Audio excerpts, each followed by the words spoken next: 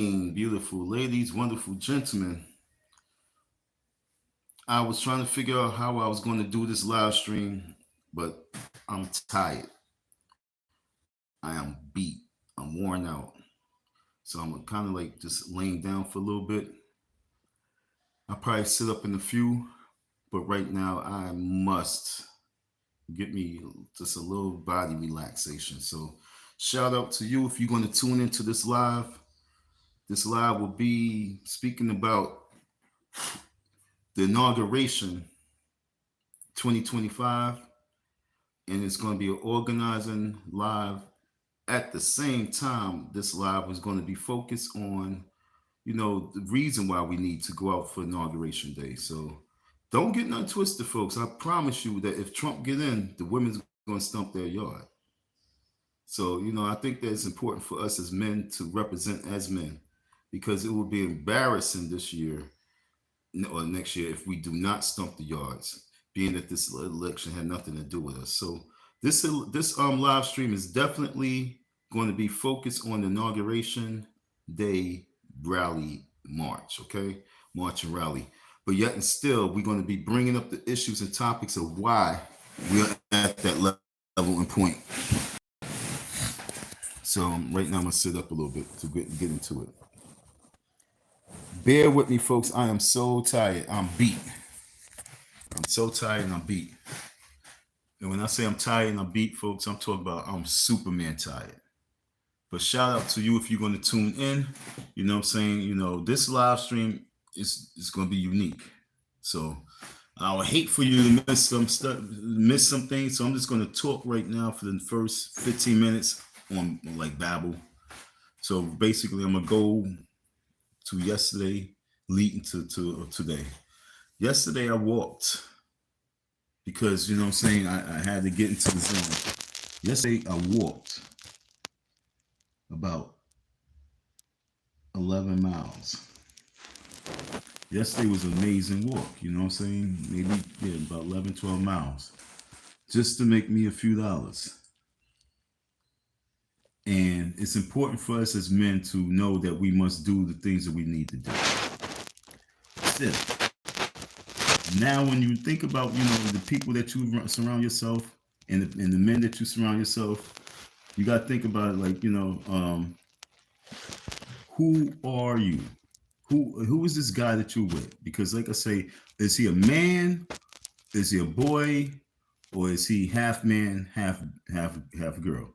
So you have to decide right now, ladies, going into 2025, what man do you really want? Do you want a man that's going to represent and stand up for your future? Or do you want a man that's going to be less valuable as yourself and just go with the flow and be like nonchalant about any and everything that's going on? You ask him a question about politics, oh, I don't get involved with that. You ask him things that's going on in the community, oh, I don't get involved with things like that. You ask things dealing with church or things that dealing with spirituality, oh man, I ain't got no time for that. Roll up the next blunt. So if that's the man that you bring in 2025, ladies, you got to reevaluate yourself. That's why 2025, we're going to do this men's rally, this men's march, this men's Black Men Rise tour. It was supposed to be all throughout the election leading up to the inauguration. But because the trials and tribulations that I had, I wasn't able to really rock out. So therefore, we're going to switch it up. We're going to switch it up. And we're going to make the January the starting point of the rally. Y'all funny, man. Will Smith, that's you. I was told that all my life, but nah, this is me. You know what I'm saying? She says you look like Will Smith. Someone said Sean, Nelly, Terrence. That's all as I was growing up. So, no, I'm me. But my thing is, with all that's going on in the industry right about now, I'm gonna sit up.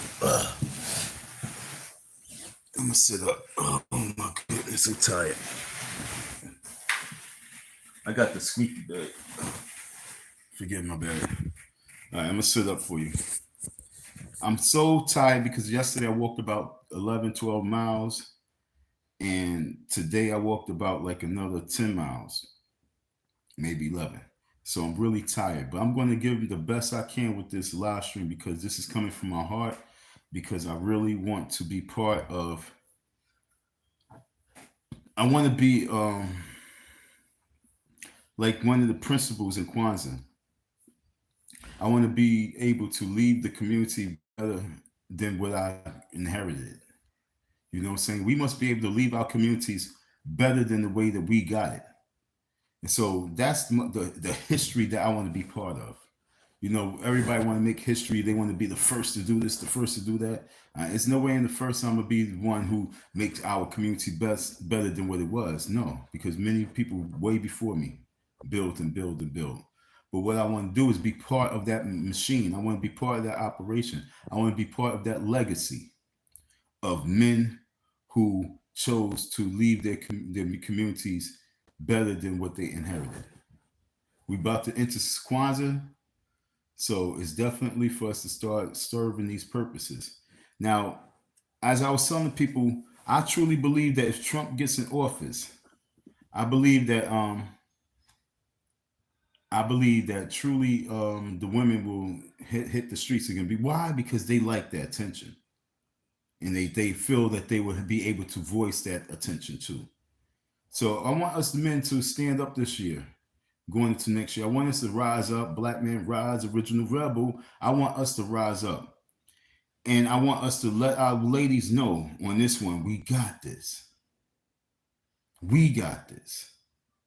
Because when the ladies hit the streets, you know what I'm saying? I was out there, I made some money with them, but I didn't get nothing. It was nothing that levitated to me. I just seen women, they was stating what they felt. F Trump, F Trump. This is the first time when he won. So they would love to do that again. They would love to stump the yard again if he gets in office. They want Kamala to get in office, but I don't see that happening. Kamala is too close for her to beat Trump. If she beats him, she beats him. I just don't see it happening. So my whole thing is I believe that the women's going to stump the yard if Trump wins. I say we men must take over that. So we men, we must organize. And it's not about women against men. This is about men rising up, standing up, and being the men and fathers of their community.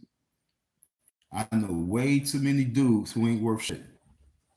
And you be watching them. You be watching their channels. You be watching their panels. You know, and so it's important for us as men to rise up to add value to our shit. You know, a lot of you think that your shit don't stink. So it's time for you to add value to that potty mouth. Because you be talking a lot of shit, but you're not really about it. And what do I mean by talking a lot of shit? Folks, I want us men to realize that we can't always just say we're going to pass it to the next person, pass it to the next person to handle our problems and our situations. So this live stream, like I say, is going to be based on why it's important for us to take these streets and put it in our hands. Let's just take Sean Diddy Combs, for example. And let's just take the fact that people actually want to defend Combs because of blackness. People want to vote for Harris because of blackness. People wanted to vote for Barack Obama for blackness. Right now, let's not look at it as blackness. Let's look at it as what the other people say being in this country, America. Okay, let's focus on Americans for 1 second. Always remember, I'm Black Power. So don't get nothing twisted, even way I'm going around this gigantic mountain. It's always black love, black unity. But right now, I just want us to understand this as American people. You have the Sean Diddy Combs situation going on, pedophilia, so many people knowing about it. This behavior that we are basically opening back up and allowing back into history, back into the future. And we think it's cool. We think it's about rights. It's not truly about rights. It's about what you feel is right. Because the rights is to take care of family, family first, to build family, to build community, to build family friends, to build structure. But once you start talk about, oh, my sexuality is my rights, that's where you get everything wrong. there's really, truly, really, really only one way to be in this world, which is pretty much, straight. But because a lot of women love women, I don't know what they love about it. I guess they like to put their face in between each other's legs, and they like to put a dildo on, and they like to show authority. You know what I'm saying? Amongst women who got more power. Oh, I pounded her out. I'm going to be blunt because, like I say, I'm going to we need to do an inauguration rally, especially as men. So I'm telling you, I'm breaking the points down of why it's important for men to rise up and we rally. The reason why it's important for us as men to rally around this situation is because your children is paying attention, and they are trying to conform, and is the word, the real C I'm missing. I can't get it at my mind. I'm tired.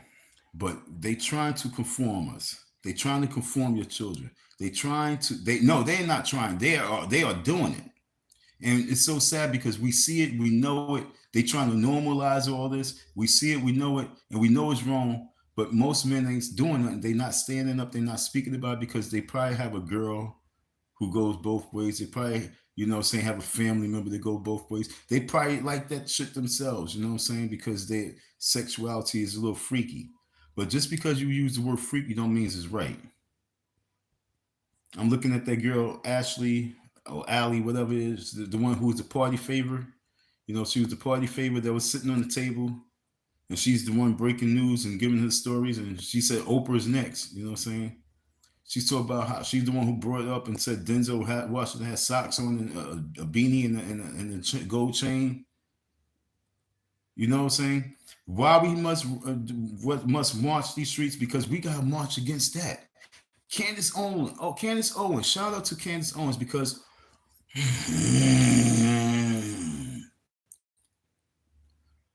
I'm listening to her points, and a lot of times listening to her points can become annoying. But when I listen to her points with critical ears, you hear what she's really saying. Why is it that we are Black Power? Why is it that we are Black Power when it comes to? Why is it we Black Power when it comes to police brutality, white on black? But when it's time for us to be Black Power on blackness and Black Power, it's the no snitching code. So the no snitching code is the worst thing that we as people develop because we protect demons, and those innocent victims are sitting around looking like dusty dons. They sitting around looking like Justin Bieber's. You know what I'm saying? They sitting around looking like your man Jaden Smith. So weird. And you don't know why, and you just call him all sorts of names, but no, because he wasn't heard. So we must really allow the voice of the people to be heard and stop supporting the demons and the devils. And that's what this live stream is about, because on this inauguration day, we're asking for real men to come out. You might have your little past, but you got to stand up for real things and real justice. And that's where we at right now. Shout out to everybody who's tuning in and popping out. You know what I'm saying? Shout out to everybody popping in, popping out. Katie, whoever's Caddy is, what's up? She says she just joined. Shout out to you. You can be vocal in the chat. We can chop it up. Somebody wants me to tell a joke. Let me tell a joke real quick if you want me to tell a joke. Here's a joke for you. This election, if we don't stand up, we're not going to get nothing.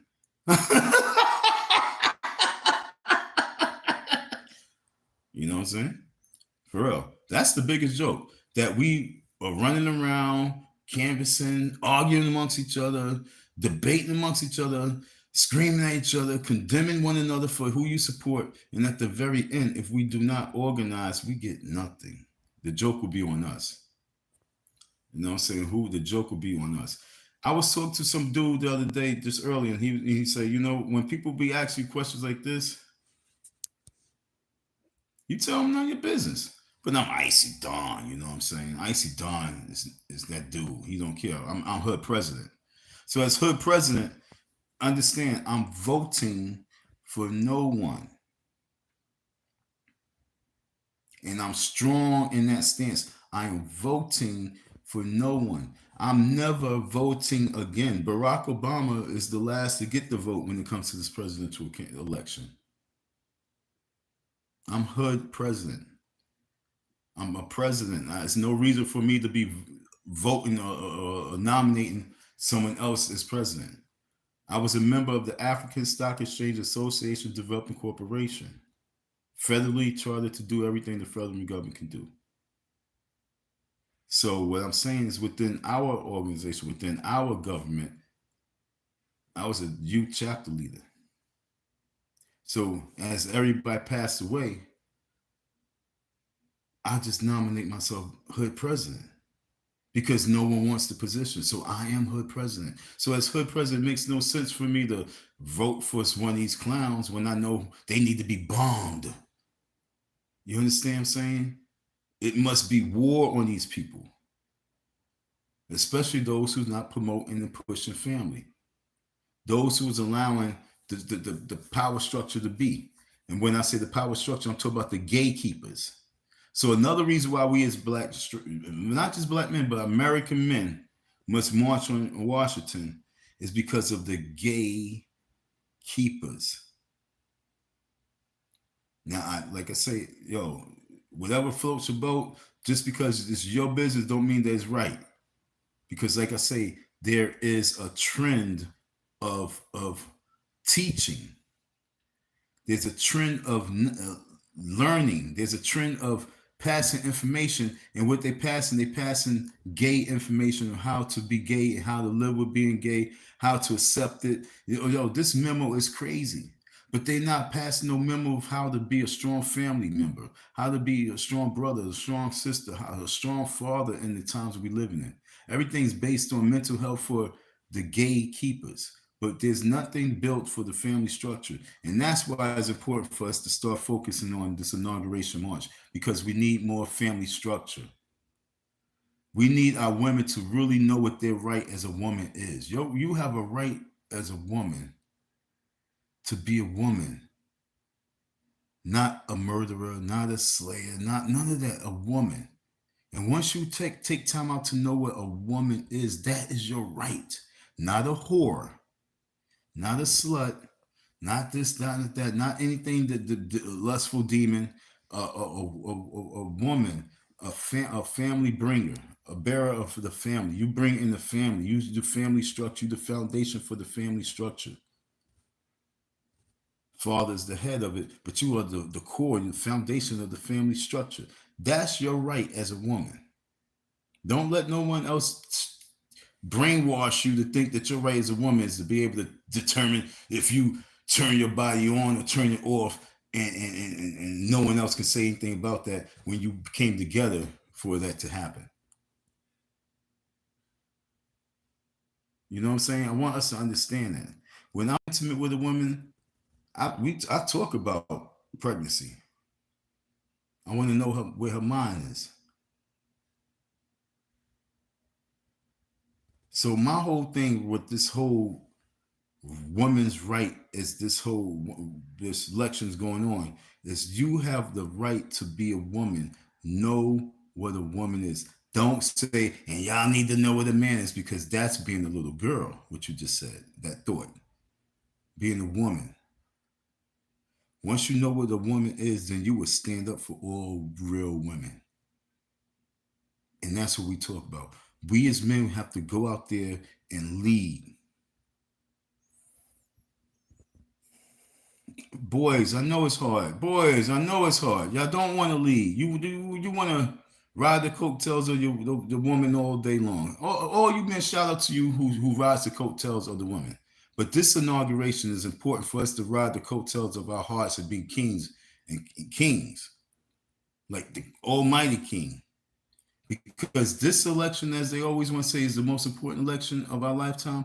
Because this election determines whether you and I, as men, will be men in the future. Mm. This election right here determines what type of manhood will take place in the future. Damn, I hope y'all get this, man. I pray y'all get this right here. Let me unpin this shit. Do you believe that any of the candidates have any?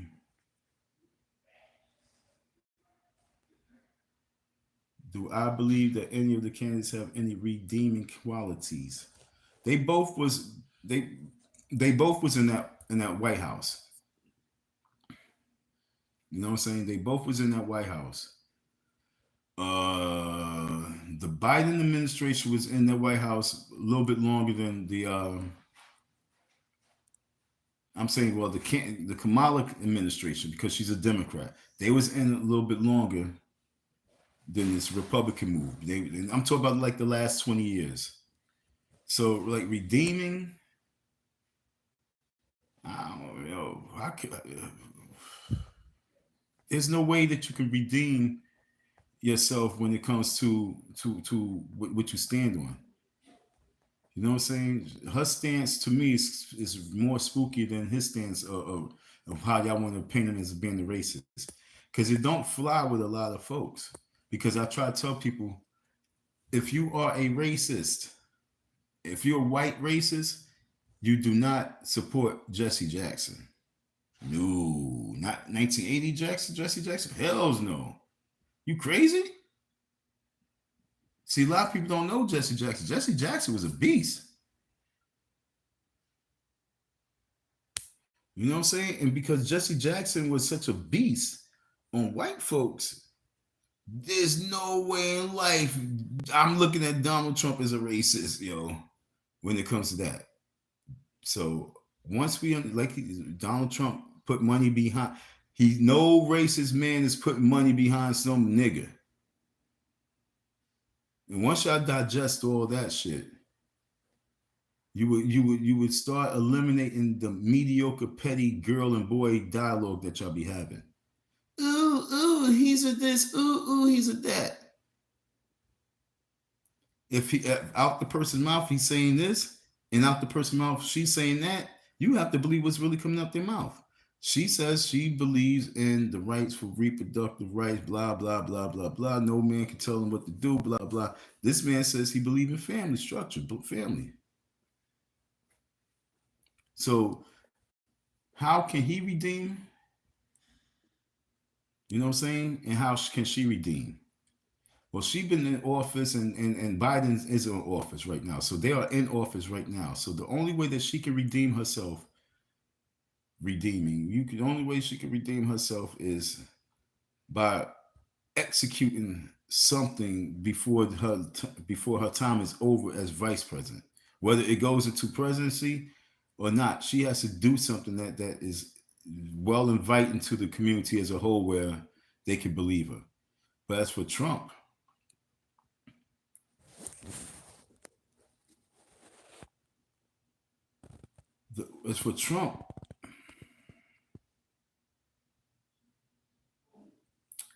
honestly, he didn't really get a chance. He didn't get a full chance to really do much of anything. So, like, only thing that he has to do if he get in office is just execute. And like I said, y'all really have to think about what I'm just saying, because your man Biden been in office for almost 40 years.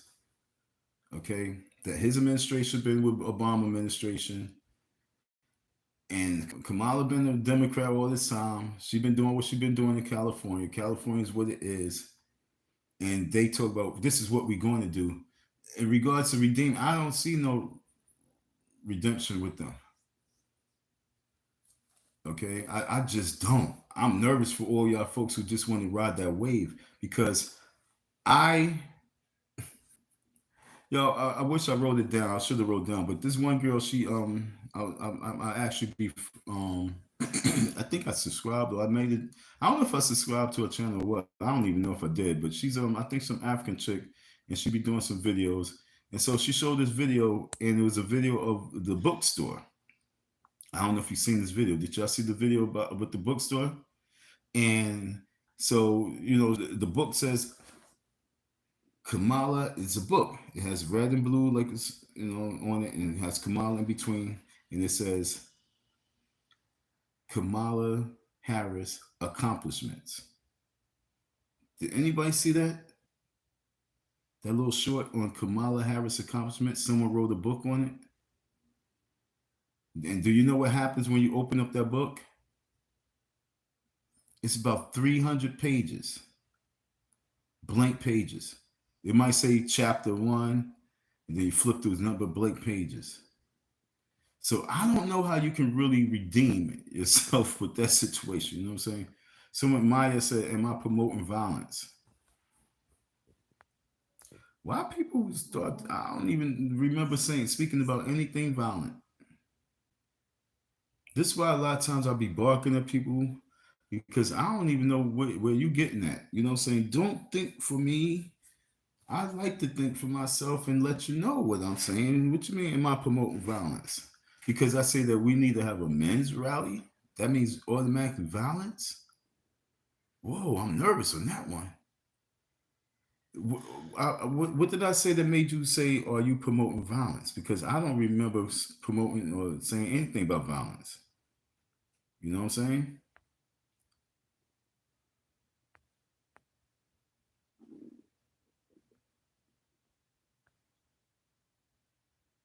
Thanks, Katie. All right, so Katie's the only one person who gave me a like. I need me a few more likes, folks. I need me a few more likes because we about to get down and dirty with this one. But we are already down and dirty. We are already 26, 27 minutes in, and I'm already lit, folks. I'm talking about the presidential candidates. I'm talking about the Diddy. I'm talking about men. I'm talking about the importance of us rising up so that we can be comparatively worthy. Right now, our women don't really think that we worthy. Let me see one of y'all chicks. Fuck saying that. Let me see one of y'all bitches, because I'm talking the ones who don't think that we worthy. So I'm gonna use the word bitch. Let me see one of y'all bitches push the cart the way I just pushed and pushed it for 9 miles to get your bread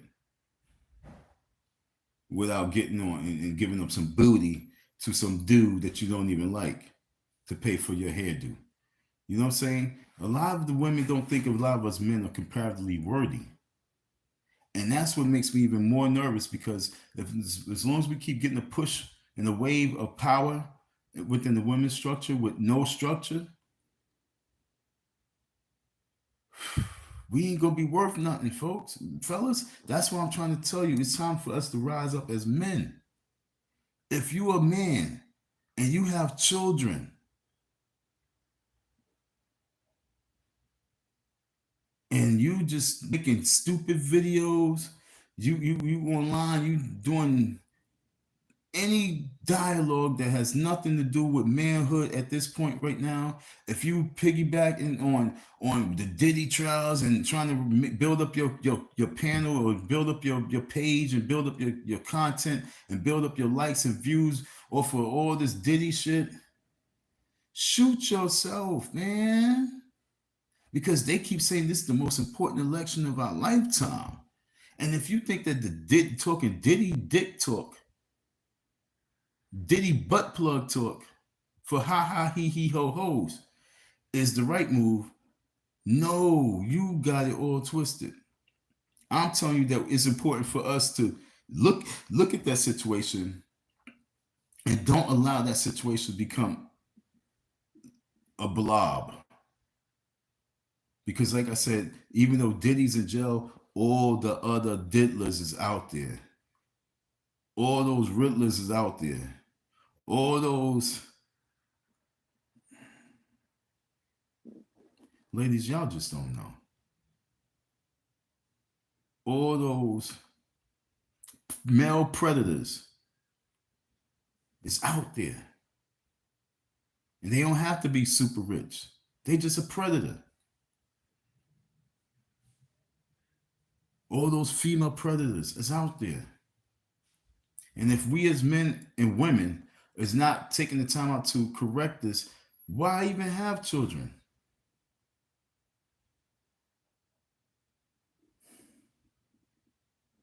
It would be beautiful to have a child and bring up in this world and all this, but it's too much demonic shit in this world. That's why it's important for us as men to rise up and have this rally. We ain't talking about a million men's march where we going to listen to some cats talk some bullshit in our ears. Just letting egos float around and feeling like they're the men's. We talk about a march, a rally of millions, hundreds of thousands to millions of men to shut it down. I want us to have it in a way that we can shut the city down, shut the state down, shut the country down if our demands are not met. That's the shit that I'm on. I'm not talking about business as usual. Yo, business as usual is done. When y'all gonna wake up? Who's talking? Yo, what people do y'all be listening to? That y'all say, yo, he got like, he got 1.5 million subscribers. Yo, I love watching this person. They be talking that knowledge. They be talking that real talk. If they're not talking about it's time for us to shut this government down right now, let's organize it. They are cooning you. They're cooning for you. They cooning for you, your attention. They cooning for your dollar. They cooning for your coochie. They cooning for something. Not me. Not me. It'd be nice to get all the above and your attention and your wet, but that's not going to. They ain't going to really do much for me. I got coochie and attention and wet before. It's not all the same, but it ain't going to get the world to change. It ain't going to make me happy. What make me happy is to find the attention and the wet from the right person that's going to make me feel loved, to make me want to bring a child into this world. But everything else is just uncivilized. I'm talking because there's a lot of women running around hanging with these type of men who don't give a flying fluke about nothing. And the women getting caught up. And the next thing you know, you really caught up. And now you hooched out and you just going with the flow with opinion. And then when you get the power, you think that this opinion really matters. No, you really just going with the flow. We need people to stand up for real shit. What's real shit, folks?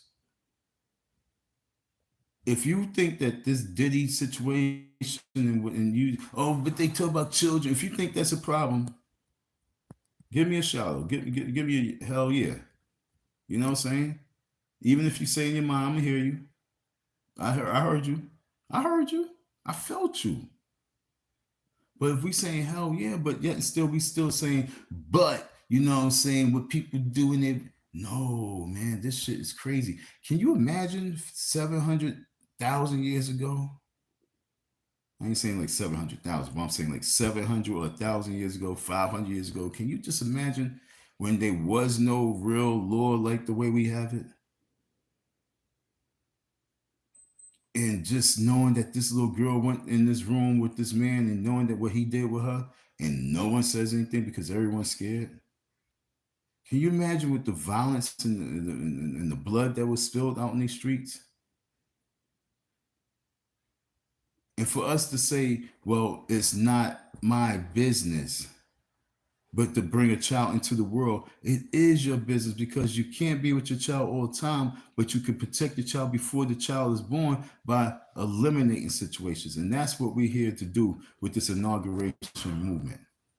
We have to eliminate the situations.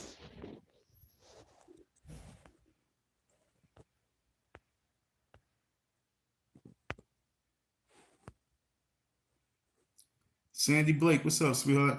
Never seen you around. Thanks for the hearts. I need that, yo.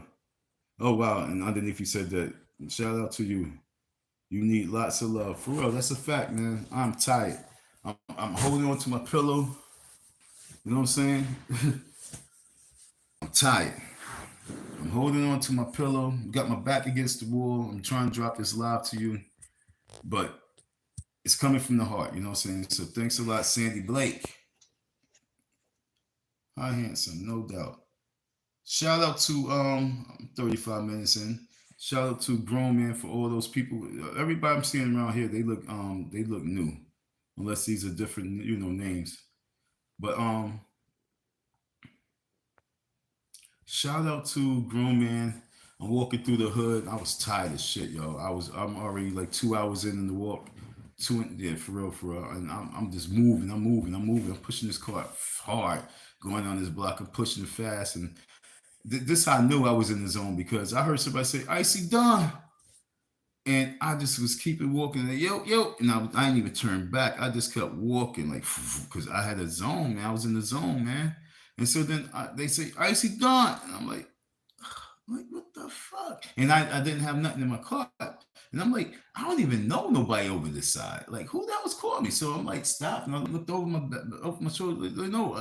He was like, no, Don, Icy Don. I'm like, what the fuck? And so then, he gets up. He was sitting down. He gets up, stand up, and he started walking towards me. So, I'm always in.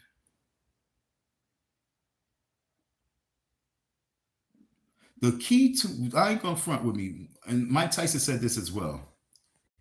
When you are in a situation where you feel uncomfortable, go to it. So I go closer. I'm like, yo, do you know me? I'm like, you done said my name 3 times. I'm looking at his face. I'm like, I never seen this person as a customer. And my computer went like, I was like, oh, he don't register. I was like the Terminator says, not a customer. So I'm like, I gave him a look and like, he said, yeah, from the internet. So I'm like, okay, now internet people is not people that, I'm not cool with.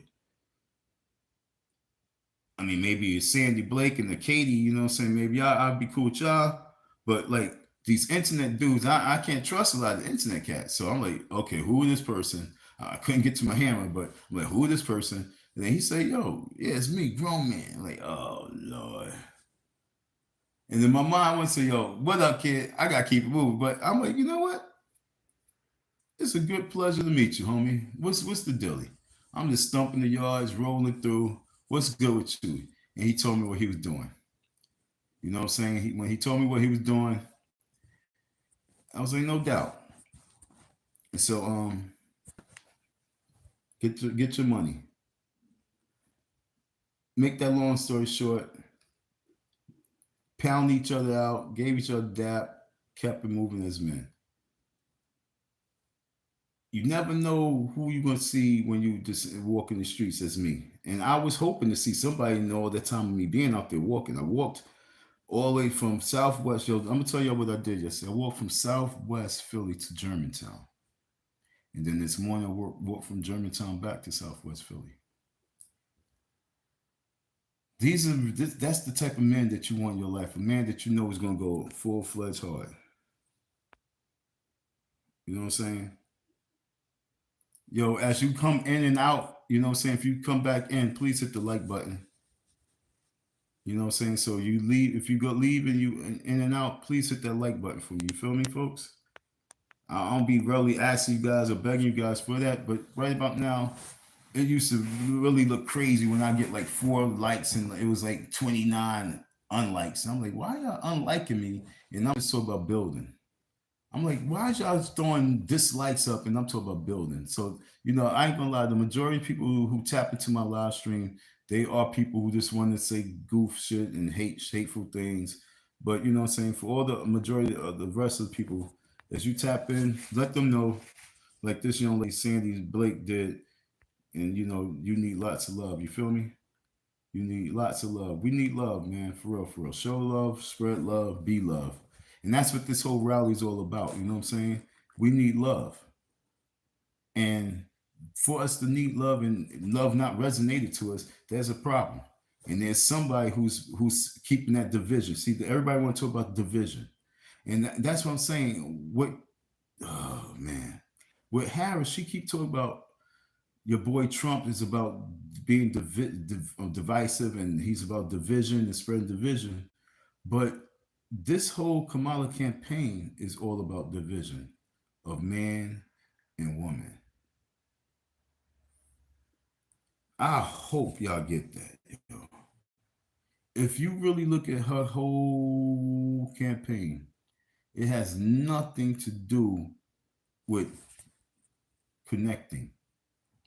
There's only two human beings in the world that we need to connect for the world to really move beautifully, magnificently. You woman and woman can connect all day long, but at the very end, the connection's only going to bring the drawbridge to a certain pull down. It's not going to bring the drawbridge completely down where it's level, where the people can go across that bridge. But if man gets in his right mind and get in his right state and get in the right position as the cornerstone, the headstone, he gotta be the cornerstone. He gotta be where he's supposed to be. And once he get there and get there right here, that drawbridge come down and the world can pass through. And the bridge will be sturdy. And so that's what I'm talking about. I'm trying to get this bridge to be sturdy. So let's talk about this inauguration day, election day, along inauguration day.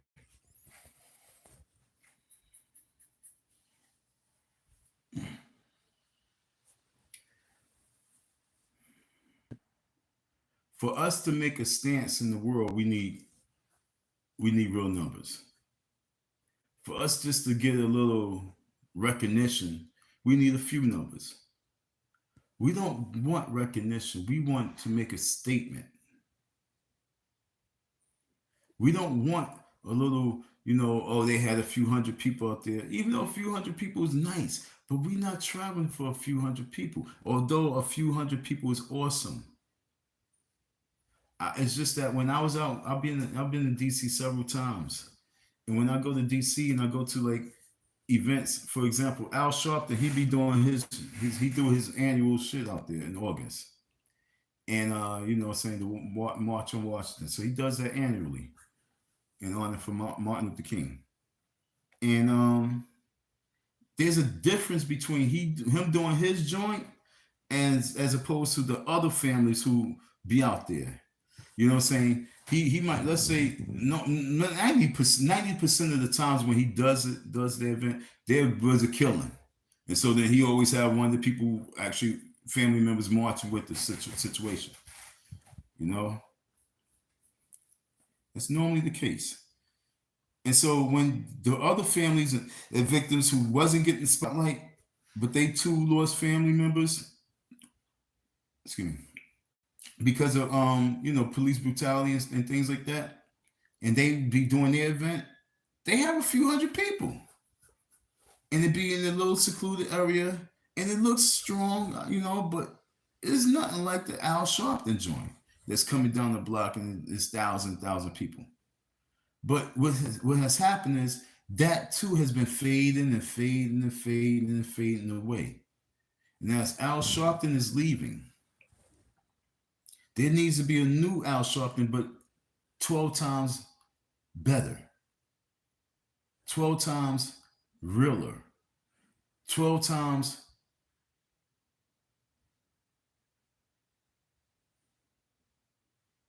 I don't want to use the word that I was going to use. I'm just going to use this simple word, meaner. That's a simple word, but we need someone a little meaner in their demeanor. So we need a new Al Sharpton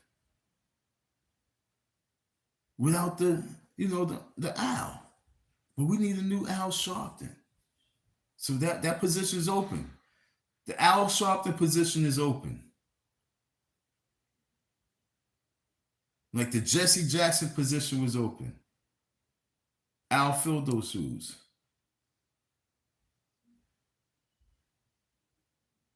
Y'all don't understand that when the position opens up, it has to be filled in.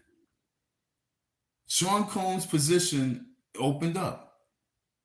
Quincy, all these moguls, their positions has opened up, and now we need people to fill in the slot. So when I say hood president, I'm talking on that level, and we need this inauguration day parade. We need this inauguration day rally. That's what they call the Al Sharpton shits now. They call them parades. We need the inauguration day rally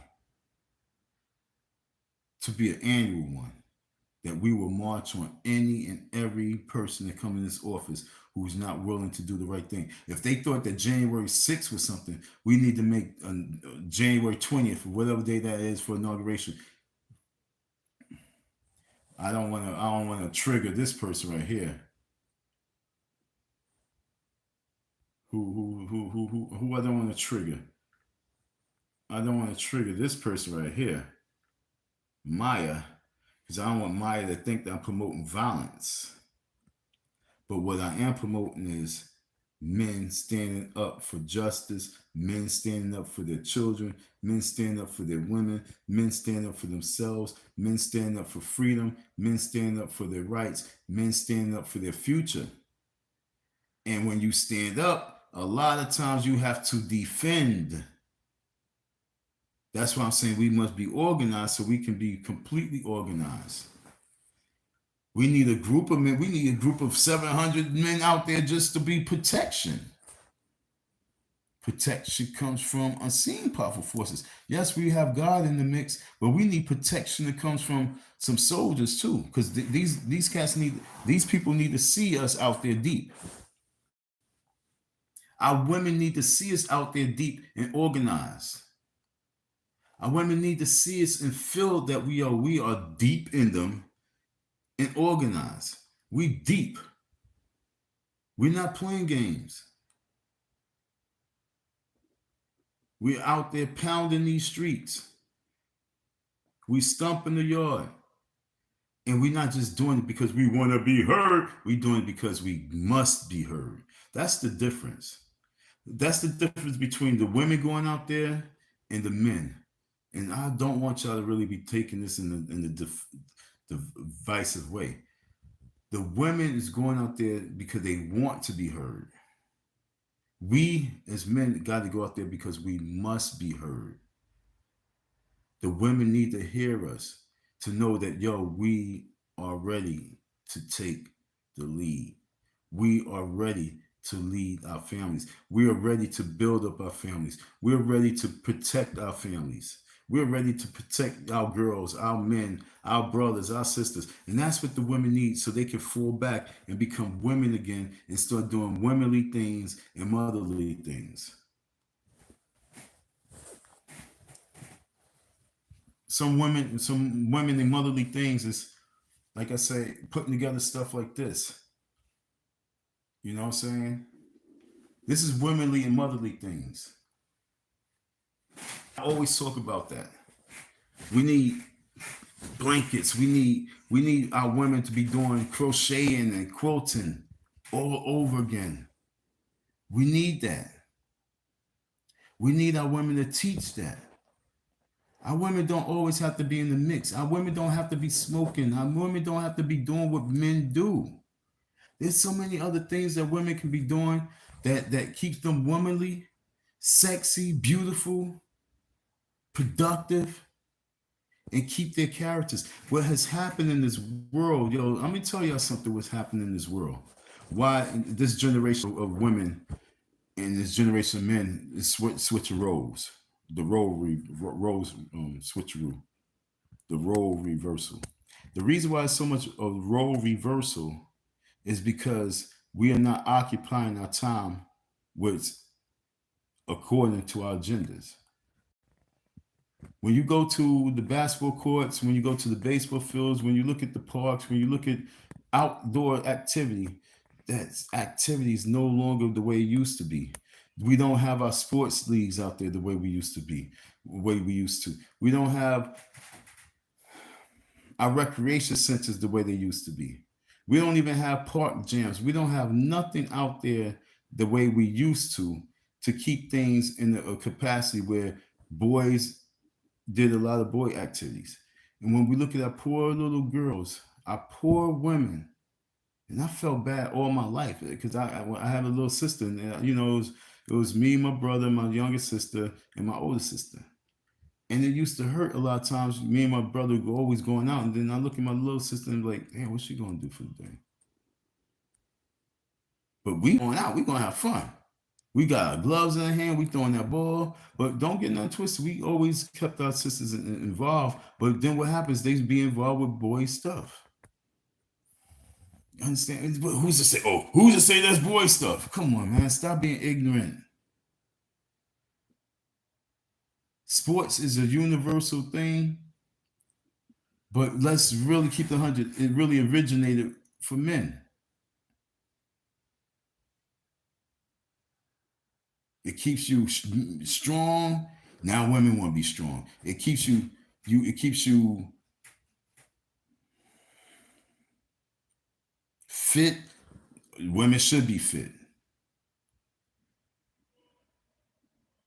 It does a lot of things, but it boosts and builds up your testosterone. Oh, do women need that? No. But the reason why a lot of women has been turning manly is because they've been doing tons and tons of manly things, being around men, being around their brothers, being around the homies in the hood, being around men, being around men, being around men. You start to become manly and start to think like a man, act like a man, and be like a man. Once you start doing that, you actually are somewhat of a man.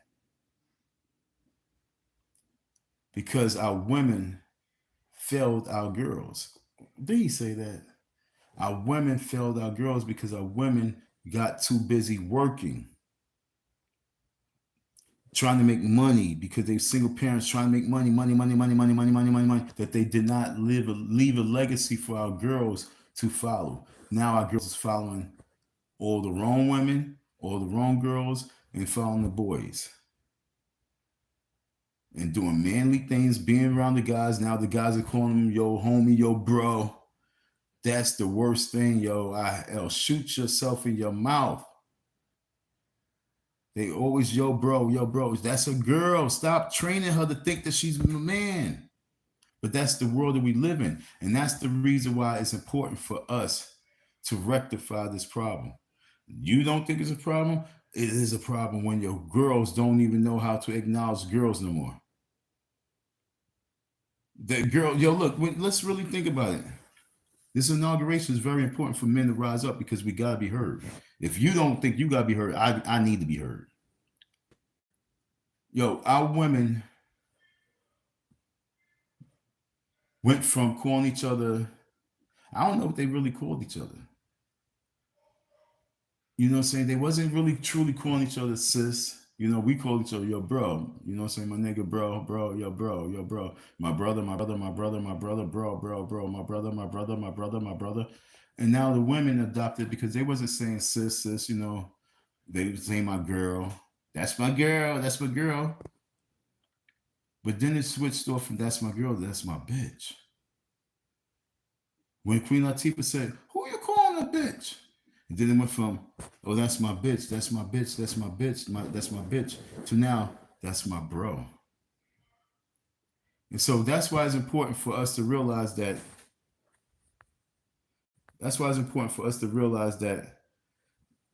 We got to change the narrative of what they're trying to program us and how they're trying to program us. They're trying to program us to think a certain way. And this future generation of young people, if they just jump into it and they say this is the norm,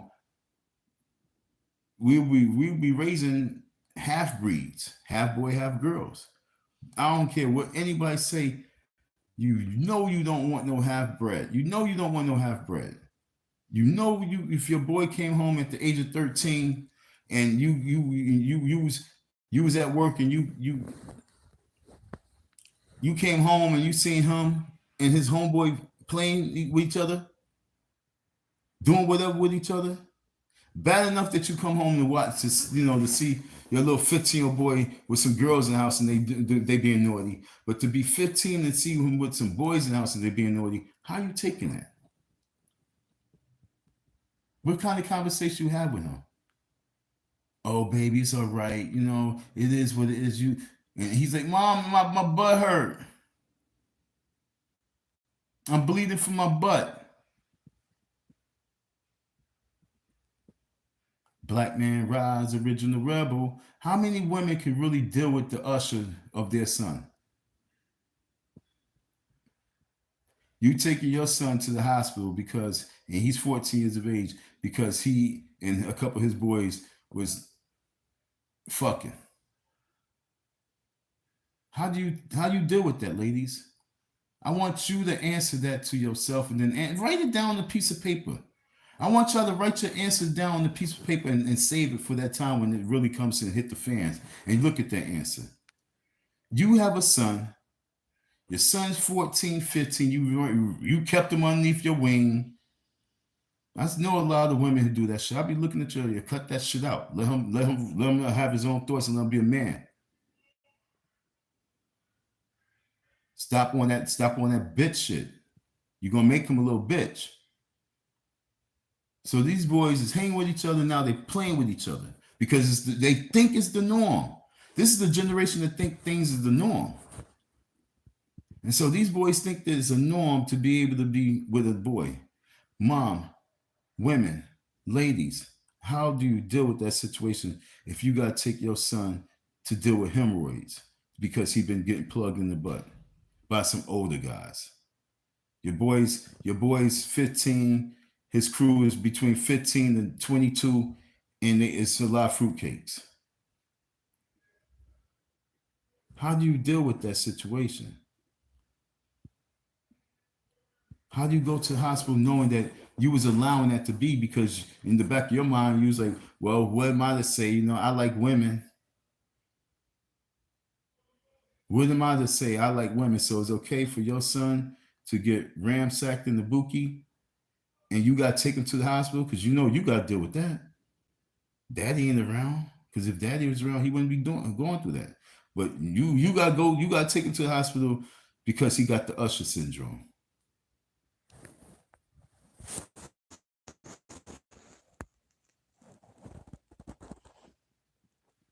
You know what I'm saying?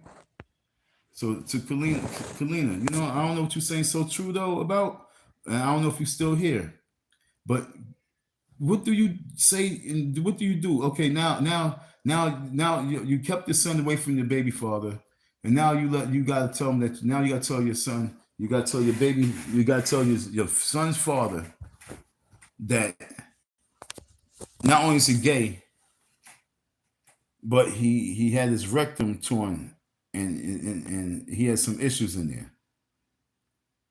How do you relay that to your grandma? How do you relay that to how do you relay that to his mother on his grandmother on the other side, the uncles? When you was condoning it, you was allowing it because you said, "Well, I like women." This is why it's important for us men to have this rally because we got to save the future. Because I know most of your women, you might say, "Well, that I would still support him." No, he got his ass ran and he's bleeding. He got hemorrhoids because he's a fruitcake and he was condoning it. Are you cool with that? You can live with that. Can you truly live with that fact that you wait all your life to get pregnant? You got pregnant, you have a baby, and now he's a fruitcake, and he's 15 years of age. You got to be in the hospital because his rectum is torn out, frame, because some 19-year-old kid pounded his shit out. Oh, why I gotta say it like this? Because that's what it is. See, sometimes you have to hear it in the vividness of where you can see it. Sometimes you have to hear it in the vividness of where you can see it for you to realize that ain't right.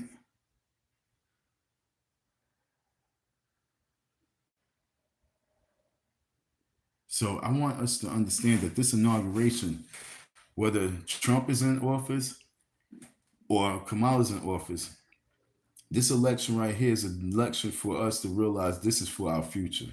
Whether we're gonna have future men or future he, she, Blotitious, Stevie, Delicious. You know what I'm saying? It's like he was naming some cats. See, Stevie, you know what I'm saying? Yo, look. How many people want a he, she?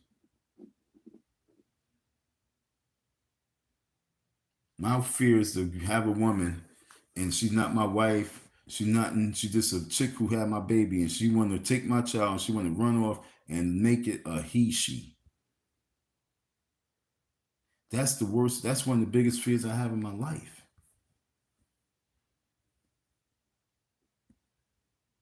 That I produced a he she.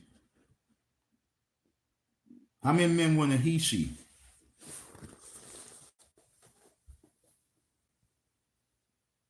And that's where we at right now. This is deep and this is scary. This is spooky because this is real. I'm not with it.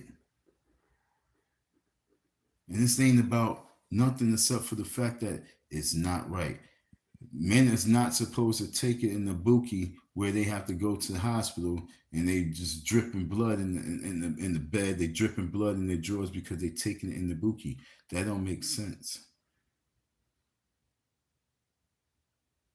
Bad enough women dripping from the buki, but women drip from the pum pum too. So that's a different drip. But when your men is dripping from the buki, we must march on Washington and let them know this ain't right. And it's so crazy because maybe they really maybe Usher needs to become a poster boy for this situation.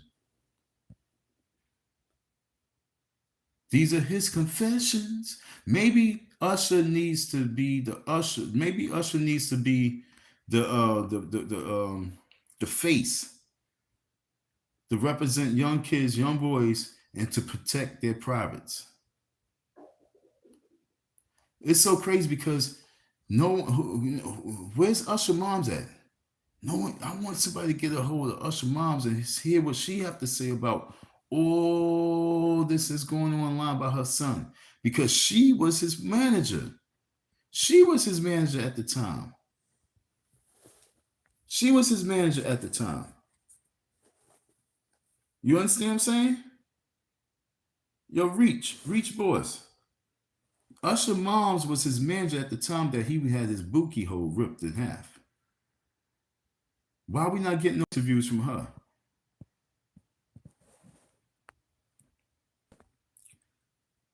Spooky Halloween. The most spookiest thing I seen out here was when I got off the bus. It was like 50 young kids walking down the block. Just never know what they're gonna do because I don't like their mouths, and I'll be wanting to slap them in their mouths. That'd be spooky. You know what I'm saying? Yesterday when I was at the event, at the very end, I had to dead my line because this crazy woman, she was being foul because the first thing she said was like, yo, she needed 4. So I'm trying to bang out her 4 and I was running out and I was trying to get to a few more customers behind her. And so the next thing you know, oh, she need another one.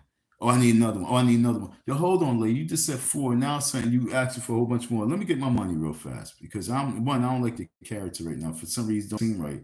The 2, you holding on to money, you're not asking how much it is. You just keep adding another one, adding another one. Like people just coming online, like, oh, can you get me one? Can you get me one? And you know I'm trying to get to all the people that's already on the line. But people don't be caring. So, after the line and the next thing you know, fight breaks out. This was held by the police department and this was also held by the sheriff department. And at the end, a fight breaks out with all the little stupid little kids. I don't even know who it was. I think it was some women at first, then kids, you know what I'm saying? Kids and women. It was just crazy. And then the next thing you know, the helicopter's out. I don't know if they start shooting. But I know I had to get up out that park because it was dark and it was late and I'm pushing the cart and I made mad bread. You heard? But that's spooky seeing all those kids. And then those kids screaming at the cops, calling the cops all sorts of pussies and this and that. Like, yo, that's not cool. I had to tell kids, like, shut up. Because what are you really talking about? Oh, he put his hands on me. Would you lucky he put his hands on you, not the gun? Excuse me, not the gun. He needs you to get up out the park. If I was the police, I'd probably be. I'm putting my hands on your kids. I'm dead ass serious. If I was the police and I had to deal with the youth and I had to deal with the young kids, I'm RoboCop. Call me RoboCop. If your parents want to talk about it, we can talk about it. Maybe you need to know. Maybe we need to look at the footage of your children. So this is the reason why we must stomp the yards in D.C. for Inauguration Day because our children are out of control. And realistically,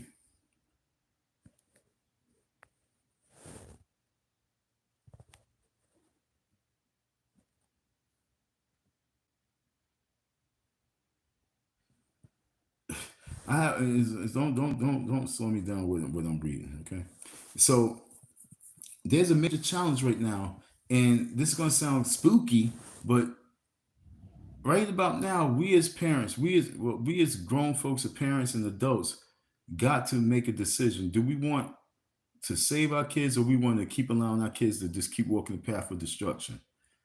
Meaning that we actually going to have to side with these police. We're going to have to really not side with them, but get them to understand that we know their struggle. And it's always fuck the police with me, but we got to put a fear. It's like poker. We got to put a fear in our kids because our kids don't fear shit. I'm going to let you know like this. When I'm out there with the kids, they going to feel me. When I'm out there with these children, they know the difference between me and their father. They know the difference between me and their uncle. I'm not the one. We need more people like me. And at the same time, we need to be structured with the policies that we have. You know what I'm saying? We must be structured with that. That's why this rally is important, because if we were to stop the violence, we to save our communities, if we to save the children, we have to align with each other. So when I say black man rise, original rebel, I'm not lying. We have to be rebellious to ourselves. We have to fight the little evils within ourselves, because that evil within ourselves is an evil that's allowing our children to be evil. So now, reach, boss, what you want to ask me? Sorry if you don't what? Sorry if you don't mind. I have a challenge. I have a challenge for a question. Wait. Sorry if you don't mind. I have a challenge for a question. Oh, can you answer me? What's the question? You know what I'm saying? I have a challenge for a question. Talk to me.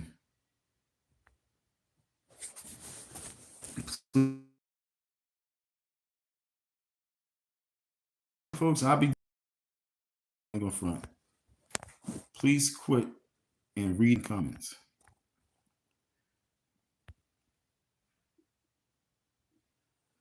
What do you like to do for retirement?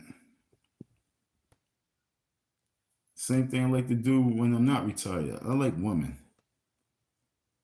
But what do you like to do for retirement? I don't know. What would you like to do for retirement? What means no retirement? There's no time to retire because I'm a community activist and I'm hood president. So technically, I can't. And there's no term with me. So it's no real retiring to the community straight. To when I say community, I'm talking about hoods across the world. But what I would love to do, part of my movement in retirement, is to have a nice little I ain't gonna lie, I really want one of those I guess if I can't call, if I don't know what it's called, then I don't need it. But one of those motorhomes, one of those beautiful mini motorhomes, and I want to just travel. You know what I'm saying? That's what I would just love to do. You know what I'm saying? I just want to travel. I love the road. You know what I'm saying? One of those nice, beautiful motorhomes. You know what I'm saying? Where you can cook, a nice little thing. You know what I'm saying? Cook, travel in. You know what I'm saying? I don't even need to have my own car. I just rent cars, city to city, state to state. You know what I'm saying? Drop it off, so I ain't got to deal with a lot of things. All you folks who, you guys really so much into these toys and shit like that. Nah, man, it's just a toy to me. I want to rent a center. Give me rent a center in the world. And let me have money. Let me have every single car that I want. And that's that. You know what I'm saying? I don't need to buy it because I ain't going to lie. I ain't really the one to keep shit. So it's gonna break. It's gonna be gone anyway. So it might as well be yours. It's probably be better than be. It's probably be better off yours than mine. But yeah, I want a motor home. I want to be able to just rent any car anywhere, drop it down, leave that shit whatever I want to do. Just keep it moving. You know what I'm saying? That's what I would love to do for retirement. You know what I'm saying? Just want to hit the road, then jump on the plane, I just want to be out or jump in my own plane. To be honest, I want to fly. I want to learn how to fly a helicopter. So for retirement, if I can learn how to fly a helicopter as well as saying have that motorhome and easy access to any rental I want, I'm cool with that. That's a beautiful retirement. But Rich, Reach Boss, I'm trying to hear what you guys say. I don't know if you're still here. But yo, folks, as you in and out, please hit this like button. I'm trying to get to this. I'm trying to get to inauguration. Like I said, I'm building up. I'm building up. I'm building up. If you're not for pedophilia, if you're not for this rape, yo, this lustful sexual demon, if you're not for the lustful sexual demon, it's important for us to organize because the lustful sexual demon is real. Dude talk about he seen J Lo, and it's like, I mean, okay, that don't really matter. We might say that don't matter because it's in our own privacy and shit like that. But technically, we have to look at it on a different level in the mind conditioning of how people feel in their hearts when it comes to certain things. Once you become numb, you know what I'm saying? A lot of people, when they have sex to a certain level, they just become numb to it. You know what I'm saying? They just become numb to it. So once you become numb to it here, then anything that be going on around you, you numb to it.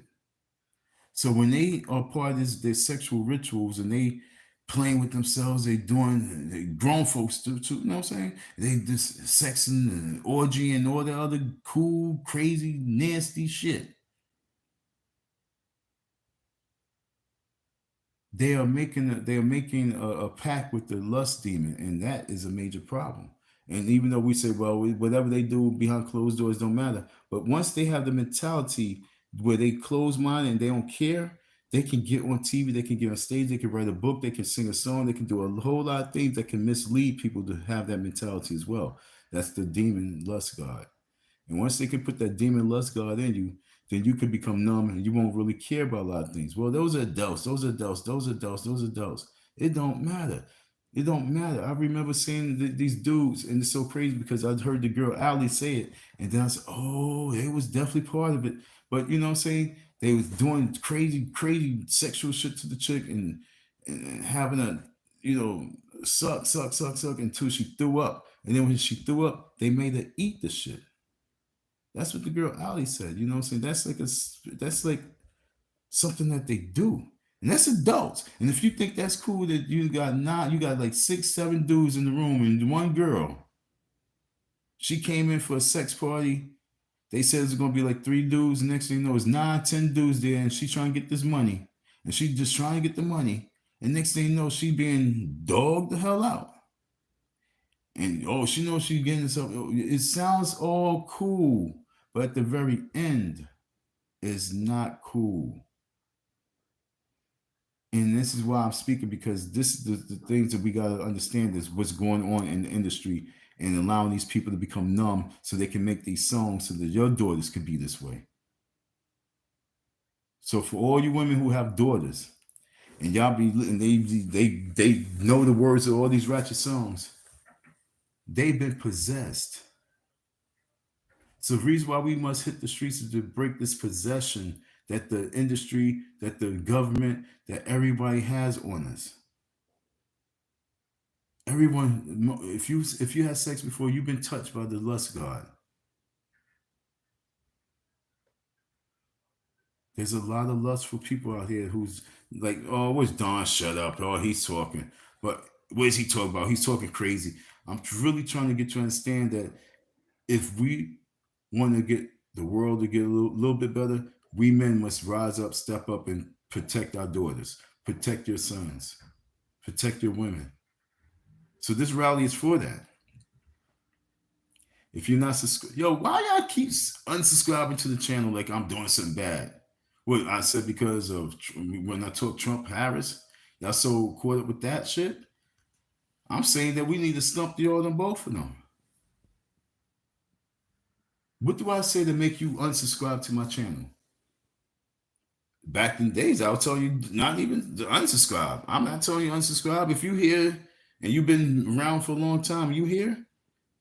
Subscribe. Help me out. My story needs to be out there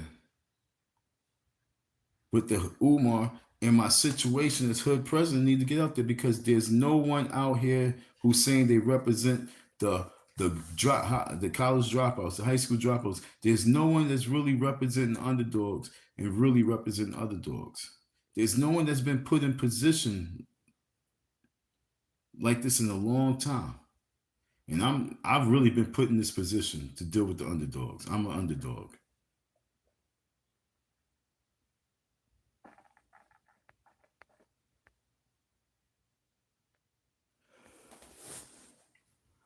Give me 1 second. Let me get some juicy juice. I forgot I had it. I talked to you guys for an hour, 15 minutes, didn't even take a sip of a drink.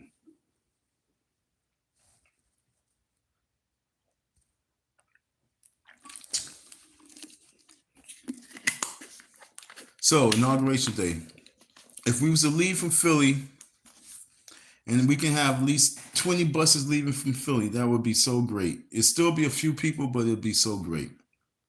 If we can have a few people, if we can have 20 buses leaving from New York, New Jersey, Philadelphia, Maryland, I'm cool with that. VA, I'm cool with that.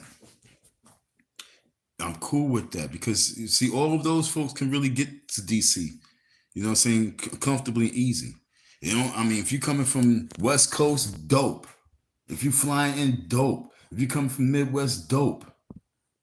But if we can get those 4 states, DC, DC, we can get Maryland, New York, Delaware, Philly, New Jersey. That's 6. If we can get 6, if we can get 20 buses leaving from 6, that's 120 buses times 40 men each. That's a nice little number. It's not what we want and need, but that's a beautiful number. And then the people from DC out there as well, we should have a lot of people stomping the yard. Now, we have to have an agenda. One would be puppies, prisoners united peacefully, politically, intelligently, economically, spiritually, or socially. That's puppies. Okay? Spread Love campaign. The whole Spread Love campaign will consist of how we will be spreading love. How do we spread love? We must know what love is. And then we must spread it by all means, meaning that we are helping each other, we are saving each other. If we keep saying we don't need the government, then we must be ready to govern ourselves, meaning that most people want free shit. They need free stuff. It's free. Well, we must be ready to provide. That means it's all hands on deck. We need fundraisers, we need monies, we need resources, we need people. So this rally is for organizing. I want us to be at the rally organizing. I want it to be a meeting. I don't want it to be something that we were just waiting for the next speaker. You're going to find your group and you're going to get with it and you're going to be part of it. So if you're going to be part of the fundraiser group, the recruiting group, the entertainment group, whatever association that you're going to be associated with, that's going to be a committee, and you're going to be, if you want to be part of 2-3 committees, then you be part of it. And when we leave from this convention, there's not going to be an empty soul out there. Everybody's going to be fulfilled and have a duty. They're going to have a duty. There's no reason why Philadelphia, a predominantly Black community, has so many abandoned buildings, have so many abandoned businesses. We can get New Yorkers, young blood from New York, young blood from New Jersey, who have a little bit of money to invest out here to get employment going out. Like I say, organizing, folks. All we need is 1,000 young people from the age of 18 to 35 who don't know what to do with their money. They smoke and they drink and they party, and they would love to be able to put their money towards something, and we put their money towards a housing project. Well, now they actually own homes they never seen, but they collect their money.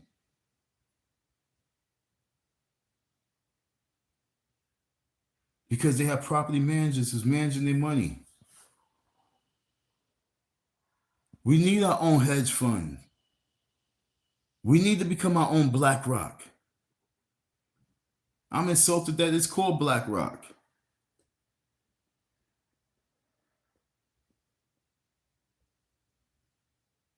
So what I'm saying to you folks is that you must get off the VJ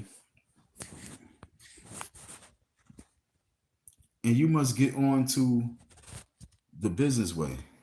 It's time for us to elevate ourselves, folks.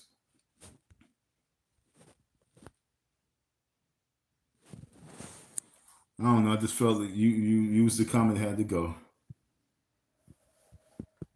You can maybe put another comment, but that one had to go. Okay. So anybody have any questions? Right now, we're preparing, looking for some buses. I'm organizing at a few places, trying to get them to sorry, I had the camera off me. Trying to get them to open up their doors so I can start use it as a recruiting zone. But the only sucky part of my life is that I'm still hustling, trying to get some money so I can survive. Folks, man, if that wasn't a situation where, saying I had to take our time, I could be full-fledged on this, full-time on these projects. But because of life, it don't allow us to be. And that's the problem with most men. They will use this as an excuse for us not to move forward on what we should be doing, the work that we should be doing. Oh, because I got to pay bills, or I got to do this, I got to do that. It's no longer an excuse for me, so I apologize. I'm supposed to be finishing up a 2-page proposal that I never even started writing. I already got the facility. The meeting for December is already set. The mayor will be coming through, and I'm bullshitting, not preparing. So this rally is a preparation rally too for 2025. So we'd be more prepared for this next election as we come in the next time. But like I say, this. I said before, we won't have an election. Even what's going on right in your face, technically, this ain't really an election. One of the candidates, he was, they sent him to jail. They tried to send him to jail. The other candidate, she stole it from, her, the president. She stole it. There's no way in life that you can say to me that she's really with Biden. She's for her. You're not going to tell me that she was really part of the Biden's party, the Biden's administration. You're not going to sit here and tell me that she really, really was part of the Biden administration. She always had her agenda, and she already knew that she was going to get this time, and you understand that she already got the memo. They already said that they were going to get rid of this dude Biden. They, by all means, I knew it. I knew he wasn't going to be in there for the next term. It's just a matter of how they was going to exit him out. And when George Bush was president, he stayed in the spotlight. Even though, he was leaving, transitioning. He stayed in the spotlight. Barack Obama stayed in the spotlight. Trump stayed in the spotlight. Trump is still in the spotlight. But Biden and the Kamala Harris fiasco, it seemed like they are really pushing that back burner style. Don't worry about it. Don't focus on it. Don't even talk about your administration. Sure, you part of the administration, but they are acting like don't talk about this administration. Don't talk about anything. Don't even talk bad about Biden because it's going to make you look bad. But where's Biden?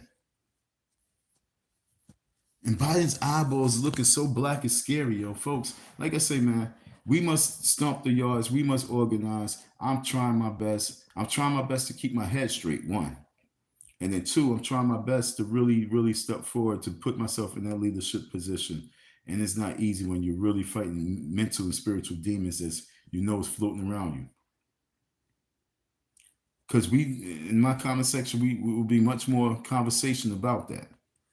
But because I don't have that, that's how I know that a lot of folks that be tapping in, not talk about you folks that's here, but I'm just saying a lot of folks that be tapping in, they just really tapping in on some old satanic shit. You know what I'm saying?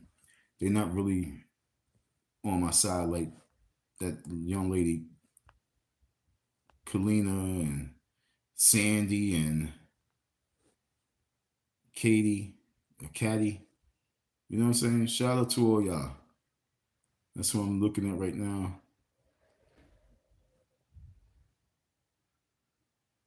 This person says, I didn't see this one. But why are you so concerned with TV and entertainers? I hope that I answered your question, son man. And I mean, I'm gonna be humble. I'm trying not to be rude because a lot of times y'all be thinking of rude, but yo, my dude, how stupid are you? And I don't mean to even say it like that, but come on, man. Why are you so concerned with TV? Because TV is the way that they program you. TV is the way that they educate you. Entertainers is who they get to put the programmers in your head, and the way what they programming us and what they entertaining us on is how to be fruity cakes and get away with it. And so that's the issue. You know what I'm saying? It's not. I don't even. Yo, bro, I haven't had a TV in about 20 years, so it's like you're not gonna see no TV in this room. You know what I'm saying? You would never. You don't hear no TV in my background. I'm not a TV person. I'm not. I don't know who's the actor. I don't know who's the singer. I don't know who's who right now. But I just know that before, when I knew who was who, I knew where it was going. Illuminati through my mind, soul, and my body was embedded in me 1993, 94, 92. Embedded in me. So when I'm seeing this happening in 2024, I'm like, wow, yo, I was on point. And now because I was on point, I feel as if I failed myself and I failed you because I was on point back then, but I was failing to act on what I knew. I was failing to be part of fighting, just like you. And so we find other ways to keep us distracted, to keep us from really doing our job. We find ways to keep ourselves distracted from doing our jobs. So why are you so concerned with TV and TV entertainers? That's the reason why, bro. Because the TV entertainers are the ones who pretty much program you and I and program you men to be weak. They already conform. Oh, see, I'm going up. I'm going. So I apologize for saying stupid because I'm going up. You know what I'm saying? The sun man, I'm going up. So I'm just saying as you was making these messages. My bad. You say they already conform. So why am I? Then that's when you say. So why are you so concerned with them? We're not talking about the people that we know that these people that's in the industry is already conformed. But you got to think about all the hundreds and the billions of people that their job is to reach to conform them. That's where we have to put it to an end. That's why we have to reboot and restart a whole new industry.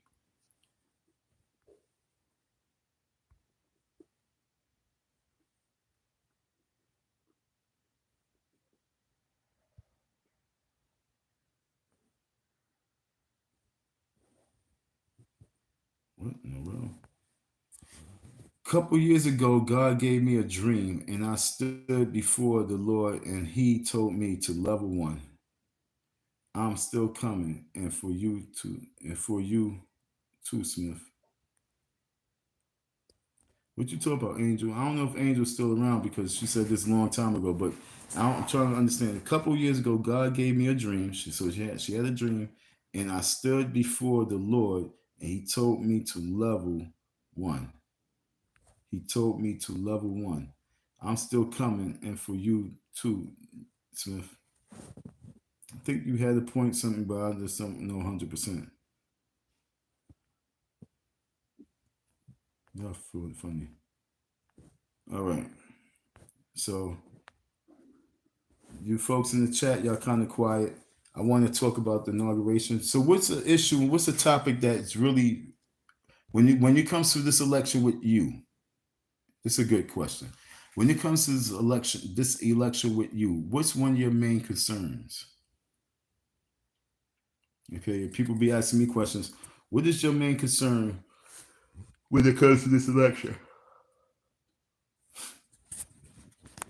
Can I write? Can I write message? Can I write in the chat? Let me see.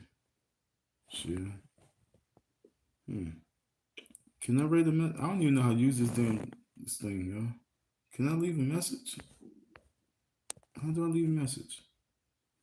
Highlight, save to your channel, or as I'm listening. No, that's not it. I don't know how to leave a message.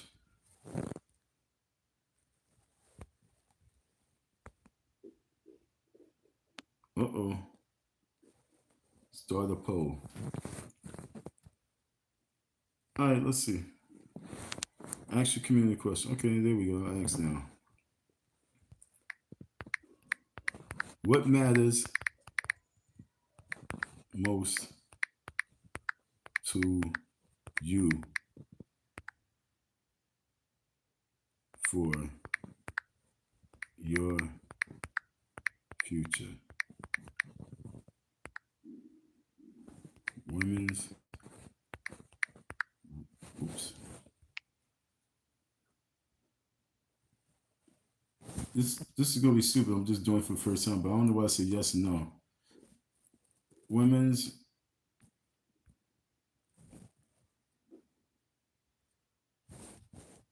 reproductive rights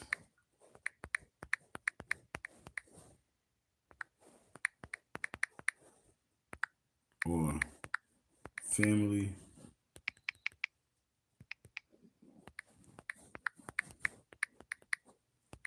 values.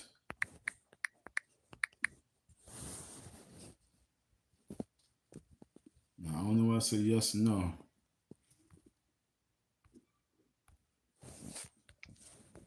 So I know this poll is stupid, but we still gonna do it. My question was, what matters more to you? Women's reproductive rights, or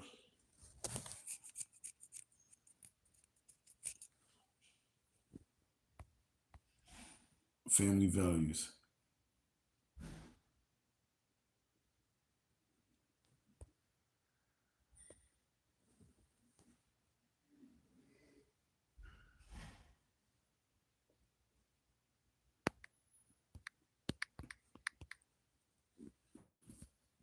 Yo, I'm just throwing this shit out there because I'm just coming across it. So, but it's gonna sound stupid.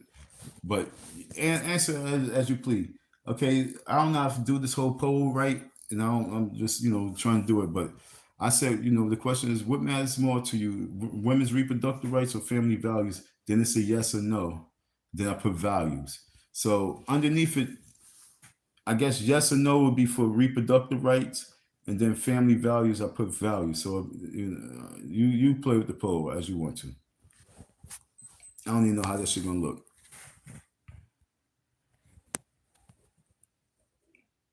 All right. So that's how we doing that. How many people think that this is a crazy, stupid idea for us to be focusing on marching and rallying on Inauguration Day? Somebody was saying, "Oh, you got a crazy idea." How is that crazy when the women did it? And like I said, I believe 100% if Trump gets in office this year, I believe that the women are going to go out there again just because they want to go out there to be part of it, expressing themselves. They want to go out there so they can just be on TV. They want to go out there because they want attention. But like I said, we men, we got to go out there because we got to bring structure and order, and we got to make a change. So who think that this is a nut case or who think that this is like, yo, I think Don is on to something. Because I wanted to go back and see when the last time we did a men's march. Give me 1 second. I'm gonna tap out of here and I'm gonna go Google that real quick. Give me 1 second. Hold on. So as I tapped out and come back in,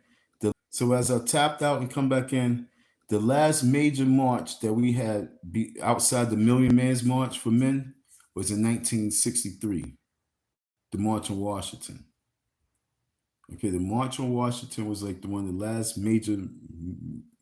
I said men's march, but the major march in that we had. Al Sharpton, all his little marches that he did, you know what I'm saying? He had gay rights, all a bunch of crazy shit, you know what I'm saying, that he tried to use to get people to come out. He tried to piggyback on a lot of things so that people come out. But that's why I say what's going to make the people come out is when you have all of us men come out.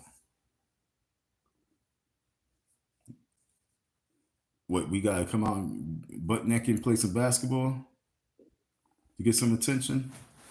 Nah, we ain't doing that.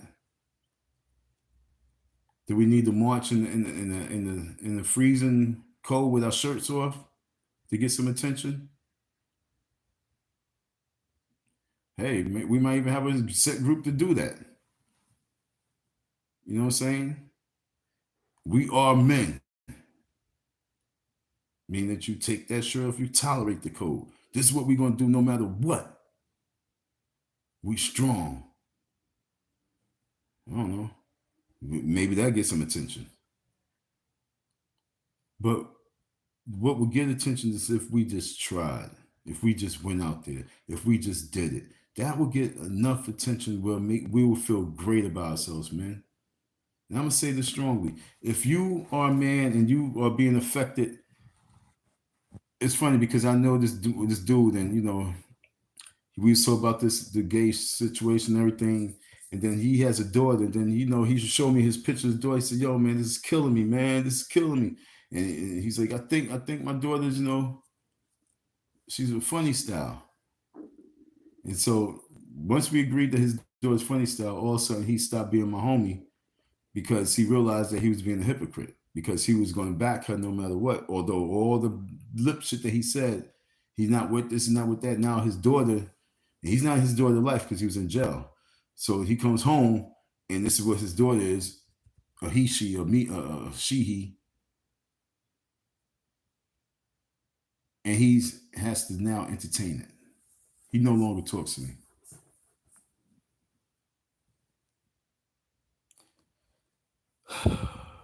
So that's where we at right now. So this person says, so if his daughter is gay, or not, that's still his baby. Yeah, that's still his baby. But I don't know if he was here early. I'll put that up.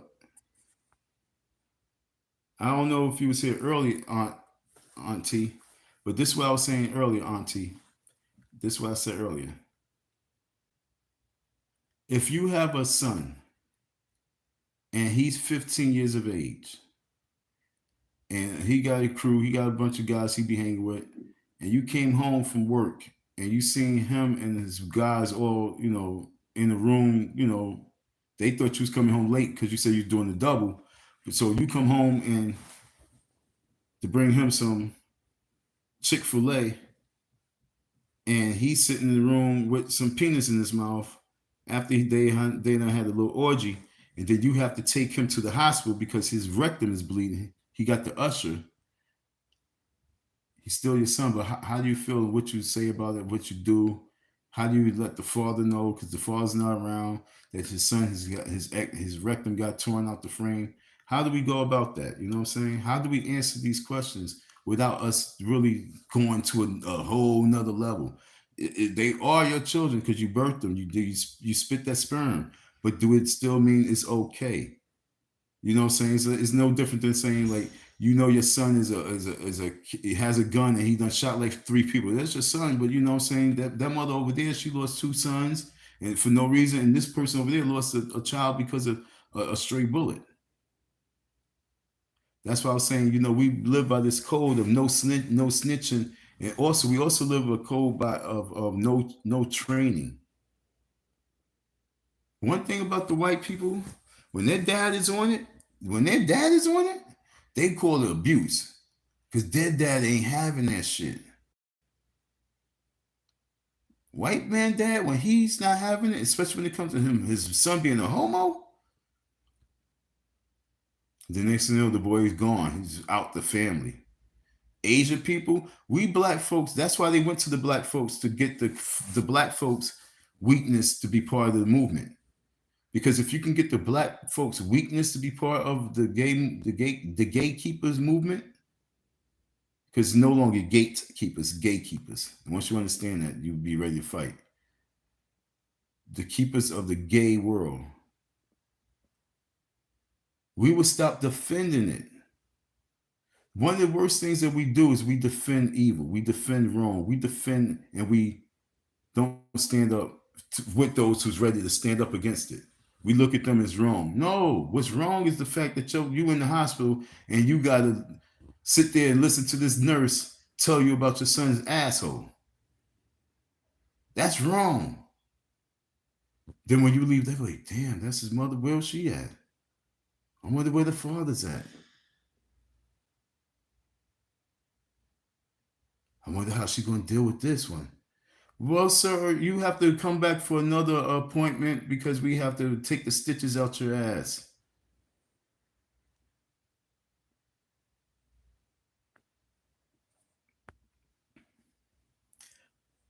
Yo, that's funny because watch what I'm gonna say. I think I'm one of the greatest debaters on the planet. Okay, so you said people have to come to understand that there are all kinds of different people and walks of life. Yeah. When I was in junior high school, on the first floor, you had special ed.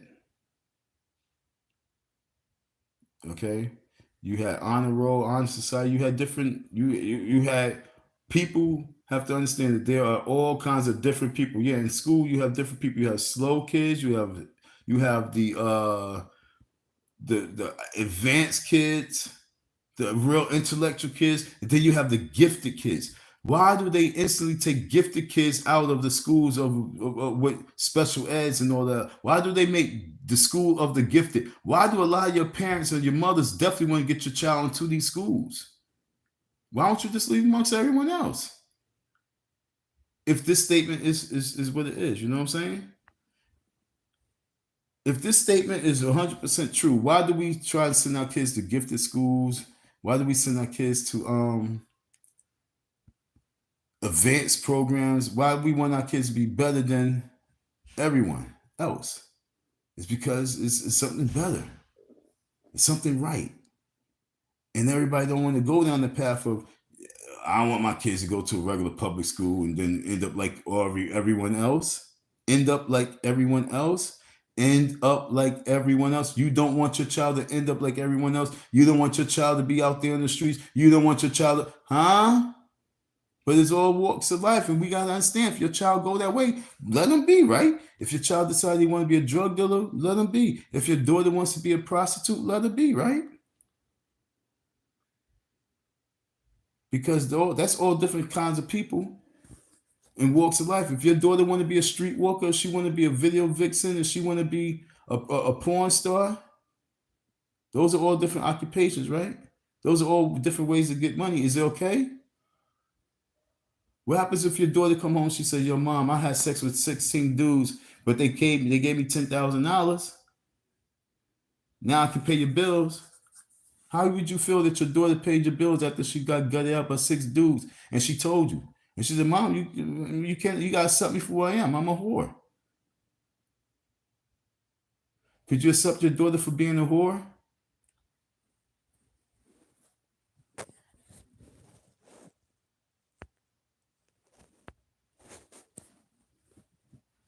And the way that you control yourself is by controlling what your environment put out there. Understand what I'm saying? Like I know how you probably being sneaky with this one, trying to sneak it in there. I'm not going to agree with it. I'm only going to attach things to it. She said, this person said, Auntie said, I agree. Let people be who they are, and we can only control ourselves, not others. And the way we control ourselves is the environment that we put ourselves in and the environment that's around us. That's how we really have control of ourselves. Otherwise, you don't have control of yourself if you don't control the environment that's around you and the environment that you put yourself in. And because society and the entertainment world is brainwashing the folks, this is where we at. This is why I say we must control that shit. We must get rid of that situation and then fully control it, because we are in trouble. Because they are brainwashing us to believe that this is the mind control that we need to go, the way we need to go with mind control. Honestly, this was the great debate over the last 1,000 years. This is what we have, this conversation that we having. Letting people be who they are. Let people be predators. Let people be murderers. Let people be drug dealers. Therefore, we don't need no church. We don't need no God. It makes no sense. All we need is capitalism. So we can capitalize off of the mistakes of everyone. We give them some mental therapy. You know what I'm saying? So if you're a whore, you done had over 1,000 dicks up in your ass and in your mouth, we give you some mental therapy. If you are a killer, hey, we got a program for you in prison. So I'm for capitalism then. If we're gonna let everybody be what they be, I'm ready to set up an institution for everything so we can capitalize off of this shit. Icy Dawn in full effect. Hood president. If she was out there running the streets, we have a therapy for her.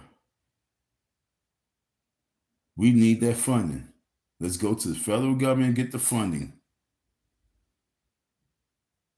Let's let everybody be what they are, and let's see how that really go. Just imagine being a teacher, and you just allow you allow your classroom. This is the best way I could put it. You are a teacher, and you allow your classroom to be the way they want to be. Huh? What's the point of school? The point of school is not to allow people to be the way they are. School is to train people to be the way you need them to be. School is a conditioning place. It's a conditioning farm, and we condition the kids to be what we want them to be, and we inspire them to be greater than who they are. That's what school is about.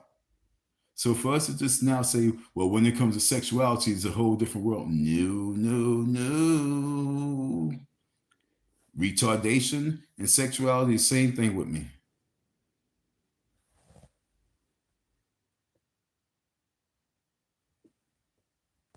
All right, love. Take care. All right, so somebody did the poll. We got a little 50%, even if it's just 2 people who answer. What matters? What the hell? What matters most to you for your future? Women's reproductive right or family values? They say no. If you heard what I said, we talk about women reproductive rights, so they say no. And then they got 50 for that, and then they also got 50% for family values. So it's definitely not. No one's saying yes to reproductive rights.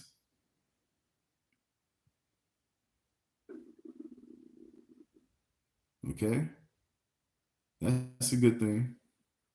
All right, so Auntie Esther, peace out, babe. Thank you for tapping in. You know what I'm saying? No beef. You know, we having a nice adult conversation about a serious topic. This dude, Dookie Man, says this. How do you know you're not gay if you haven't tried it? What? Dookie Man says, how do you know you're not gay if you haven't tried it? Because I haven't tried it. Like chitlins. Like you walk into the house, you smell it.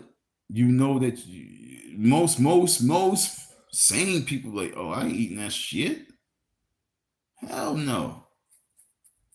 Some things you don't have to try to already know you ain't doing. Yo, I've taken shits before in my life. I had to stop eating certain things. I had to stop eating red meat.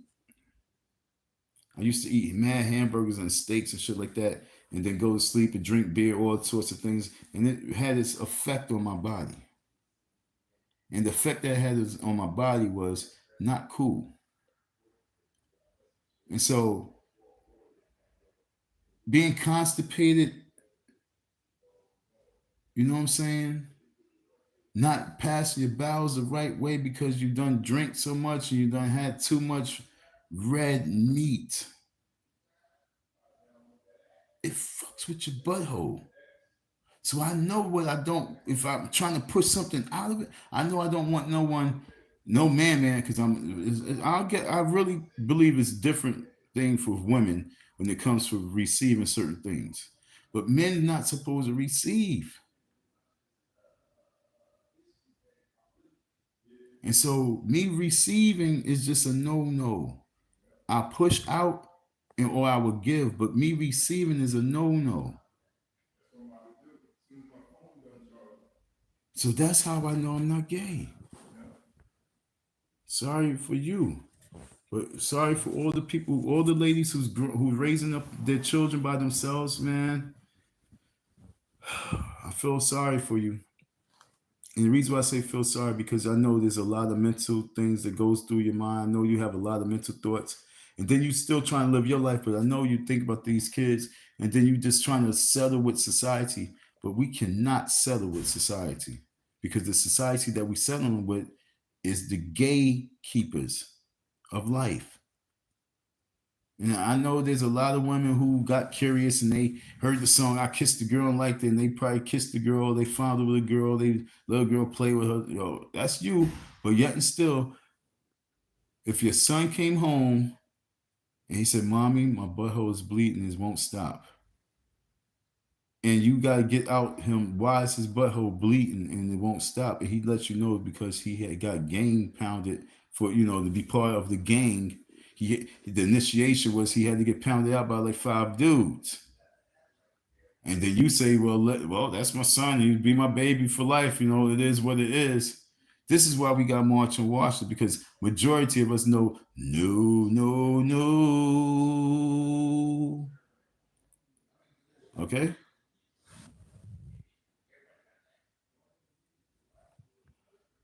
Oh, man. Don Dada said, Don Juan, you should have went to the FDMG for Halloween. All right, you know what? Guess what? I don't know if you see my live yesterday, but I'm in bed right now, bro. I've been in bed for like the last 2 hours now. Ever since I got on the live, I jumped in my bed. I've been in my bed since. For me to go into the FDMG today, it took too much energy out of me. Because I went to an event yesterday. I walked like 4 hours. My pants, check them out. Check them out live in my little shorts yesterday. You know what I'm saying? I walked 3 hours for that, and then it turned out to be a great event. And then I had to walk another hour and a half just to drop my stuff off. And then I ended up walking another 3 hours today to bring the cart back to the real location. I'm tired. It would have been nice for me to pull up at the FDMG, but I was there in 2020 at the FDMG on Halloween, and Umar wasn't there, and I was there in the building by myself. You know what I'm saying? I had some trick or treat candy for the kids and shit like that. But I was in the haunted house by myself in 2020. Halloween. If I would have went out there, it would just been for you guys to do a video, and it's not like y'all would have been hitting the $ icy Don 167. You know what I'm saying? So I would have been dry. I would have went out there and been all on me, and it would have been really for nothing.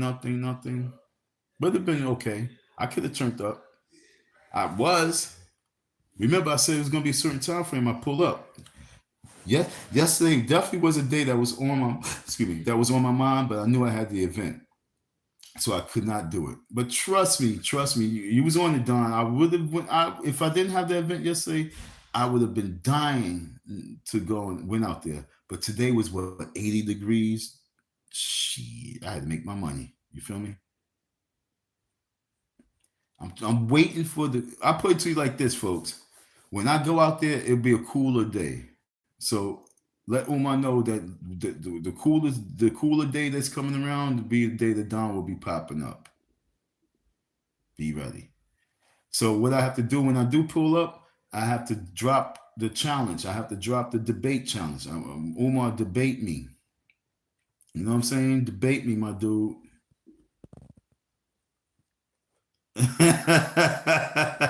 No doubt, Don. All right, salute on that one, yo. I'm gonna hold you to that next time. You feel me? I'm gonna hold you to that next time. Like I say, I put it to you like this, because I told the people a couple of days ago it's gonna be within 7 to 10 days. So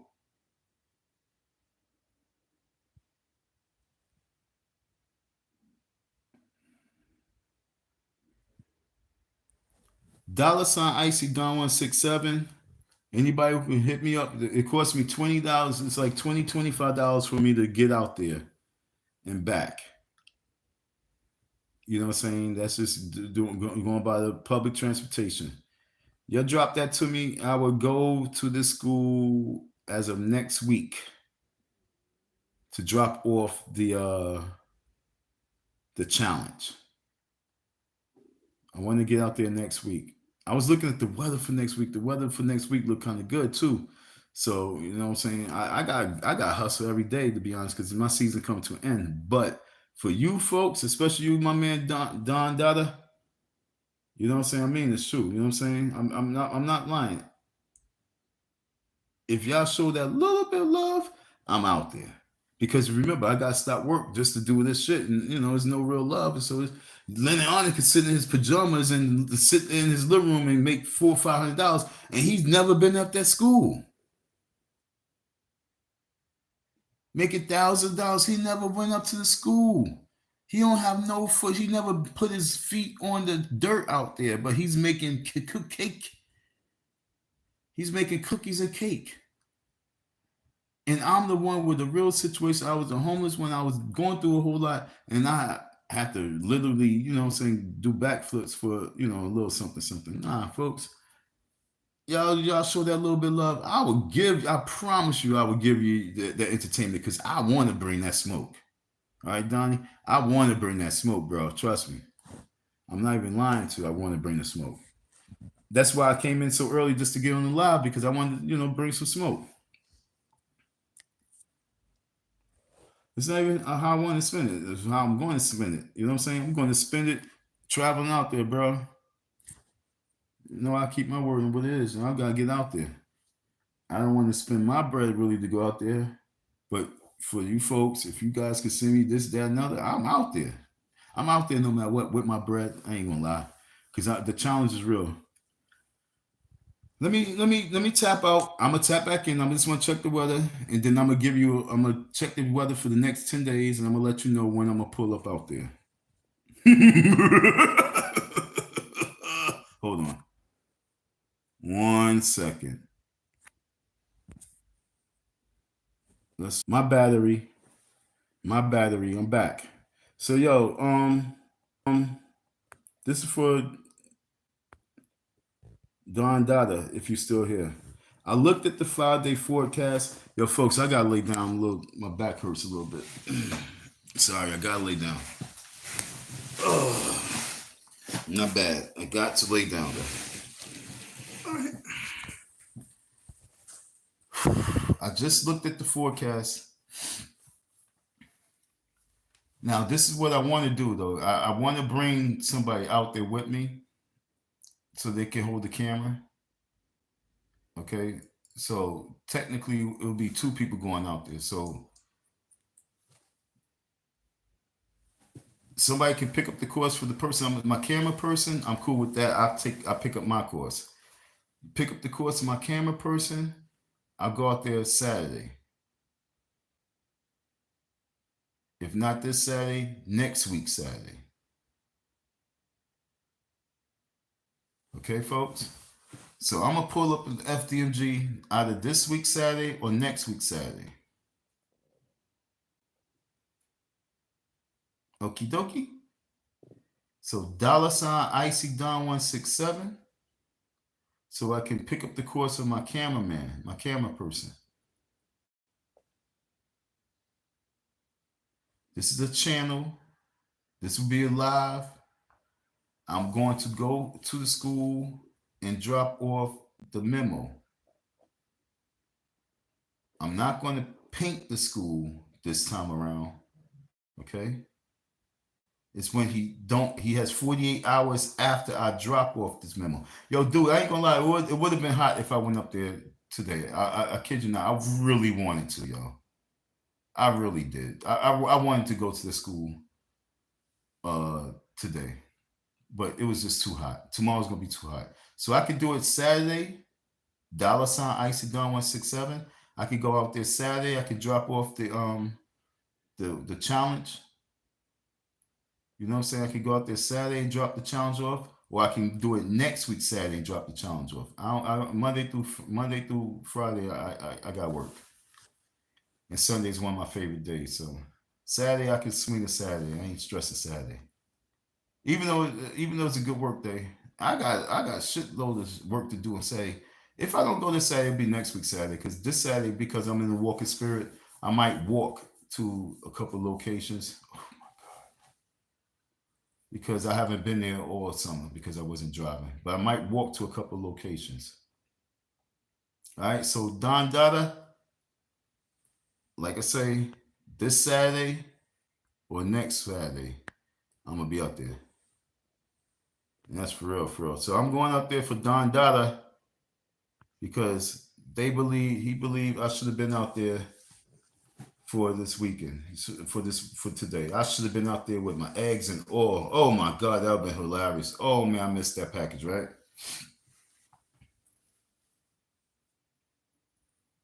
Matter of fact, what's an egg or two? Huh? What's an egg or two?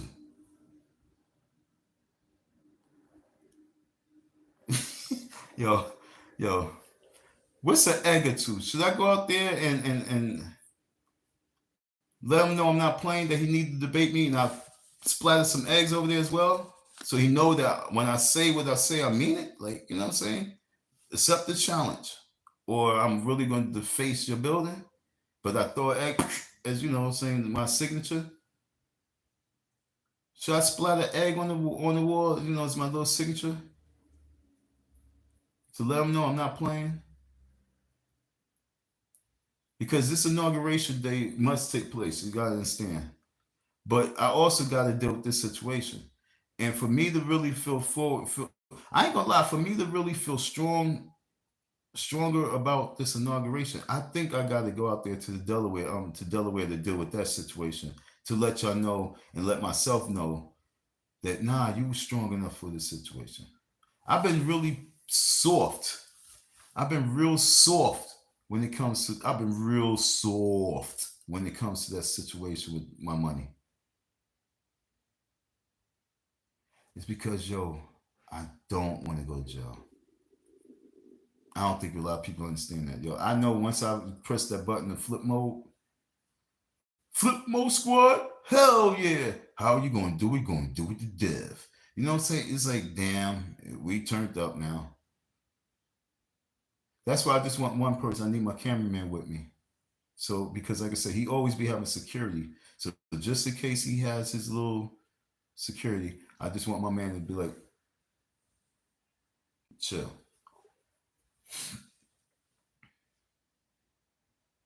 So I can continue doing me. Because I'm going to be like, chill. But I know that my chill is going to be in the level where they think that, and now I'm like, no, I'm really turned up, And now we on the block, so we can pop.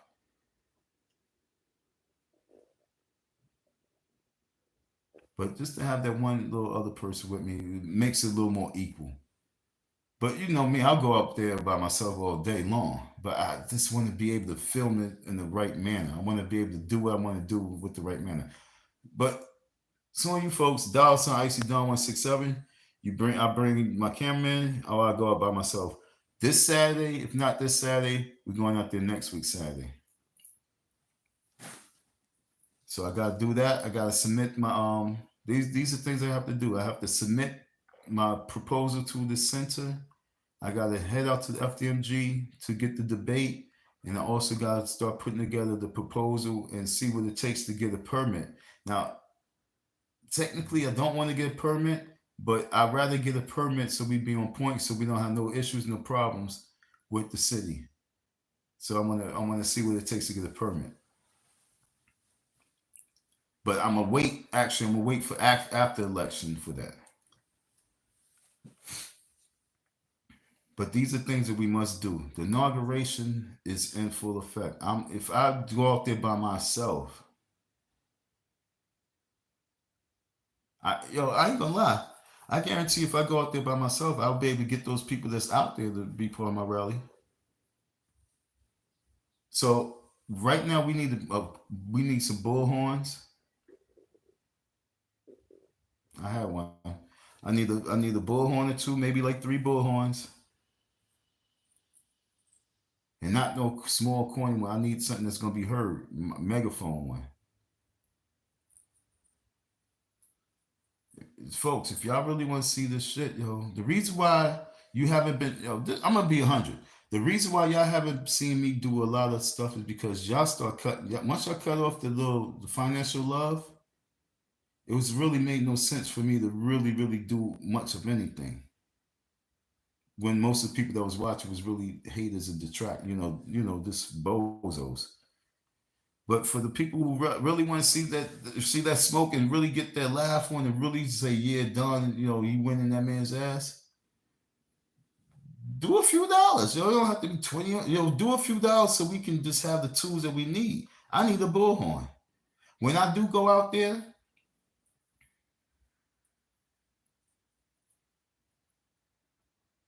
matter of fact, when I do go out there to put the challenge up there, I want to do a little protest as well. I want to get on my megaphone and I'm gonna make my noise so people can come out and see what's going on, so I can let them know what's also going on, so they can already have a buzz. Yo, that dude right there is not playing. I'm not just gonna go up there quiet this time. I want to go up there and make a little noise.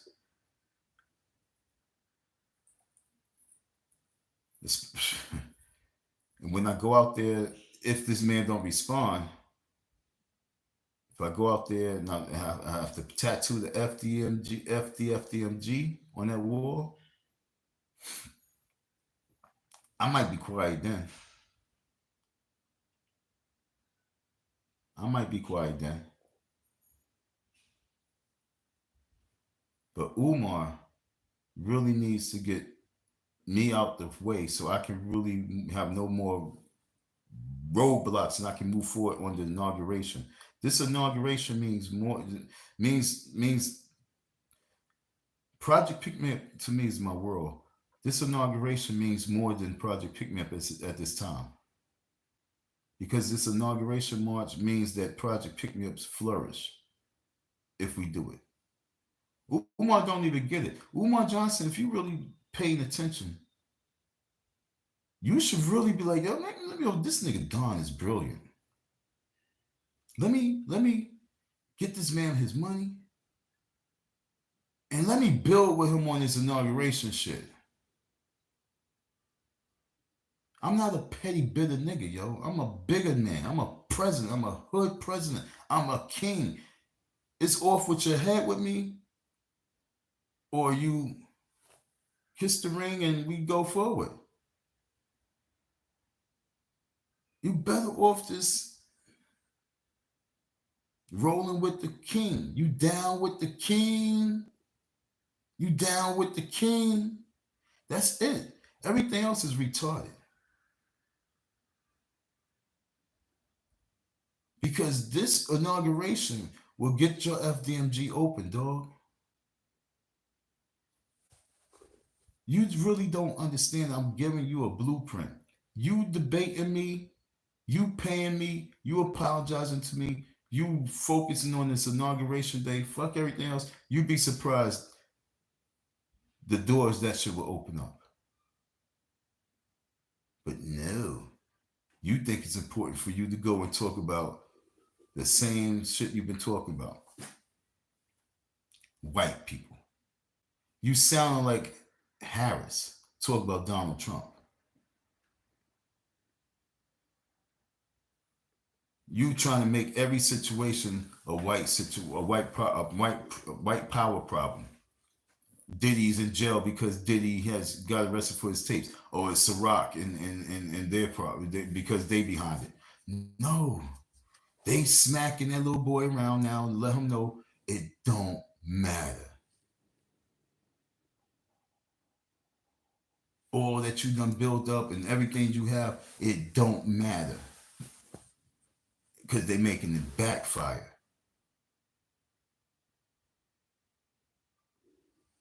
So we gotta wake up and realize, yo, it's some bigger things and more important things. Umar, your school's not gonna open till you decide to do right. The only right thing that you can do is I already told you. Pay me my bread, debate me,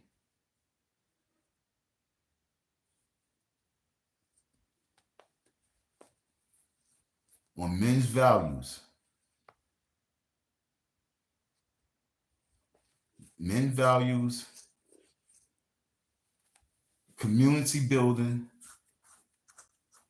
and right leadership. Because a leader is not because you have a strong vocab. That's not that makes you a leader. So I want all your folks to really know that just because a person have a deep vocab, that don't make them the right leader. That don't even make them a person to listen to. Their vocab is so deep that they swimming in their own waters, their own pond. They too deep.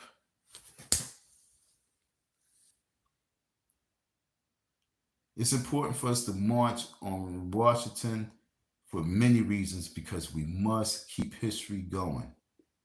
If we want a strong future, we must get history going. We must keep who we are going.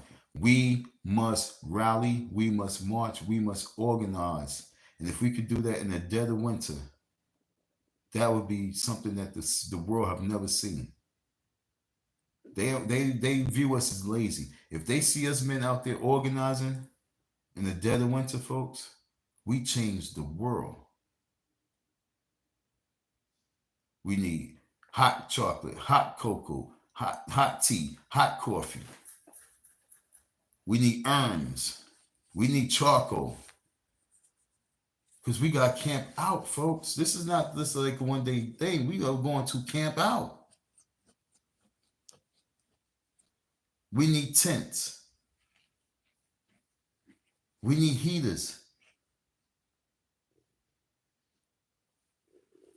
Now, if a group of 300 can go out there and we can camp out and really set it up like that, that's deep. It might be more powerful than thousands. But we got to go out there. We got to be fully equipped. And we got to have a little army around us too. Why? Just because of the drama. Really, just because of drama. We need those guns just because of the drama. You know what I'm saying? I'm not even gonna lie. Not really because we need it for protection. Just because y'all want to see them in the motherfucker. We need the guns just so y'all can see, oh shit, they not playing up there. No, we're not. And all this little gun show, we just looking at each other guns. There ain't nothing serious. I'm dead serious. We must take over Washington. And we cannot, as men, we cannot allow our women to outshine us in this situation. We must be the shining bright star. We must be the sun. We must be the moon on this situation. Because if we sit back and we let our women march the streets for whatever they want to march the streets on, we have no right or no say on anything. We might as well just go get the pads and put it on ourselves. We might as well just go get the tampons and stick it up ourselves, because we done switched the roles, folks. So if you don't want to see role reversal, And in 2025, you want to see, especially young black boys, rise up and become better men, and you want to see men become greater men, you take my words serious, because there's no one else online talking about this shit. No DJ academics talking about this election, how it's important for us to go out there and rally and protest. No Willie, what's his name? Willie from the fucking Ghetto Boys. He's not talking about this shit. Lord Jamal's not talking about this shit. Star not talking about this shit. None of bodies is talking about this shit. Not even Duke Jackson, whatever the dude name, Shay Duke Jackson, whatever his name is. He's not talking about this. Not the African diaspora. Not none of these cats. Diaspora dude. None of these cats are talking about this shit. Not even Umar Johnson. The Breakfast Club. Nobody. Al Sharpton. Nobody is talking about organizing for Inauguration Day. Because they would think about, oh, we're gonna celebrate. They focus like, if Kamala Harris gets it, we celebrating. Y'all party motherfucker. This is why Diddy should be walk free.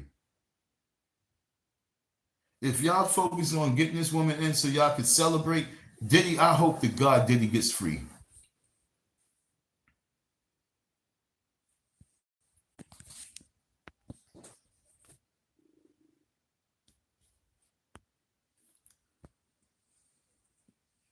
Yo, Mike, ask your mother. Ask your mother how much a rock is. All right, Mike? Ask your mother, Mike. Ask your moms and your uncle how much a rock is. I'm pretty sure she could let you know where to go. And at the same time, ask your mom's where the party at. She's a whore. Now you can go bye-bye.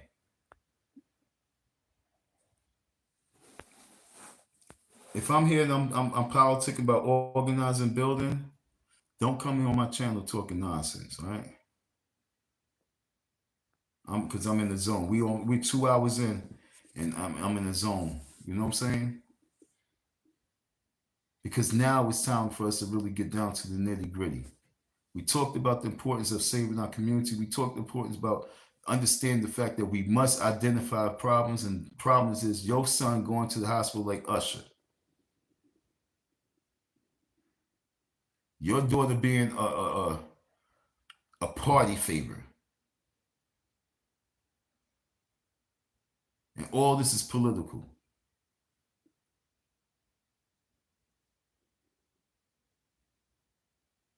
Because if someone in the political world knew this shit was going on, then there's a major problem.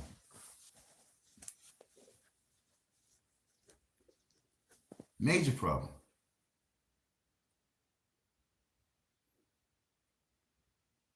So where we at right now?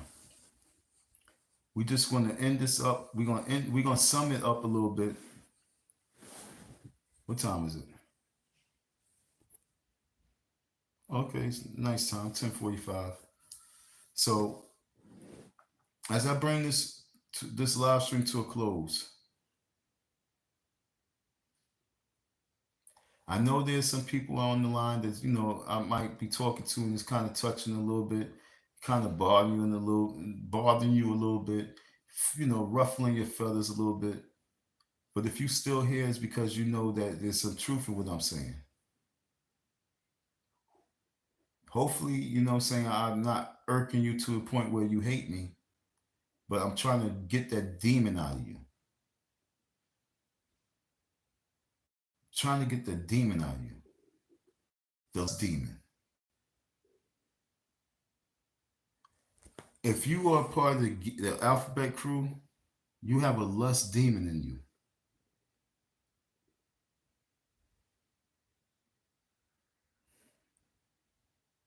And a lot of men are afraid to talk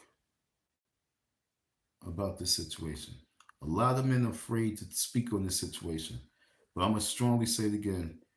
If you are part of the alphabet crew, you must get rid of that lustful demon for you to be able to be free enough for you to fight that satanic lustful demon that got us believing and praising the Baphomet.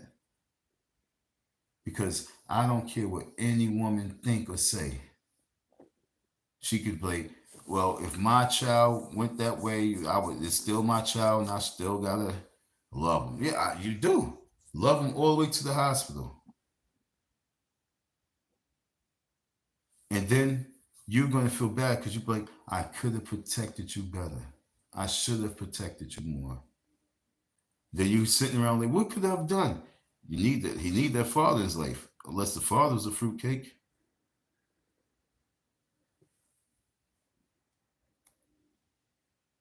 But I need y'all to understand that you do not want to be going to the hospital dealing with no bloody asshole because your son is a fruit cup. And you know that. How many women would be comfortable driving your son to the hospital and he's like, Mom, I'm in pain. I'm in pain. Oh my God. Oh my God. And you know it's because he's gay and he was taken in the ass. So I'm just want to understand that these are issues that we as men have to stand up to. Because when you look and you think about the popes, I don't think there was never a pope that had the feds come to his house. I don't think no feds came and ran up in the pope's home. Thanks for coming back. I don't know, and if you didn't like, hit that like button, baby. Hit that like button. I don't know anybody who's a pope and they had feds come to their homes and take all their stuff and all this other stuff, but yet and still pedophilia was happening within the popes, within the Catholic Church, within the boys club. You know what I'm saying? They even had the commercial. If you ever was touched improperly and you was part of the not the boys club, but the Boy Scouts. The Boy Scouts. You never hear the feds running up and getting Boy Scouts and or should I say the camp leaders and confiscating their computers. Shit. Why are we hearing this with our people? It's because we think that we above everything. And no mother want to hear that her daughter, because she gave her daughter the freedom and her daughter's 18, and her daughter come back home from after being gone for 6 months, and she got to her mom all these stories, and that she done had 2 abortions in between in that 6 months because the lifestyle she was living. What mother want to hear that? That your 19-year-old, your 18-year-old, your 17-year-old daughter is just dropping the drawers like that and getting pregnant like that, like it's nothing, and not caring. And say, well, it's legal now. I pay for it myself.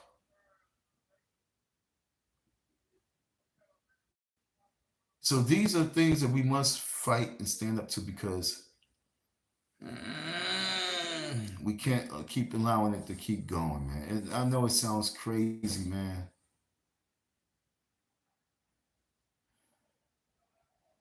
But we must focus on building our families and family values. So that's where I'm at right now. Is everything okay with you, Auntie, Miss Esther? How's life with you? I need somebody to talk to me. I'm gonna open up the panel for a little bit. Let's have some open conversation and back and forth too. You know what I'm saying? I'm not gonna be rude. I'm not gonna be like I'm not gonna be rude. Yo, facts. Me too, yo. Me too. I'm tight. I'm so hungry. So what we're gonna do is we're not gonna be arguing anything like that. We just want to talk and state our opinions because it's not really our facts. Let's state our opinions and really, have a nice adult conversation about this situation. Can we agree that it's a need for us, especially men, to rise up, for 2025 to make ourselves count, and make ourselves heard, and also to make ourselves comparatively worthy. Do people think that that's a big issue or not really an issue for 2025? Do you think that black men, especially stepping up, is that an issue for 2025, or is not really something that we focus on or care about? You know what I'm saying? So you say it's not an issue. All right, so that's she said that. Anybody else? Anybody? Aunt T said that's not an issue. Seeing men rise up to be comparatively worthy and to take ownership of the faults of life and to heal it. We say that's not an issue. So what's the issue? What I'm saying, when it comes to what's the issue when it comes to your life? When it comes to men, because I'm a man, and we need to really figure out these issues. So what's the real issue? Because I was talking to these white ladies the other day, and they was talking about, they was trying to, break down Trump. And I'm like, okay, you coming over here and talking to, us men, trying to break down Trump and find out from us what issues we have with Trump. Let's go to who you canvassing for. Oh, Kamala. Let's talk about Kamala. She's vice president. She's been in office. What can we say good about her? You know what I'm saying? So that's what I was saying. That she said basically, when we said women's been in power for a long time, women have a lot of power, and she said yes, we do, but we just want more power. I said, we said, you want more power? What more power you need outside of the fact that we need our communities and our children and our families right? But we want more power. So I'm like, what's the more power that y'all want? What's the more power y'all want? I really don't have an issue with men. Men are going to do whatever they have to do, really. I have an issue with men because men are not doing anything. Any woman, look, no smash on you, but any woman out there who says that she don't have an issue with men is because you probably living in your man's state. I have a problem with men. I'm a man. So me being a man, I really have a major problem with men. We are at men right now is at our lowest form. We are at our lowest form that we've never been. Even during slavery, we wasn't at this form, because even in slavery, we had aspirations to get out of slavery. Understand what I'm saying? We are at our lowest form right now because as men, because we are not even acknowledged where we at. We don't. They're not acknowledging where they at. They're not caring where they at. They don't even want to be concerned where they at. They trying to be where they at just to get away from the reality of life. They trying to stay where they at so they can stay away from the reality of life. So if they can stay in the bar, they can stay in the saloon, they can stay at work, they can stay in some other shorty's house just to stay away from the reality of life. That's what our men are doing. I have an issue with that. I have an issue with that when I'm doing it to myself. I hate when I do that shit to myself. You know what I'm saying? So I have an issue with men. What in the world? I really don't have an issue with men. Men are going to do okay. I understand what you're saying. Thank you. It is an issue just because someone. Okay, hold on. Let me read this right. Let me put this up for us. It is an issue just because someone likes something different doesn't mean someone is less. No, I'm not saying that. From a straight woman married for 28 years with two straight kids, but I real respect choices. Okay, so it is a it is an issue.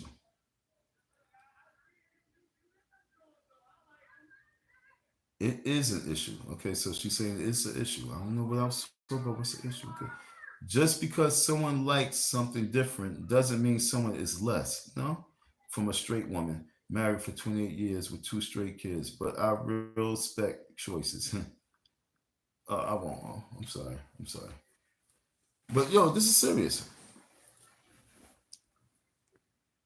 Yo, when we it's so hard for me to be. I hate when I be in my zone. I'm talking, then I go to the questions, and I'm trying to remember what I probably said that made you say what you're saying. It is an issue because I'm saying who. Okay, so I would say who has an issue with the dudes. You know what I'm saying? I'm talking about the dudes, and then this person came and says an issue, but she talked about just because someone likes something different. So I think he was going back to the fruitcake shit. You know what I'm saying? But the difference we trying to normalize something. Okay, let's take time out to not normalize it. That's why I'm trying to. That's why I keep painting the picture of the usher and his butthole because we are not going to normalize that as being normal. So that's different, and it's not normal, and it's not something I want pushed. And if we men rose up, and we men would stand up for our community, stand up for our boys, stand up for our girls, stand up for our women, stand up for ourselves, stand up for straightness, the same way as the rainbow people stand up for what they believe in. If we were standing up for what we believe in, we can. It could be like a bumping car. It could be bump cars. We can be bumping heads, but we're not even bumping heads. And that's the issue I have with men. We're not even trying to combat. We're not even bump heads. We just say, okay, okay, okay. I hate saying okay when I know I'm not trying to say okay. There's a lot of men out there that be talking tough online, but they be like, okay, when it comes to settling for coochie because they say okay because they don't want no smoke because they don't want to miss out on being able to get in their girl's coochie again. I don't want no smoke with her, so I'm just gonna say okay. That's the men that's I have issue with those type of men. This person says, look back at history. Romans, Greece, animals, kingdom, and we are as humans race have accomplished so much. Look back at history. Romans, Greece, animal kingdom. We as humans race have accomplished so much. And what has we accomplished? Name because there's some people that would argue this because they would say we accomplished it with the aliens' help. You know what I'm saying? Technology. They would say that came from aliens. So there's some people that would argue that. So my thing right now is what you said we have accomplished so much. What have we accomplished from in the last 400 years? Good question, Don. I'm gonna look in the sky. What have we as humans accomplished in the last 400 years when we are still out of tune with our our highness? The higher we supposed to be on a different frequency. We're so distracted with no everything that's so mediocre that we can't even advance to our next level in life. But we say we accomplished so much. We no longer have wooden houses. You know what I'm saying? We don't have the fireplace. Yeah, I understand that. But you and I never we didn't create that. We didn't create the concrete. You and I we didn't create a lot of this stuff. What have we as a race of humans really accomplished? We haven't accomplished unity. Okay,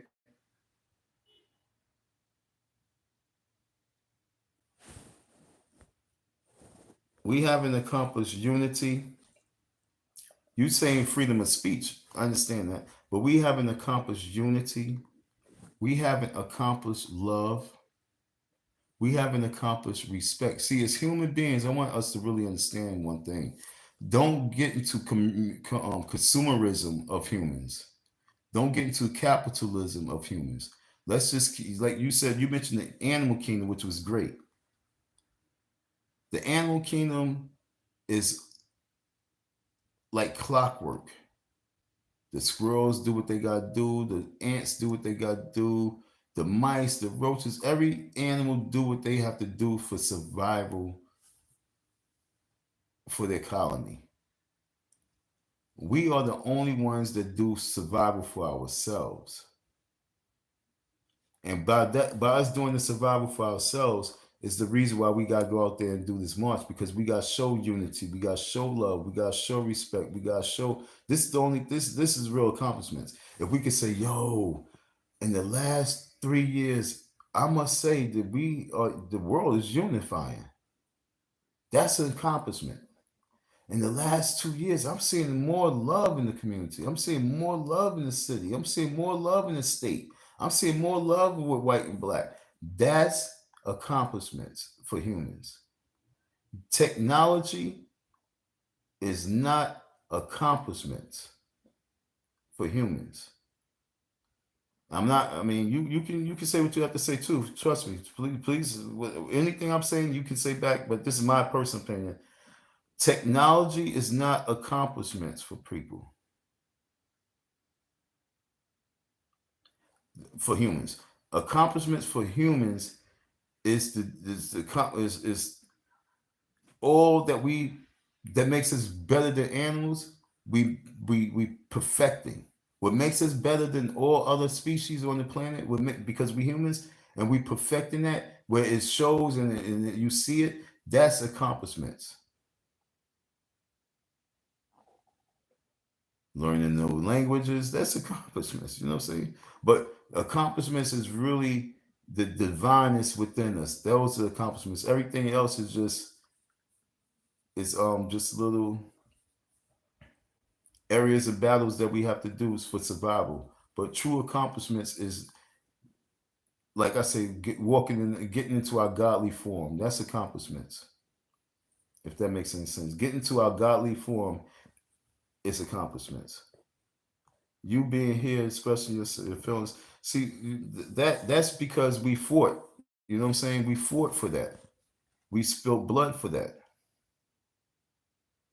Me being here, blood was spilled for that. And in the last 400 years, we haven't spilled blood for anything, such as rights, civil rights, human rights. And I'm talking about black on black civil rights and human rights. A lot of us actually need to be taken off the earth. A lot of us humans, especially ones that look like you and I, really need to be taken off the earth, because there's no true hope for you. I know it sounds harsh. I know that sounds crazy, but there's no true hope for a lot of people. And to keep allowing them just to keep going on and going on and going on, to me, it's kind of retarded. That's why it takes lead. That's why God is looking for real leaders. When you look at prisons, the prison guards, the warden, they're looking for that person that can control their prison for them. God is looking for that person who can control his humans for them. And I ain't talking about for the wrong. That's Satan. I'm talking about God looking for the right person to control his humans. Meaning that you really think a little bit on a different level. You don't think below these grounds. You think up here. Meaning that you know some things have to go. Like a lot of people, they be hoarding things and they be keeping things in the closet, underneath the bed, in the basement, in the attic. They just keep things and keep things and keep things. What happened with me is I lost everything.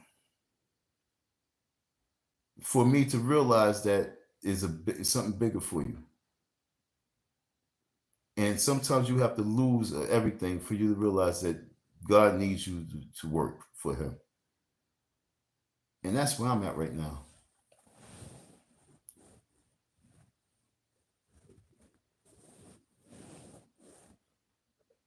I'm glad you even said that. That's dope. I mean, this is a major point too. You are black, and I'm reading this as I'm seeing it. You are black. I am Latino. I am so afraid about this next election. Not being political, just afraid about what benefits I could get or not get.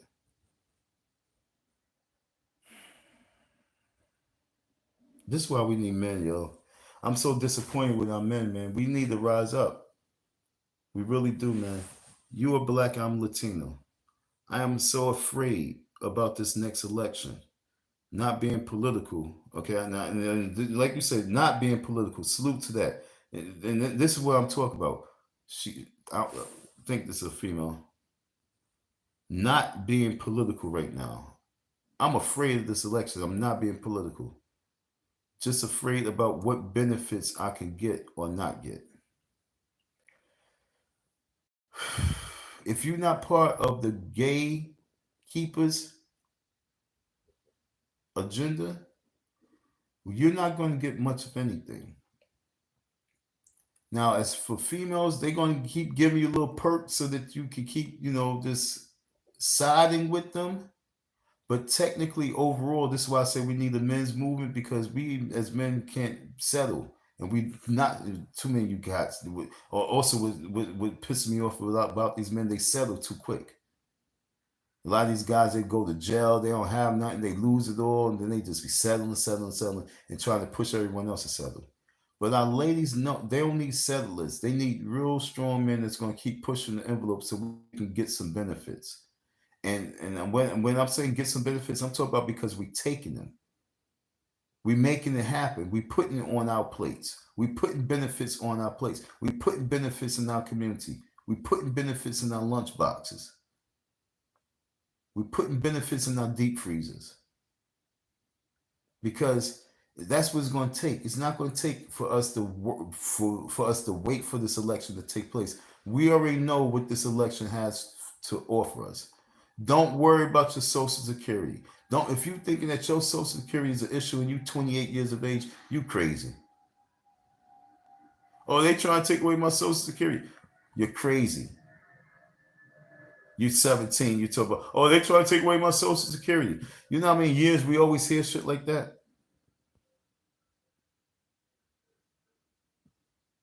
What we must focus on is the fact that they trying to starve us out. They trying to deprive us from good health. Okay?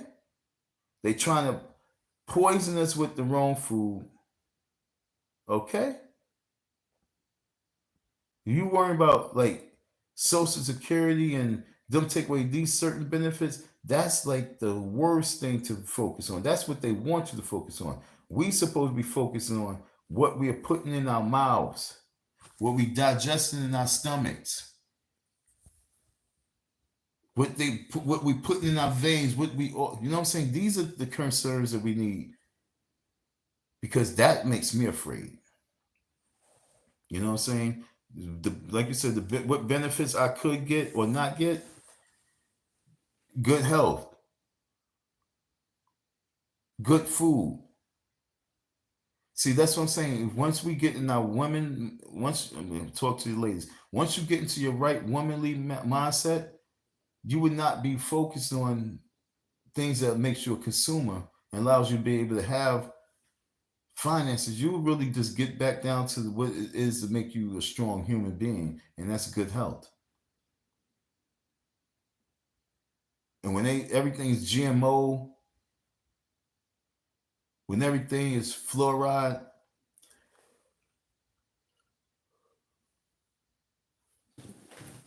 when everything is toxic and poison, artificial, soy, everything is plastic, estrogen, we gotta worry then, because we like, how we get control of this? That's what we need to be afraid of. And if we don't have nobody who's speaking from the presidential level on these things, then it's not for us to even be afraid. It's for us to really get organized and fight. And so for you being a Latino person, and I don't know, you might be a lady. I know it sounds crazy, but we are the generation that has to fight. So if you're not really a combat person, blog your fucking ass off. But blog your ass off about productivity, not things that's like gossip. Productivity. Talk about this fact that yo, you afraid that you not going to get anything. We gotta fight for something. But right now, we can't sit back and do nothing. Except for you can't sit back and do nothing except for be scared, folks. We gotta fight. And that's a fact. Thank you for Meta Mets. Thanks for your conversation. I appreciate you. Oh, you're female, no doubt. Thanks for your conversation. I'm staying with you. I got you. I'm just trying to, I see you conversing as I'm talking. True, we do. Yes, no doubt. Female, no doubt. Salute. Salute to all the ladies in the house. You know what I'm saying? Oh my God, we need strong men. I know that's what we talk about. That's what this whole thing is about. We need strong men. But remember that in our communities, women carry homes. That's by design. That's why I'm saying I'm mad that us men, I'm mad that the men allow that to be. I'm mad that the men allow Section 8 to become their replacement. I'm mad that men decide to become lazy and say I'm gonna let the women just lead, and I'm gonna sit back in the back seat eating the kids' Pop Tarts and shit. I'm mad that the men took off their shoes and put on flip flops. I'm mad about that. So we need strong men. I agree. But remember that in our communities, women carry homes and children. Yo, look, the majority of the women in the world don't really want to carry shit. They just force because they have the children. And they don't want to be looked at amongst their peers as deadbeat mothers. So they go out there to try to make their kids look cute. But most of the time, look at the boys. Look at the boys' hair. That's how you know a real woman who's really have a real concern about kids. You don't look at the little baby girl's hair. You look at the boy's hair. If it's nappy and peasy, she's a bad mommy. If the boys walk around with their head nappy and peasy, that mother don't really give a damn, especially about the boy. But I'm me. I'm gonna kick it how it is. I still love y'all women. I love y'all. Trust me. No gay bone. I love y'all. It's just that I want y'all to be better so I can love you more and more and more. So I don't have nothing bad to say. Trust me. I'm gonna slice y'all dudes' heads off. I got that. I got that. So many homes without strong men. That is why I worry.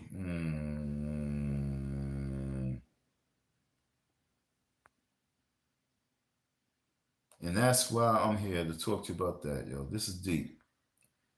We need strong men, but remember that in our communities, women carry homes and children. And that reason, look, I'm a little older, so, and you know what I'm saying, I watched different decades go by. So I watched the 80s. I was born in 70, so I watched the 80s go by. And I watched the 90s come in. And the 90s was an ugly year because the 90s was the years of which the switching was taking place. The great switch really kicked in 2000. Okay? I want y'all to understand. 1970s, man was in the house. 1980s, man was getting put out the house because of the drugs. The drugs and the economics, it was out of control. Economics was out of control bad, and drugs was in the neighborhood bad. So these are the ways you get the men out of the homes. You get them and become infested. And there's so many men there's so many men out here that got caught up in that crack shit. You see them now, they like 60 something, they driving out, look, nice little caddy, nice little BMW, nice. But they was a crackhead. They just got their little life together after they got into a program and this, that, and other. They worked their job 15 years. They got cleaned up. But that right there was a problem because 20 years of not doing anything in your community except for just going with the flow and allowing women to be them. And then you got yourself together. Now you look good. Do that mean that you good? No, that means to me you're a piece of shit. Because 20 years of your life, you really did nothing. And now all of a sudden you come home, from jail, you get a little job because the programs you was in, and now you got a little shine to you, and you think that you have a voice to say something about being a real man. No, you don't. Because your kids don't know you. Your kids grew up and they needed you. Like I say, there's so many ways and so much I can say about these things because it's real. But you're 100% right. Many homes without strong men. That's why I worry too. So what you saying? Vote Trump, Vance, RFK, and make America great again. I'm glad you put RFK in there because I ain't gonna lie. I wish that Robert would have ran. I wish I wish that he could have ran. Meta, please subscribe to the channel. Thanks for your conversation. Thanks for your conversation. I don't want you to worry too much. You know what I'm saying? If you're a single mother, and for all your beautiful single ladies out there, man, it's like, what can we really, like, how can we find good quality mates for each other?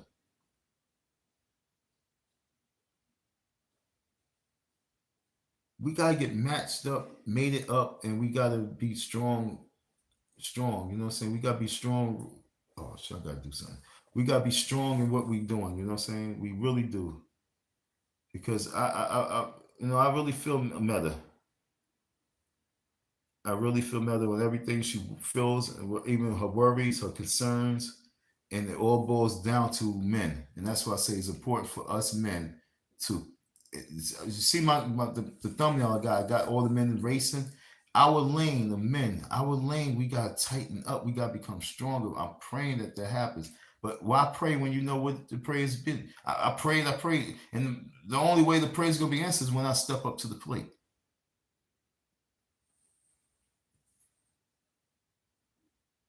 Love you back.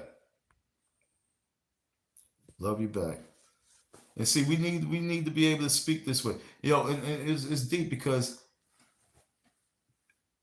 this young lady, she mentioned to be Spanish. There's a different thing with our Spanish ladies and our Spanish people and our black people.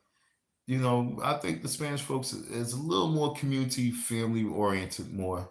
And just for you to say I love you, thank you so much. You know what I'm saying? Because I don't see that much in my comments. I don't see I love you. I don't see nothing really positive with me, especially coming from the female. So I appreciate that. And this is like my first time. I don't know if this is a different account that you have, but it just makes me feel good to see a new person in the chat and they talking to me like this. You know what I'm saying? I salute that because I don't normally don't get positive.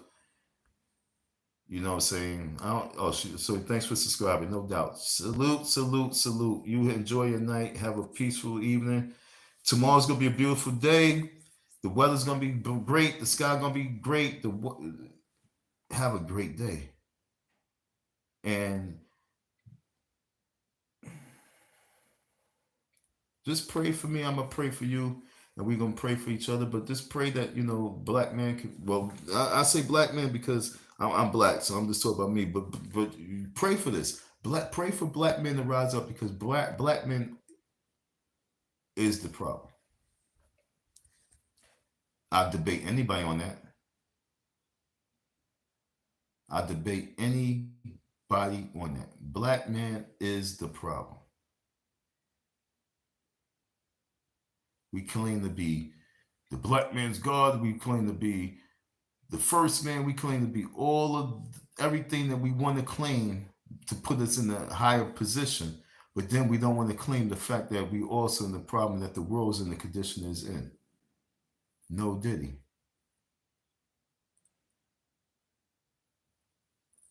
Sean Combs was young. Sean Combs was a major problem. And a wave of younger men. I mean, wave. Look at Ray J. Wave. A wave. But when you look at white men, their wave is really either hidden or it's old man. Diddy's young. So when I say black men is a problem, it's because one, we get into a position, then we start following. then we start following everything.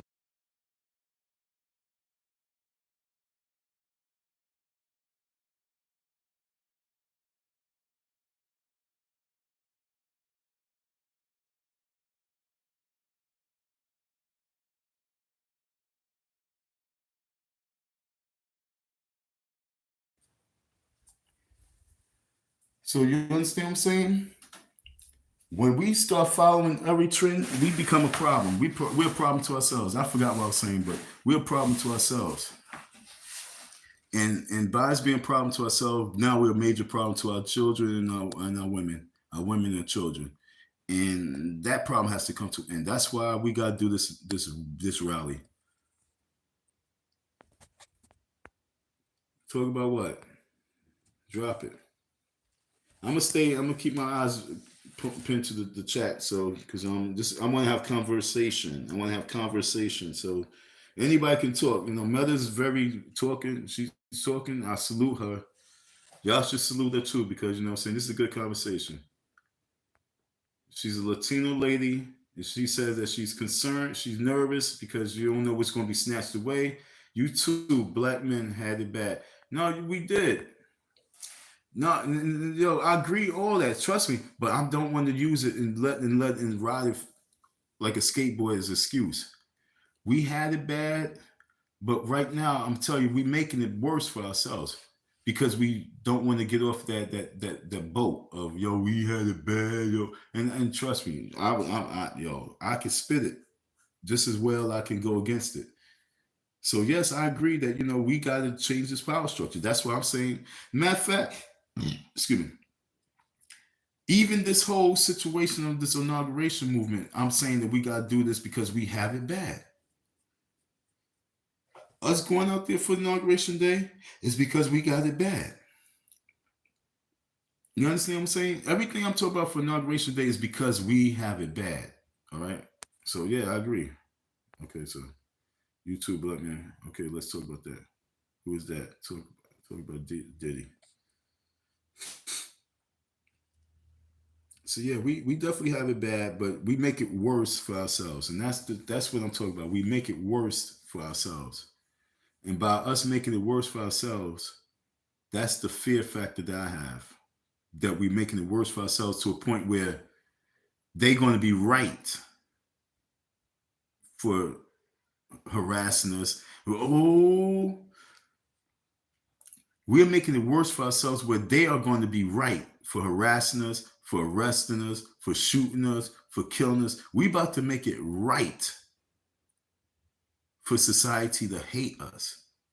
This Diddy, Sean Combs situation, the cat in the hat that's about to come out, the rabbit that's about to come out, is about to be so devastating that we're going to be looked upon as pieces of shit because of these people, Diddy, R. Kelly, and the whole entourage.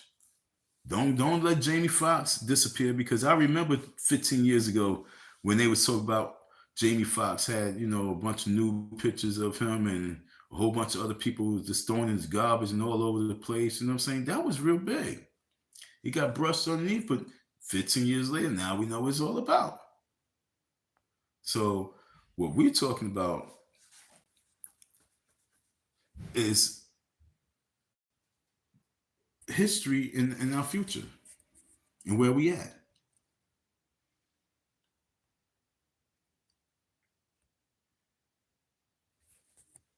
History in our future.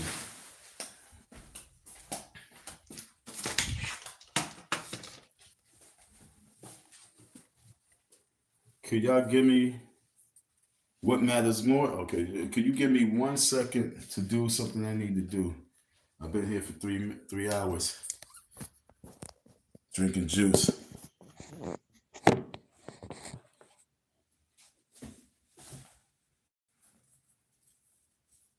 I'm getting dressed on camera. My bad.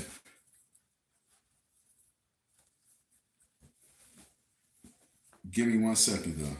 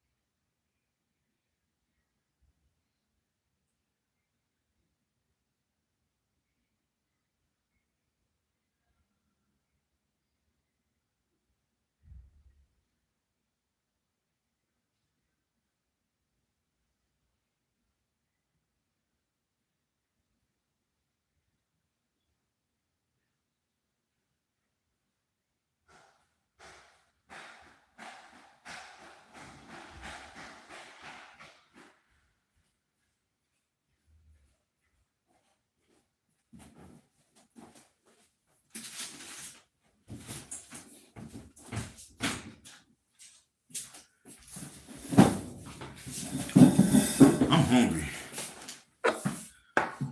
Okay, I apologize. Whew. So talk about Diddy. Diddy, like I say, Diddy falls underneath the whole problem.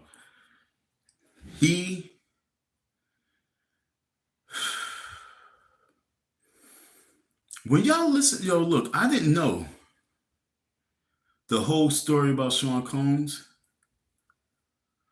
but as it unfolds, for example, I didn't know my father ran numbers. Okay, I didn't know he ran numbers. For Sean Combs to be born without his father, and his father was somewhat of a drug dealer, somewhat of a kingpin, so they say. They put in the category of like a Frank Lucas. Your father's put in the category of Frank Lucas. The mother herself knew everything, was down with shit. And so her son, she kept him away from that part of life, ran away from whatever, murder was after him. But their mentality is of a destructive mentality of their own people. And so when you add the fact that now this boy has gangster in his blood and fruitcake in his blood, that's a major, major problem. A gangster homo is really scary. Go to jail, you know what I'm saying? And so when he's now comfortable because he's super rich and his job is to corrupt a generation of people, that's a major problem. That's what we talk about right now. I tell y'all what looking at all the drama unfolding in America from another country is actually hilarious. Where you from, Murdy? Where you from? What country you from? I tell y'all what looking at all the drama unfolding in America from another country is actually hilarious. And when we say hilarious, it's actually, that's what I'm saying, y'all. No disrespect to you, but it's not even funny. It's scary. It's scary to a point where, like I'm saying to you, you're not listening. Diddy was hired. When that City College event took place, when he had blood on his hands at that young age, they realized they could use him. Instead of him going to jail, they said, we could use him. They look for individuals that they can use for their agenda for longevity. Even if it's 30 years. 30 years is a long time to be rich. Then it goes to the next one. So who's the next one to receive the Diddy throne? Who's chasing Diddy throne? 50 Cent? Who's chasing the Diddy's throne? Who wants to dethrone everybody so that they can be the head honcho? And so I say it's not hilarious because it's spooky, because they are really in control of this entertainment.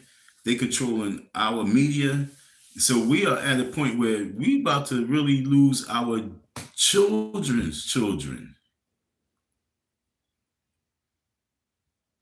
All these little cute little girls that you see, 4, 3, 5, they are already done. But it's they focusing on their babies. They focusing on the 3-year-old baby right now to corrupt. So I'm telling you that if we as men, if we see this shit, it's for us men to stand up for this shit. Because these women didn't make these babies by themselves. They should not be trying to raise these kids by themselves. And so my whole thing is, I don't know what the hell bread dough or dildo is. Dildo, you stupid. Oh no, I got it. Bread dough or dildo. I like that. Yo, you stupid. Yeah. Let's get that bread dough, you know what I'm saying? Let's get the bread dough, not the dildo. Going back to your ladies who think that, the LGBT community is okay. Who says, I don't have no problem with what you do in your bedroom. But if you have a child and you have a son, what happens when he come back and he was handled by the diddler and he got usherfied? Diddler and usherfied is two new words that gotta go in the dictionary. He get usherfied and you gotta take him to the hospital because dad's not there. How do you explain to him when he's looking at you like, Mom, you said it's okay, but they don't feel okay? You told me that it was okay to be who I want to be, but I have hemorrhoids and I don't think I blew my rectum out. How do you explain that, you was wrong? Or you just continue on, no, this is just what you got to go through? So I want y'all to understand that you say that looking at all this drama, because the drama right now is presidency and Diddy.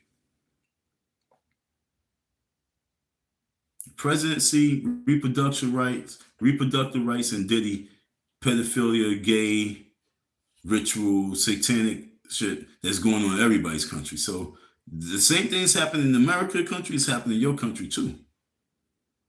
And what's spooky about your shit is that it's still in the closet. At least out here in America, we know and we have a list and we now can go by what's going on.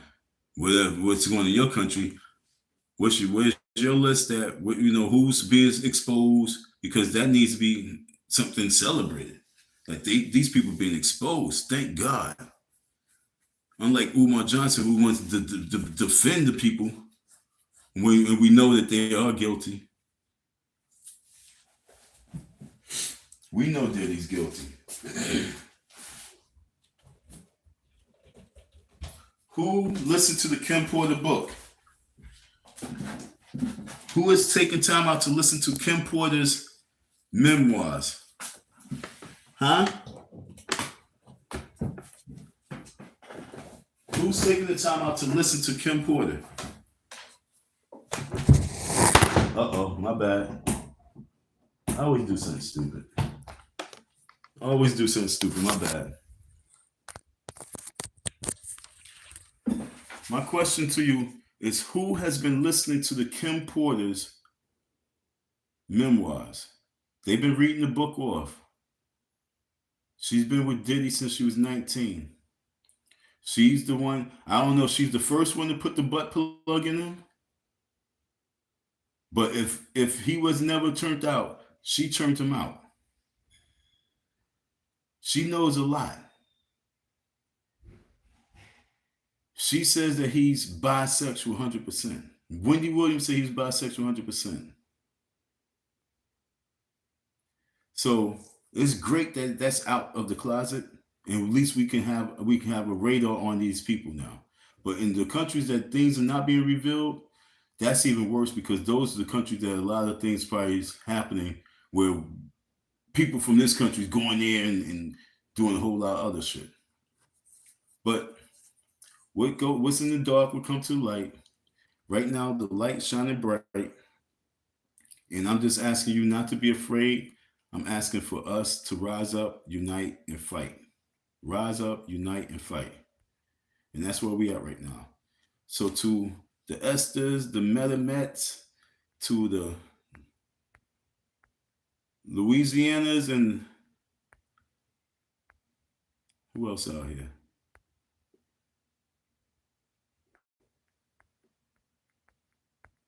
And whoever else that was in the chat, I thank all you, the Auntie Esther, all you folks out there.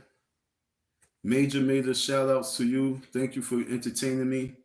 Thank you for allowing me to get this message out. The Don Dada, thank you for tapping in. And for you, once again, for the people, I'm gonna end this live because that was early, like 3 hours ago when Don Dada asked me this question.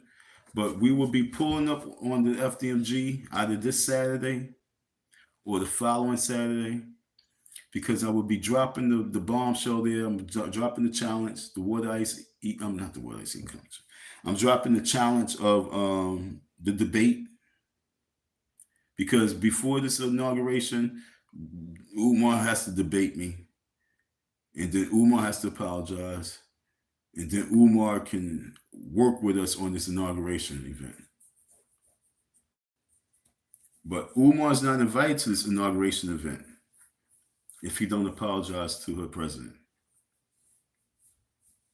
Umar's not talking about organizing for this event, for the inauguration. I am. So if this inauguration event takes place, Umar cannot speak on the mic if he don't apologize. Umar cannot even attend if he don't apologize. You could be maybe march with the women, but with the men, if you don't apologize to the coordinator, the hood president, the person putting this together, if you don't pay him, if you don't debate him, if you totally ignore him, you are not invited to the inauguration rally and march. That would be an ugly day for you if you don't debate me, pay me, and apologize. So it's really that simple. So we're going to say like this. $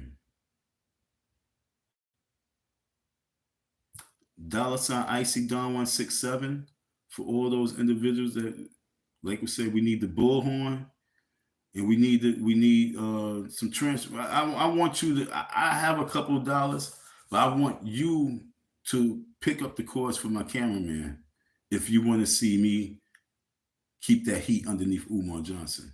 I'm going to keep the heat underneath Umar Johnson, but if you want to see that heat, show me that love. Icy Don 167. We did a 3-hour live after I done walked a million miles. Me so tired. Yo, yo, you coming in so late, Randall or Randad. Those posed answers make no sense. You're so right. But I just put that up there, and even the way I worded it, I know you're right. But thank y'all for answering, yo. That's dope. So for you just come in, you might not heard my I just came across this and I said, okay, let me do a quick poll. So I said, what matters most to you for your future? Okay, so maybe I need to put some a semicolon or some shit right there. Women's reproductive rights or family values. And then I told the people, put yes or no, because I didn't know how to work this poll. You could put yes or no when it comes to women's reproductive rights. And if family values, then you can put for family values, okay? So they put no for women's reproductive rights. Some people say yes, and the others, they put family values. So that's how that poll was going. So Randad, I apologize. I know it sounds retarded, but if you was with me when I was operating it, you would see why there's some people that's putting their tallies up there. But right now, we got 38%. I'm glad you brought me to this because I was about to end without even checking it. But right now, we got 30% that says women reproductive rights is not something that matters to them. And we got 38% that says family values matters to them. And then we got 23% that says women's reproductive rights do matter. So now the poll is okay. It's readable. You can understand a little bit. I wish you was there earlier. But yo, what you think? Women reproductive rights is a major concern for you? Is family values a major concern for you? Or none of them is a major concern? You know what I'm saying? Which one? But yeah, that's how we did that, Randad. My bad. I know. I'm not good at all this stuff. I'm learning. Stop picking on me. Stop picking on me. But this dude, Murdy, says, Murdy92, he says, I tell you what, looking at all the drama unfold in America from another country is actually hilarious. And that's why I don't like, and I'm not going to pick on you again, but I don't like Kamala because she laughs too much. There's nothing hilarious right now about this country. There's nothing hilarious about what's going on with these kids and being party favors. And mind you, a lot of them was just in the mix. They wanted to be down too. I'm pretty sure there was a lot of girls that was laying on that table that was loving it. There was a lot of girls that was loving that Tyrese was coming and eating shit off her nipples. Did he say that?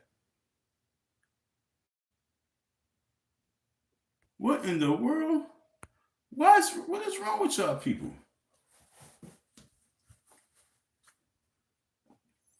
This person said,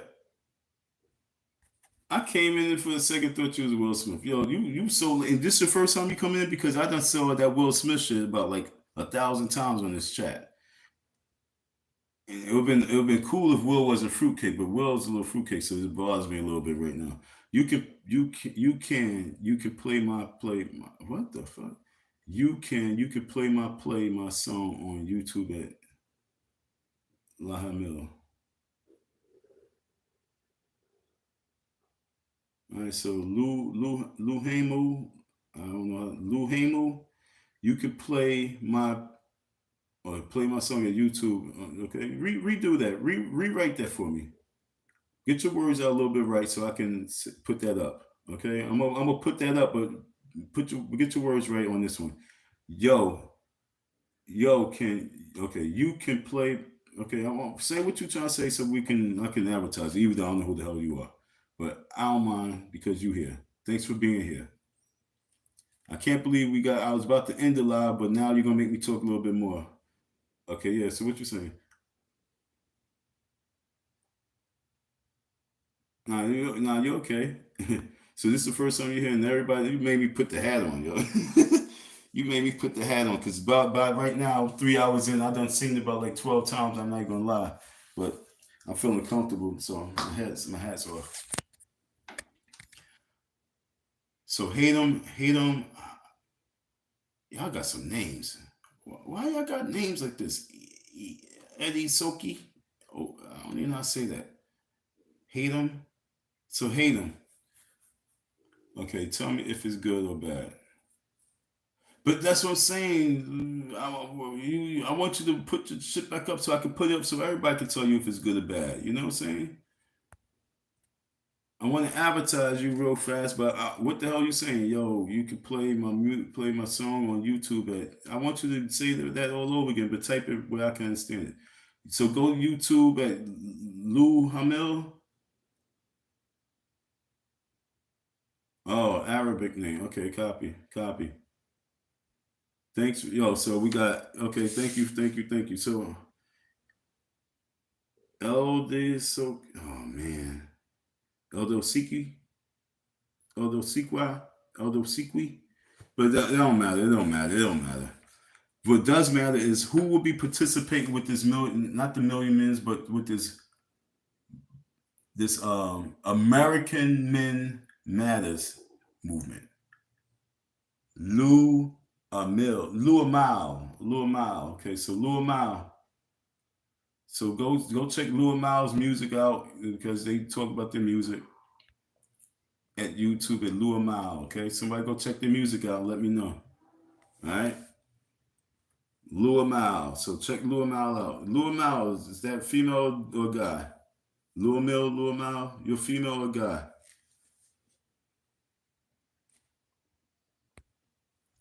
You're a woman or a man? Guy. So go check out my dude right here. His music. And let us know, let us know what he's working with.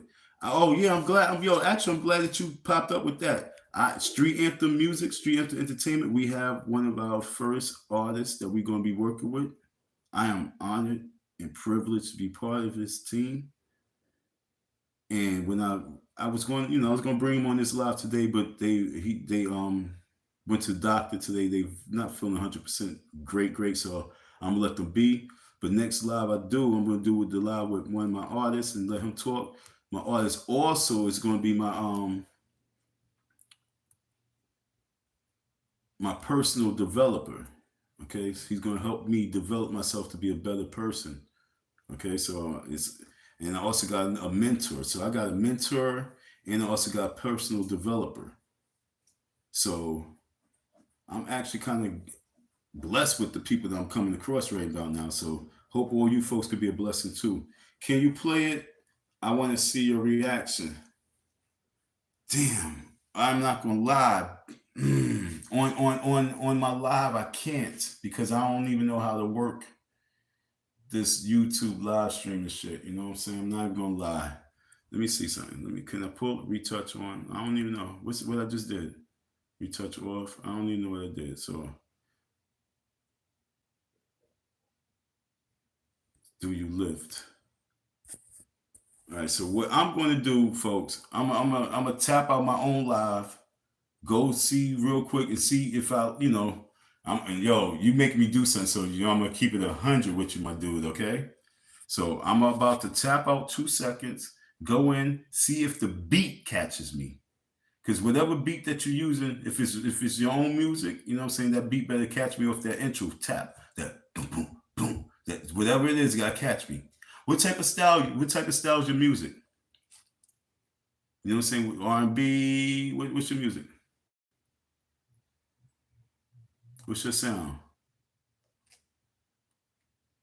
Are you like Jaheim, you know what I'm saying? Are you like Avant? Are you like straight R&B, rap sing? That's what I'm saying. Okay, so sing rap. Okay, so you're a sing rapper. Okay, cool.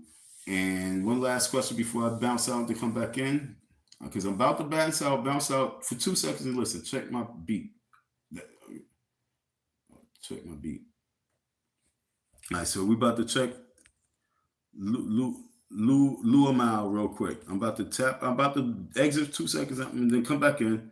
I'm not going to listen to the entire anything. I'm just going to hear a little something, and then go from there. You got another phone you can play it on? No. I'll be right back, though. If I have my laptop, because I'm operating off the phone, if I have my laptop, hold up. Wait a minute. Where is my other phone? I do have another phone. And it just might, but it's dead. I ain't got the time, so yeah, it's dead. But I think I still have some type of service on it. So I think I ain't gonna lie, I'm advertised right now, so I watched at least like 5, 6 people leave out, so they might be gonna check your little music out, okay, homie? All right, so I'm about to tap out. You stay here, then I'm gonna come back in. It's only gonna take me about like 35 seconds. I'm not listening to the whole song, okay, my G? I'm only gonna listen to 2 seconds just to see if I can get the vibe. You feel me? What song is there? A song you suggest I go check before I go? Is there a song you saying all right? But is there a song that you suggest? You know what I'm saying? What song you suggest? In the beginning, it's like weird. That's the song. Or that's just you saying in the beginning it's like weird. So is that the name of the song? Or you just saying the beginning of your shit is just like a little weird. But this is part of Black Men Rising, you know what I'm saying? This is how Black men rise. We gotta support one another. We gotta come together. We gotta show love, you know what I'm saying? All right, so you last time is when you say in the beginning, is that the name of the song? Rap a poem. So that's the name of the song? Okay, I'm tapping out. I'll be right back, folks. Oh, I can't go out this live fresh out freestyle. I don't think I can do that. Me not think I can do that, champ. No, I can't tap out. Sorry. And Halloween night's my newest one. All right, so what I'm gonna do for you, because I everybody else they doing it. So if anybody you tapped out and you listen to his music and you tap back in, you drop in the comments whether you like you feel like it or not. But as for me, what I'm gonna do is when I finish with the live, I'm gonna go check it out, listen to something real quick, and then I'll do a quick short specifically on Luamal. Okay, Luamal. Who the hell are you though, Luamal? Dollar, you don't know me too well. Matter of fact, let me go back to old Don. Icy Don 167. And then I dropped that. I just gave you a little drop and everything. But Icy Don 167. I'm trying to get out to the FDMG. Yo, let me hear you say, I want to hear you say FDMG. Maybe you could be part of that song. FDMG. FDMG. You know what I'm saying? So I'm going up to the FDMG school either Saturday or the next week Saturday. You know what I'm saying? I give you a nice little drop and everything. $ Icy Don 167. $2. Give me some coffee, tea, or pay for the ticket. You know what I'm saying? We do that because I already see the people they tapped out, they tap back in. Can I get somebody to let me know, what they think of the song or think of his style? Did anybody tap out to hear what my man Lou Hamau style sounds like? No doubt, up and coming artist. I'm gonna keep it 100. It was only 6 people in here. I don't know how many people gonna watch the live. Yo, hit me up at 215-896-5624. And we can discuss that a little bit more too. 896-5624. 215. All right? Because we want to have people performing at the inauguration. You know what I'm saying? We want to have it entertaining. We want to have it full of a great experience. We don't want to just be stagnated, just standing around looking cold. We want to have a lot of things going on for the people's attention because we need artists to help us recruit more artists because we have thousands of men coming out there, hundreds of thousands of men coming out there, 500 men coming out there. We want to organize it. So we want to have entertainers, we want to have music because I'm preparing for this music industry to fold. Okay? So hate them. What you say, pin it? When you say pin it, pin what? I'm sorry, I lost you.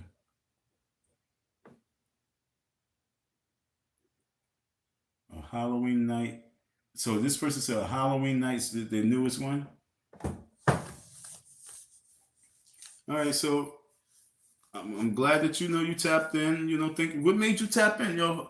How long you been? Yo, look, Lou Mao. How long you been tapping into Icy Don and checking me out? Shout out to you. Hayden, you too. How long y'all been checking me out? For a couple months, couple days. What caught your attention to this channel? So we got 35% at no. What matters most to you for your future? Women's reproductive rights. Like I said, I didn't set it up properly. Or family values. Right now we got like a couple of weeks. No doubt. Salute. That's what's up. People who know me for a few years and know me from my first channel and everything like that. They I'm glad they're not really around like that. There was a lot of annoying people.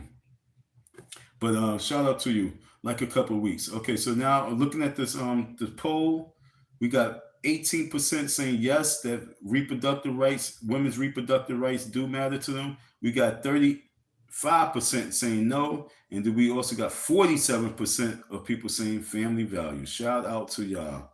It's my first time clicking on here. Okay. Shout out to you.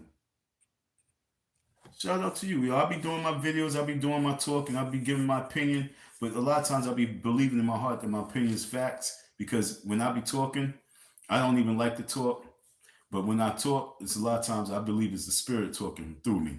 So when you tapping into this channel, fellas, ladies, always know that you seeing the human form, but you also hearing the spirit because a lot of times I don't even know what I'm going to say. When I come live, it's just what has to be said.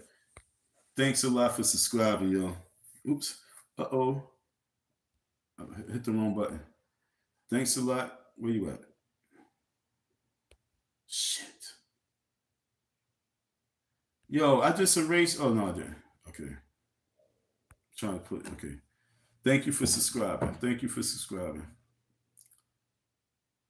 And for those who don't know my story, and because you're saying you just tapping in recently, my story is this. In 2020, I was in the transition of moving from New York, trying to find somewhere, and I ended up moving to Philadelphia by a great blessing of the Most High.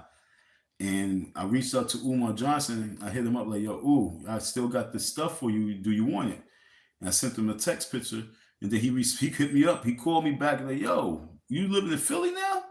And I said, yeah. He said, yo, I need you to come out here. I need your help. I'm like, you need my help? He said, yeah, I need your help. And so I ended up getting back on the bus, going out to Philadelphia, and I was help Umar with his school cleaning up and shit like that. The lights, the electricians could not turn on the electricity until they had a clear space in that school to work.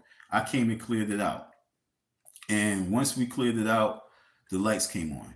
So the lights came on because the lights came on. I'm not going. I would never try and coon around for $1 or something like that and diss the dude that's corny. I'm gonna diss the dude 100% because I'm dissing him. Okay. So when you hear me dissing him, it's man to man me dissing him, not me on some cooning shit. So the electricity was on. And then he ended. Then we did when we came to the painting. You know, I was like pretty much like the school's groundskeeper. School. I was managing the building, and so he had some people that was painting. I wasn't really feeling their vibe, and then he showed me his true colors, and then he told me some things that I wasn't feeling. How he was running around with the money, and he said so many words and hanging in with this chick in hotels and not painting the shit. And when Umar wasn't listening to me because he liked the guy because the dude was, you know, penis riding. He was diddying him. Umar liked to be diddy. Okay, I'm gonna tell y'all like that. Umar likes to be diddy. He likes men to diddy him. So I'm not saying he likes to get plucked, but I'm just saying he likes men to stroke his ego. And so with that being said, I wasn't me, and we had our separation. He owed me money. He never paid me. I had to take him to court.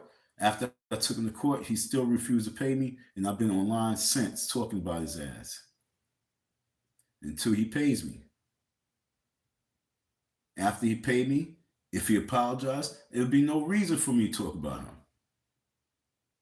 But he's choosing not to pay me. He's choosing not to apologize. So here we are, 3 hours and 30 minutes in, and I'm talking about him on a video that's focused on black men winning this race and fighting for our women and our children. And I'm gonna say American men from now on because it's American men matters. Black, and we're gonna have different slogans, but American men matters is because we want to get Trump's attention if he wins. Black men matters if this chick wins. Okay. So for Hatem, that's a quick, synopsis of my story. That's a quick briefing of what brings me here. I don't know if you're an Umar supporter or not, but this video itself was about the inauguration day in the March. So thank you for tapping in, yo. Thank y'all for tapping in. This said nothing about Umar. This said nothing about Diddy. I didn't want to put them in the title. I wanted to see if people would tap in while I'm talking about my inauguration day party, my inauguration day march. And it'll be dope if we could get a place to do an after party. Okay, so that's my game plan. I want to do an after party. My birthday's in the end of the December, end of the year, so why not celebrate it also in January? Fuck it. So if we can get this inauguration day rally, march, and party, that would be super, super powerful. I truly believe that if Donald Trump is in office and the men stump the yard, I believe that we can get Donald Trump to march with us. And that itself will be an accomplishment. If we can get the president to march with us for that cause, saying that American men matters. See, it's trickery. It's trickery in the hustle. I want all those new people who's coming on and they listen to me. Don't think that I'm a person I'm hood president, and I don't side just with any and everybody. My focus is how to really bridge the gap, how to really bring the drawbridge down where people can walk across to the paradise. And the way I look at it is strategically planning. If Kamala Harris gets in office, everybody gonna be excited. So if we did a march or rally, everybody gonna look at that as a celebration march or rally. But we going there to be organized. If Donald Trump gets in office, everybody gonna be in the uproar, and then we gonna do our rally, and our rally is to bring structure to it. I believe the man will march. I believe if we make it known that this is not a march against him, this is a march for American men. Aren't you American? Aren't you a man? This march is for you. And I believe we can hustle them to join us.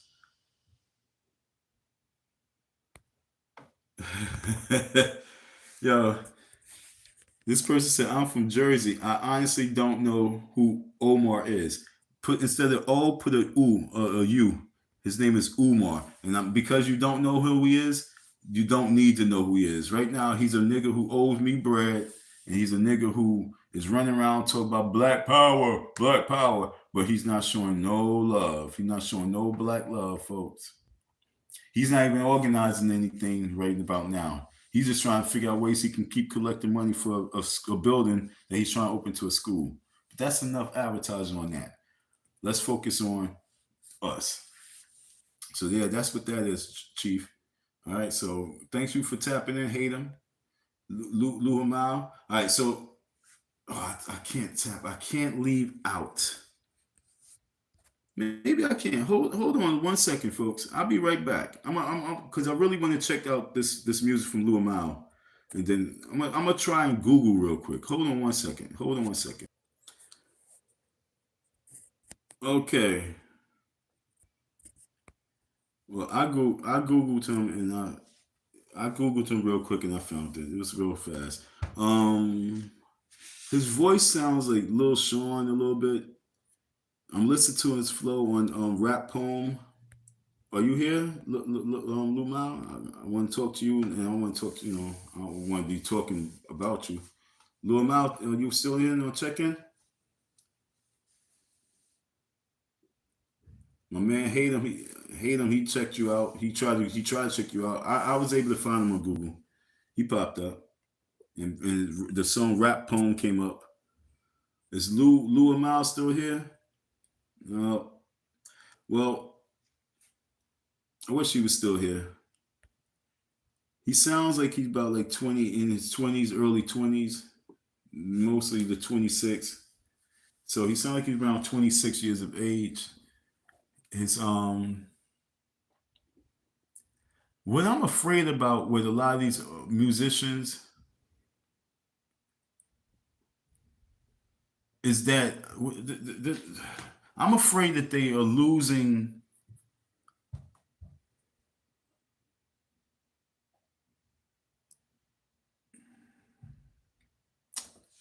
what's the word, man? They losing the affection, the true affection of music. You know what I'm saying? They losing the soul. That's the best way. It's like the soul in music is disappearing. It's like we just saying things, but there's no soul in it. Even like the music, like our music that we are when it comes to beats and things like that. I'm not dissing your beats because I was sitting there bopping to it, but it's like our music and our beats is missing soul. We need the soul back in music. And that's what I'm trying to tell you. The entertainment industry has stolen the soul out of our music, especially this day today and age music. It's the soul of it is gone. It's like the soul of hip hop, the soul of R&B has been raped, has been molested because the gatekeepers it took it away. And right now we think that putting words together that sounds organized is good, but it's a soul that's needed. So like I think that like he said he's an up and coming artist. I think that he has potential. Okay, one. I just think that he has to get listen to more. That's the best way to put it. That's what I mean. Okay, when I say the soul is missing, a lot of the artists nowadays they don't go to the archives, they don't go to music, they don't go to the past enough to figure out the passion. That's another word, the passion. So the passion of music is not really there. We just think that because we sound good on the mic and we sound good over beat that we got it, but we need that passion to be tailored into our soul so we can deliver the words a little stronger. That's the best way I could put it. I just listened to one. When I get off the live, I'm gonna listen to a few more. I'm gonna actually listen to it, and I'm gonna do a little live. I mean, a little. I'm gonna review it for you, homie. But I just say that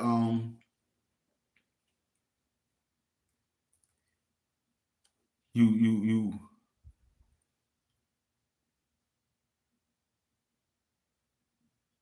go to the old schools because you rapping, you singing. Go to the old school, the super old school cats who had the bass in their voice. Who go to their songs. Go to what's that song? God darn it. Well, I can't, the message. Go to the message. Go to the message and feel the passion of that song. This I want you to get passion. If you can get the passion in you, then you play with your voice a little bit more. You play with the tones of your voice. Music is deep. That's why they took music out of school because they didn't want us to really to keep the soul. They took music out of school in a certain way, they took the soul out of us. And they just think it's about ABC 1, 2, 3, but nah, it's a soul that makes us become one with the beat. So with him, I think Lou Amal has something. I think he has wordplay, but I think that he just need to study a little bit more for the soul to see how he can. Like if he was on American Idol, they would send him to like not like a voice coach, but like a my dude used to be there. You know, you just need a little bit more lessons to develop depth in everything. You because like I said, you have it. It's just like you just need the passion, you need the depth. But now you good money, all right? I'm gonna listen to another song or two. I listen to Rap Poem, all right. So I'm gonna give you a couple more plays, but not right, not at the second, not at the second.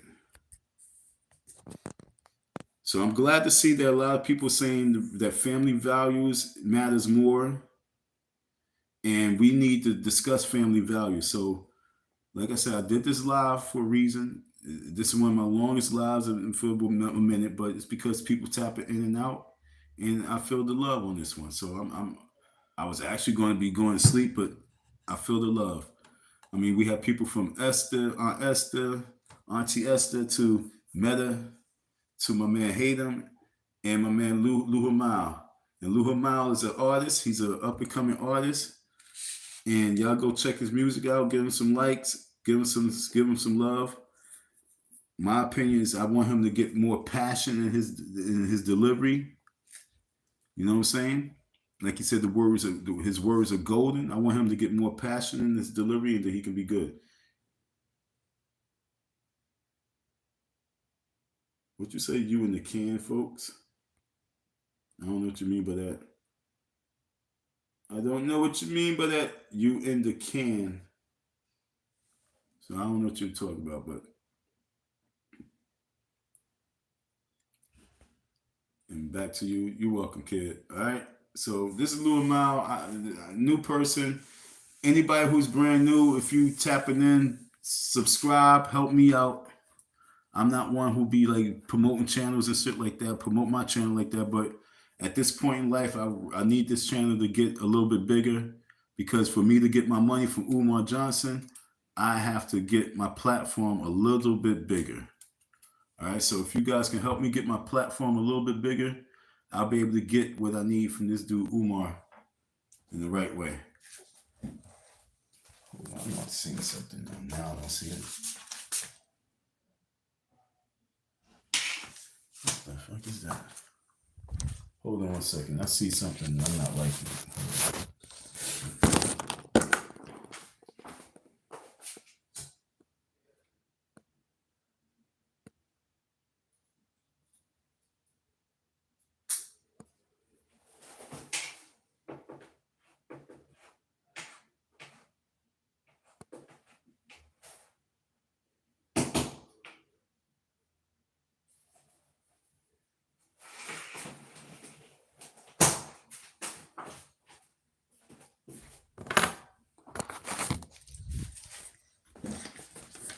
So that's where we at, folks. I'm trying to push up to 4 hours, but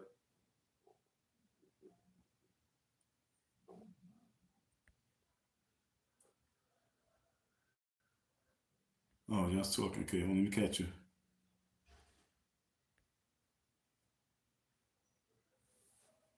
Okay, so just checked out his channel. He's dope. That's what I'm saying. See. So Hayden says just checked out his channel. He's dope. Shout out to you. All right.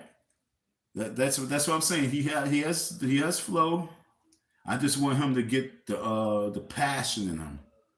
So like when he's on his performance, people really in their zone feeling his words. You know what I'm saying? Because sometimes we fall in love with our words, but I want him to get the passion so the people fall in love with the words. But Hayden said, yo, just checked out his channel. It's dope. Okay, damn ass iPhone 1 quality. That's what you're saying about damn ass iPhone 1 quality. He thinks you're locked up.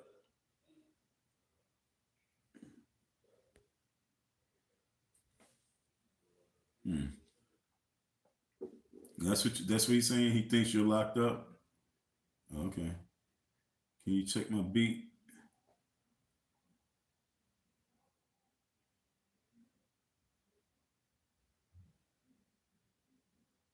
What song was that? What song was that? Lou Mile, yo. Shout out to you, yo. We all wish we had a strong team on our side, yo, bro. I'm in your corner, fam. I'm glad you came here.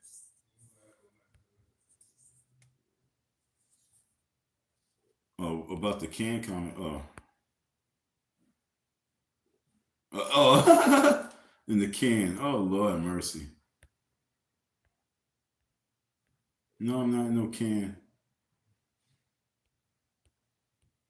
But yo, Hatem says Hatem says his shit is tight. Oh, no, I'm talking about Dr. Umar.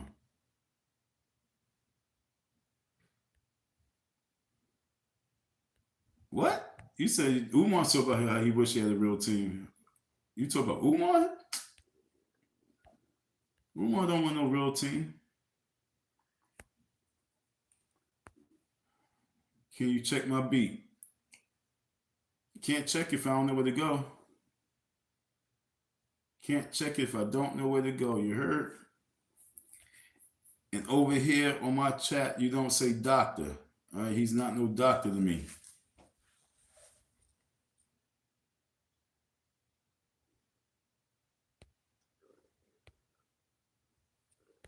All right, so yeah, so Hatem, I mean, what's your beat? What's your beat? Hatem said, check my beat out. You know what I'm saying? What's your beat?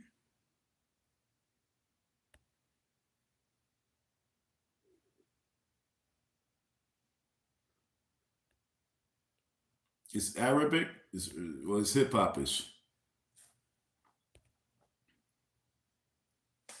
Shout out to all y'all folks, man. We're gonna win this game. We're gonna win. I promise y'all. We're gonna win. We just gotta get in the race. Us getting in the race, folks. Us making changes, folks, means that we're gonna stump the yard for inauguration day. Inauguration Day is the day we need to stump the yard, folks. If you want to make a difference, if you want some music out there, if you want to make a change, we need to be in Washington, D.C. for Inauguration Day, and we need to be out there stumping the yard on a higher level. And so I'm going to end as I begin. Good morning, good evening, good afternoon. Thank y'all for your listening ears. Hip hop, hip hop. Okay, so he said hip hop. Okay, hip hop. Okay. Thank y'all for your listening ears, your support. And thank you for your views. We got 7 likes. That's what's up. 7 likes. Hopefully this live get a little bit more. How many subscribers you got? I don't know how many subscribers I have right now. If you subscribe, maybe I should have 500. So Josh, I don't know if you told me. Maybe you're talking to Hayden. You gotta be talking to Hayden because you see mine. So he might be talking to you, Hayden. How many subscribers you got? Josh, you talking?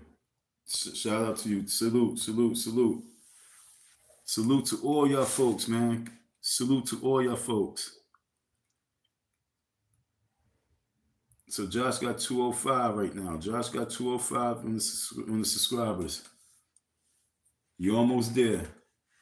I don't know. I did a video with Umar, and I got since I did that, I got like almost 200 extra subscribers. So I mean, I had this channel for a long time. I should already have 1,000 subscribers, but sometimes I'll be telling people unsubscribe from my channel. So I should have kept them subscribed. You know what I'm saying?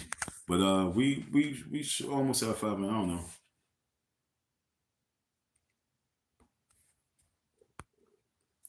Well, yo, Josh, I put it to you like this, homie. You hate him. You, Lil Mal, y'all all stay with me. You know what I'm saying? Let's help each other out. Karan, Scott, I don't know if you fucking with me or not. You know what I'm saying?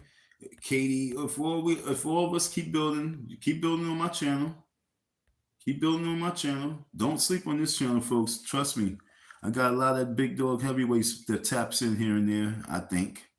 Because I only had like 300, 200 subscribers, and now I was getting 1,000, 2,000 views. I'm like, if you only got like 200 subscribers, how you getting like 2,000, 3,000 views? You know what I'm saying? So what has happened is I think that I've finally got into the algorithms, and some people who have been paying attention to Umar Johnson and whoever he was talking about, I think those people actually start tapping on the minds just to see what I was talking about.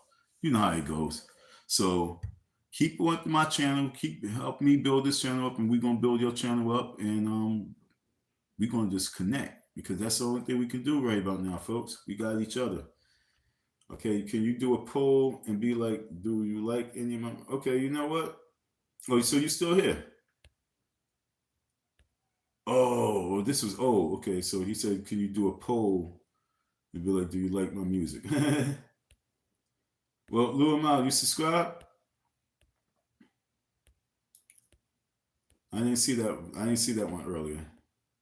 He said, do a poll and ask the people do they like the music. Okay. Well, I'll tell you like this: if you come back and be like your man Josh and tapping in and subscribing off the Rizip, subscribe to the channel. I'll go hit you up. Okay, I got you. I'll go hit your videos. Thanks a lot. Hold up, I go grab my second device. And no doubt, Josh. See, this is the shit I'm talking about. See, I like people like Josh. I like people like Josh. Hold up, I get my second device and go from there. Shout out to you, Alex. Who this? Who's Alex? Hey, what up with you?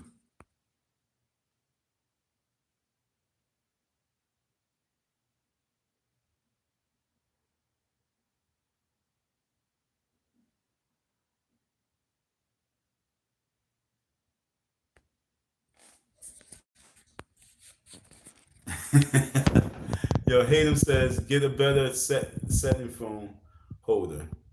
Some lighting, you don't have to spend money. You just can arrange things around. Yo, I ain't gonna lie, brother. I just be funky with it. Sometimes I'll be having the camera like this and just be talking and be forgetting. So, nah, you're right. If I take everything 100% serious and shit like that, we definitely can get it rocking and rolling, yo. Oh, trust me. Also for this inauguration day movement, if we could have like a YouTube meet and greet. You know what I'm saying? Like we gotta take it to the next level, folks. We gotta make this shit happen. That's all I can say. Get it better, you know what I'm saying? So shout out to everyone.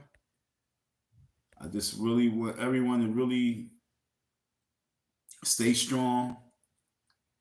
There was a young lady talking earlier, you know what I'm saying? And she, Latino young lady, and she vented that, she's afraid that, she might not receive benefits, that she don't know what's going on with this government. And how she needs men to rise up. Black men definitely need to rise up. But men, as American men as a whole, we got to rise up. Umar Johnson wouldn't agree with this as American men. You know what I'm saying? American men in this country got to rise up. They be so focused on the color that they don't understand that, yo, we as men need each other, period. Asian, Colombian, black, white, and Hispanic. We need each other. The same way We need each other to help promote with our channels. The same way we need each other to help get super chats. The same way we need each other just to survive. So I'm here. And my man, salute. Okay? This is how we do it. So when I get off this live stream, I should have at least 500 subscribers. But there's somebody that keeps subscribing, unsubscribing, subscribing, unsubscribing. I don't know why they keep doing that. If you're subscribed to the channel, just stay focused with me. I need you. I need your support right now because we are making some moves. We gaining some weight, and we just gotta keep gaining weight so we can really start pushing this weight, folks. It's Icy Dawn. I'm here. It's almost 4 hours in. I'm still going live. I'm still feeling strong. And I want us to understand that January 20th is that day that we can make history. The last time we had a major march from 1963. That was like the last time we had that major march. Then we had the Million Man March, and Al Sharpton does his march, but they call it a parade. You know what I'm saying? But right now, we need to step it up. Shout out to Josh. Shout out to Hayden. Shout out to Lil Douche. Shout out to Alex. Shout out to Luhamau. Luhamau, yo. We're going to be checking out Luhamau's music. I'm going to give him a little love and support. I don't even know who the person is, but you know, why not? I'm going to, he said he asked me to do a little poll. So I might even do a little poll for him. You know what I'm saying? And then Hayden said, check out his beat. I want to check out your beat. And we are here. Sky, I'm going to check you out too. Maybe I'm Joshy. I'm going to check you out. But yo, I thought you get monetized at 500 now. I think you get monetized when you reach 500 subscribers. I think they did it to 1,000. I think it's now 500, bro. Okay? I think it's 500.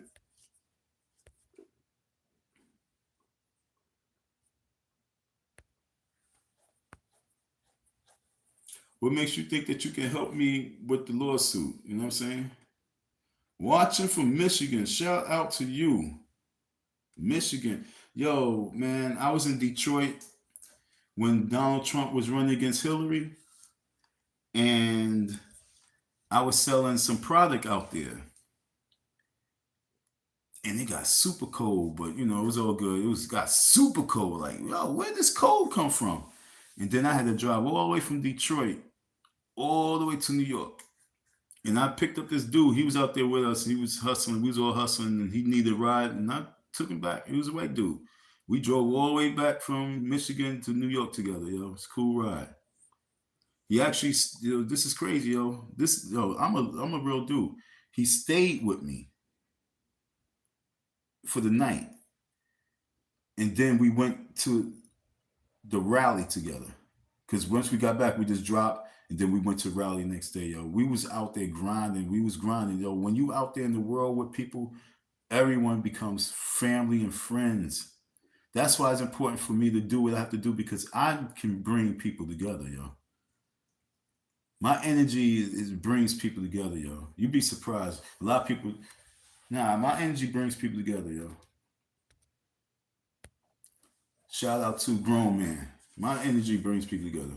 I'm watching from Michigan. What's your beef with Dr. Umar? Umar owes me money. He owes me over $3,000 because I was staying at the school. I was working at the school. He didn't pay me. So, like, if you worked at Amazon or you worked for FedEx and they didn't pay you for the whole week, what would your beef be with them? You know what I'm saying? Well, also, Umar is the biggest fraud. Umar don't know how to keep it 100. Umar talks about black power, but he's really not for black power. He's really for black separation. Umar's about black separation, not black power. Auntie Esther, I mentioned you a little earlier. I was saying thank you for popping up. Thank you for showing up. Yo, I'm looking for what's his name? I'm looking for Lou Hamau because Lou Hamau was here. I was checking out his music. I hope he didn't feel some type of way with what I said. Like I said, I want him to get the passion in the music because that I think that's what a lot of musicians need. So I only listened to one song, but Hatem said it was pretty good. So I'm gonna listen to a few more. I know how to put paperwork together. I'm not a lawyer. It's mostly copy and paste and serve. Well, bro, I actually won my court case. You know what I'm saying? I got my. Where's my paperwork? You know what I'm saying? I got my court case. I mean, I got my court papers. I won my case, but it's just a matter of really finding a way to get him to pay me. So that's where we at right now. But anything, everything that you can help out with as well. Here's my telephone number, yo, folks. It is what it is. 215 what 986-5624. You know what I'm saying? If you can help me out, I do need that help, yo. We get that bread, you know. I piece you off with something. This dude actually, do you support Trump?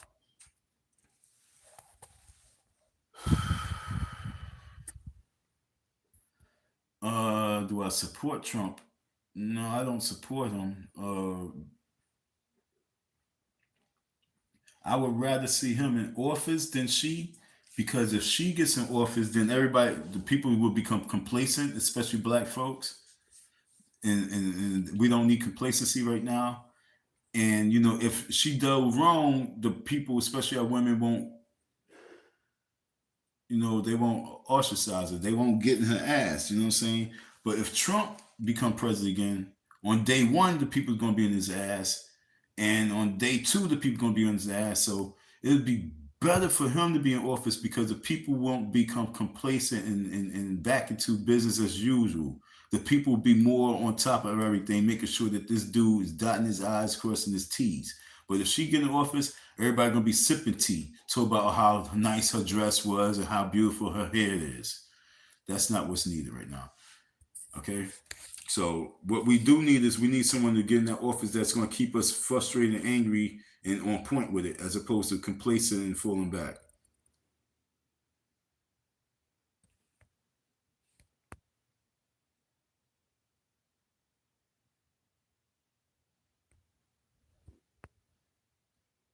Shout out to y'all.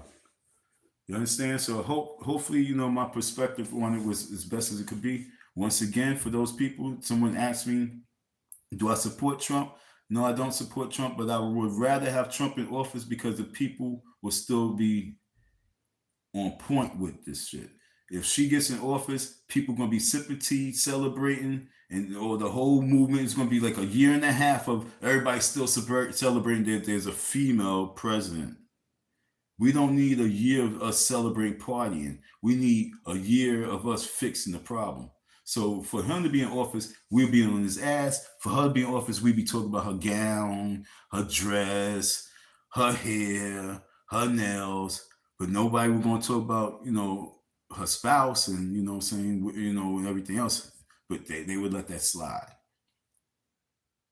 Then the next year will be all about that.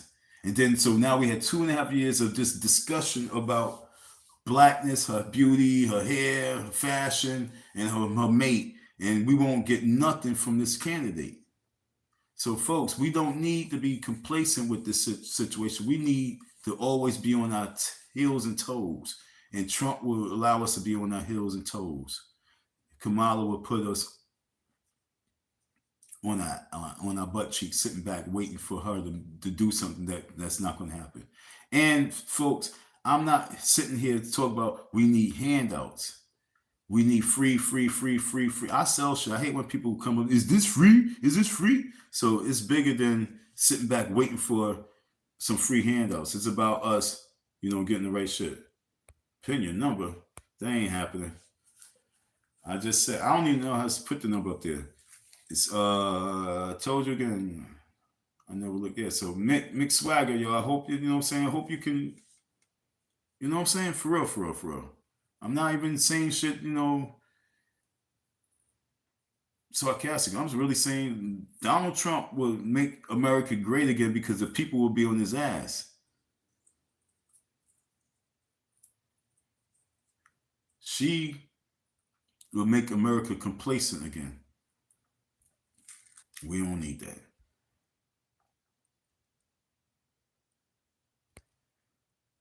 And I agree with that. I had a strong conversation with this person earlier today, This dude, elderly man, he was about like 70.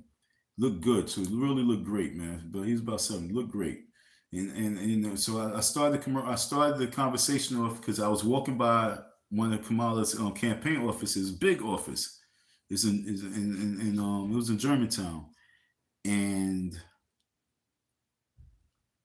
on the front door is black people vote for Kamala, black people for Kamala, something like that. And I said, "Do you agree with that right there? Do you think that's cool, or you think that brainwashing is what is not good for us?" And he went in, and we talked for about like 20 minutes. So we as men, we don't really like that race card shit. You know what I'm saying? Obama, they did it with Obama. We gave him that first shot. The second shot, we didn't care too much, and we never gonna care again. Okay, I never ever want to care about the race card again when it comes to this president shit no more. Because Shirley Chisholm, she was the first black woman to, and the first woman to run for that office, that seat. But we don't put her on the pedestal, and that's not cool. All throughout this whole campaign, she was supposed to be using Shirley Chisholm as her point, as opposed to constantly talk about Donald Trump. Instead of her talking about Donald Trump ain't doing this and Donald Trump said this and she should have been quoting from Shirley Chisholm some great quotes. She should have been like, as the great late Shirley Chisholm, da da da da, as the great late Shirley Chisholm, da da da da. But she wasn't doing that. She was so busy talking about Donald Trump. If she was talking about Shirley Chisholm more throughout her candidacy, she would have got more of the black votes.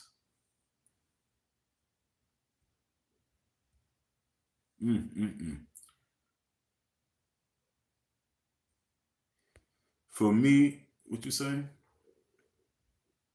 Hey, them, you cool. You talking. You talkative. That's cool. I like that. For me, Obama was more of us young people. It wasn't really about race. It was about seeing somebody young in office.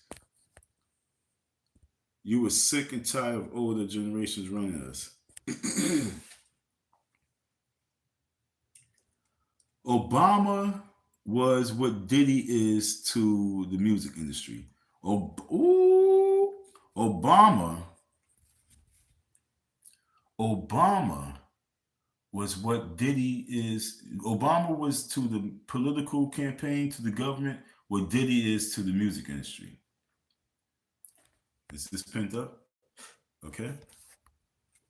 So they know that this old, decrepit white man running the country is not cool for this generation. Hip hop really took its toll. Hip hop has made a difference. So they have to relate to the hip hoppers. So Barack Obama came in when politics was way down. Politics was down, even though people was paying attention to it because of George Bush, but politics was down. And the government and politics need a face to get the people active again, because politics is all about economics. Politics is about wealth. Politics is about who controls the wealth. Politics is not about you and I. It's not about doing right by you and I. Politics is about wealth and who controls it. And so all the politics, all the different parties needed a face that's going to bring the people back to this club, the political club. And I'm using words like parties and clubs so you can understand it's no different than Diddy. And I want y'all to really think of it as a major show of entertainers. So they need the right entertainer to bring in the right amount of money. They need to sell tickets. And Barack Obama was a ticket seller until all the drama. And then once the drama took place, he started dwindling the ticket sales, but he's still a good sell. I said to him, it's going to be hard to replace that person, Barack Obama, with any candidate. Donald Trump came in as the next new wave. Donald Trump is in office right now because Donald Trump brings more for politics than any other candidate on ever.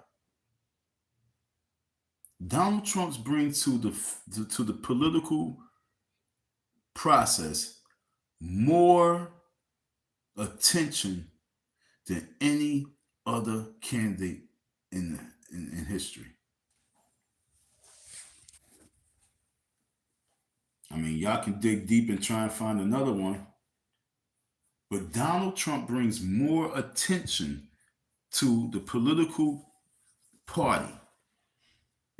Democrats, Republicans, Independents, it don't matter. To the whole political process, Trump brings more attention than any other candidate. Barack Obama was the first to spark that type of attention, but the next candidate they needed had to be another rock star. And Donald Trump came out of nowhere. He became that rock star. That's why he's running for office. I'm not saying that's why he's running, but that's why they got him out there, because he brings in money. Biden was not bringing in no money for the Democratic Party, so they had to oust him out, and they put Kamala in, and they threw some heads behind her, and she started bringing in the dollars. But they know she's not going to win, but as long as she's bringing in the dollars, that's all that matters. So for you, Obama was more of us young people. It wasn't really about race. It was about seeing somebody young in the office. Like I said, he was like the Diddy. Okay, folks. So Barack Obama was the Diddy for the political party, and he did his job. And that's even more reason why we need to stump the yard. We got to stump the yard because Barack Obama, and trust me, when we out there, he's going to be mentioned hell a lot.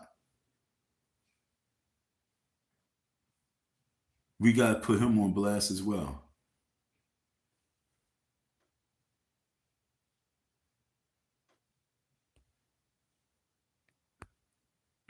When you say he wouldn't make it this far if he wasn't going to get it, what you talk about? You talk about Trump? You said, when you say he, you saying Trump wouldn't make it this far if he wasn't going to get it?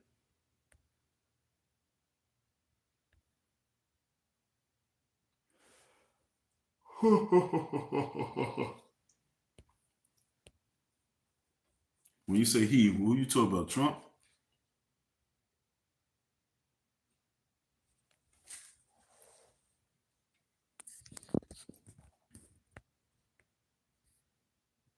I can't get this out. Yo, it's funny because when I'm looking at my face and all the words is covering my face on mine, so I don't know how y'all seen it, but I'm looking at all your comments covering my face, so I can't even see if I have a boogie in my nose because I'm just seeing words. So forgive me. He went okay. Trump. So you saying Trump wouldn't make it this far if he wasn't going to win? And that's, yo, look, folks, I mean, I hope y'all paying attention to us right now. In order for Kamala to win, she really got to be up by 20 points, 30 points. The race is way too close, so y'all really have to put your brakes on the fact that she's going to win. She's not going to win. It's way too close. They put him in for a reason. The same way they put her in for a reason. It's just that his people gonna come out way deeper than the people that will come out for Kamala. It's just that they kept needing a face to push something, so she pushed the agenda. But I just think that she don't have enough power to knock him out. When I'm looking around the neighborhood, we always see, people canvassing for Kamala. I don't see no people really canvassing for Trump. But that's even more spooky because they not even out here in our communities trying to get our vote. They in everybody's community trying to get a vote for her, but they not even focused on everybody in our community. They don't care. And that's even more reason why I know he's going to scrape her, because they not even trying to reach out to people. And the sad thing about it is if they actually came into the community, they'd be surprised how good they do. But they just got such a fear factor because of the fact that the way we keep advertising, promoting our black people, they think that they can't even come to black communities and promote him. And that's the reason why we keep losing, because we lose out on opportunities from receiving because they got the illusion that we are going this way. And by us being in that category, we always miss out on everything. Black folks, we always gonna miss out on everything, because as long as we keep putting that black race card in front of everything we do and not American race card, we always going to lose, because everybody's going to assume that we are against whatever. And that's the problem I have. Being put in a box where everyone assumes, well, I thought. Nah, man, it's not that way. Well, I mean, it is what it is. It's been like that forever. I mean, you're not showing anything. You're not proving anything. You're not even showing no commitment to this. So we just assumed that it was black power over there. That's why I say Umar can't really represent us, because we over here in this black race card shit is not even tight. And then we separate from everybody. We only have no tightness and structure. We're gonna be all the way by ourselves. And the next thing you know, it's gonna be tribes of. That's what I believe he want to do. He want to break off into tribes so he can have his own little tribe within the black folks, and try to outbuild with his tribe, where everybody has to. It's like a cult. Well, it look like Dr. Umar got something going on over there. I might as well just go over there. And that's what he's trying to do, as opposed to really bring the people together. So what you talk about? The only power she got is the race car. Yeah, trust me, everybody that's out and about working is voting for Trump. I know. Yo, one last thing. I was looking. Shout out to you folks for the likes. Thank you for the likes. Like and share. I know it's a 4 hours live, but it is what it is. I know whoever's sitting there with the whole live, I know you're chilling, yo. Whoever's sitting throughout most of the majority of this live, I know this is a good topic, good conversation. And as long as we talk in the chat, we all good. Please listen to this song. Yo, what's wrong with y'all? I can't listen to all these songs. Get out of here. I'm about to dead y'all. What the hell wrong with y'all? Please listen to this song.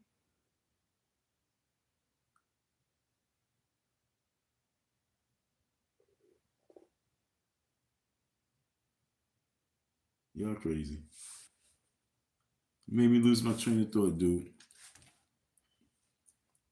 But yeah, as long as we playing that, we're gonna keep losing out on opportunities. And that's what I'm trying to tell us. Umar's about the divisiveness, and we gotta figure out a way to keep those type of distractions away from us. I mean, I'm all for black power. Yeah, black power. But if black power is not showing no power, and we just using black just to control people to stay over here to be bum, then we got to call for what it is. It's bum power. It's not black power. I ain't with bum power. Because when a lot of these folks screaming black power, they ain't even, they just using that as, leverage to control the black people. But it's really bum power, because you trying to get up on them, and you keeping them in the bum state of mind. You know what I'm saying? So yeah, I'm not with that. James, stop posting this crazy stuff, right? Because I don't know what you talk about.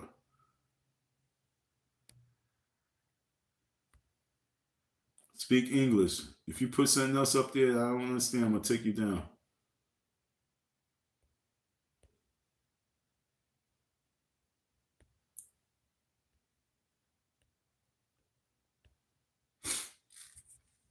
All right, folks.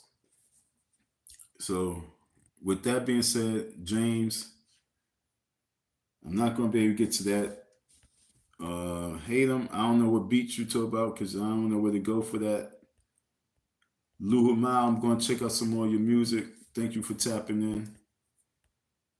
Mick Swagger, thank you for your, saying, paying attention a little something and checking out my perspective.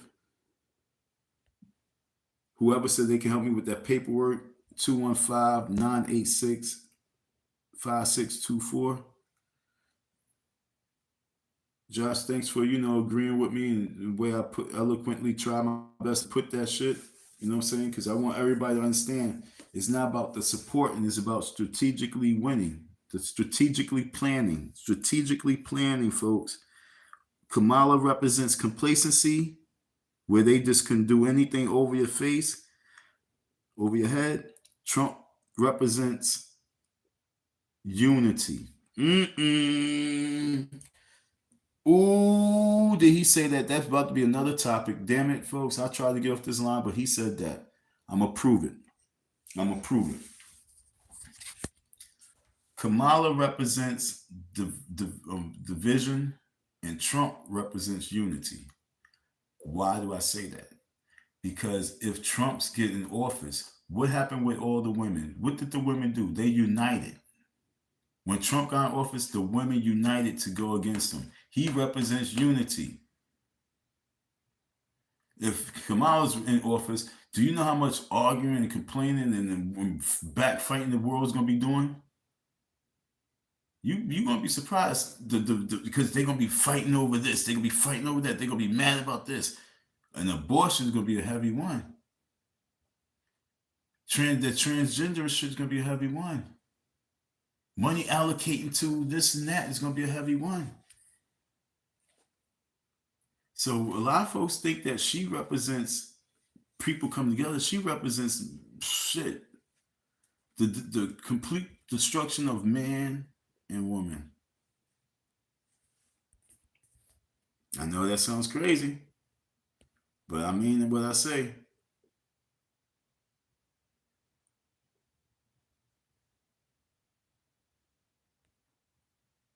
You said leave them, that means your algorithm is going to Brazil?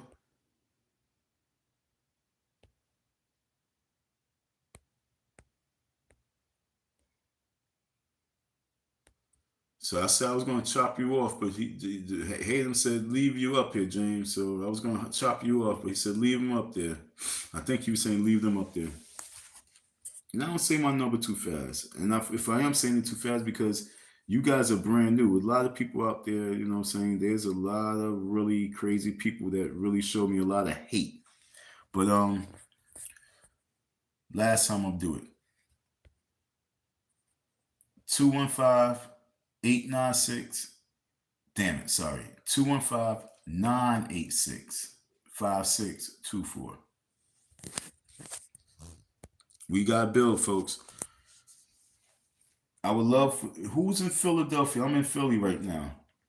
I'm trying to organize with all the Philly cats that be online right now so we can have a Philadelphia bus leaving out. If we can have a Philadelphia bus of YouTubers leaving out, that'd be dope. All right, folks. So with all that being said, Hayden and everyone else, thank y'all for your listening ear, your support. You in Harrisburg? No doubt, no doubt. Rory, tapping in. Thank y'all for your listening ear, your support. I'll put you up there, Rory. You can get the last shine. All right? Yeah, I'm not putting it because it say Trump 84 in 2024. I'm not putting it up because it say that. I was just trying to put Rory up for like one of the last comments. So folks, don't think I'm promoting that Trump shit.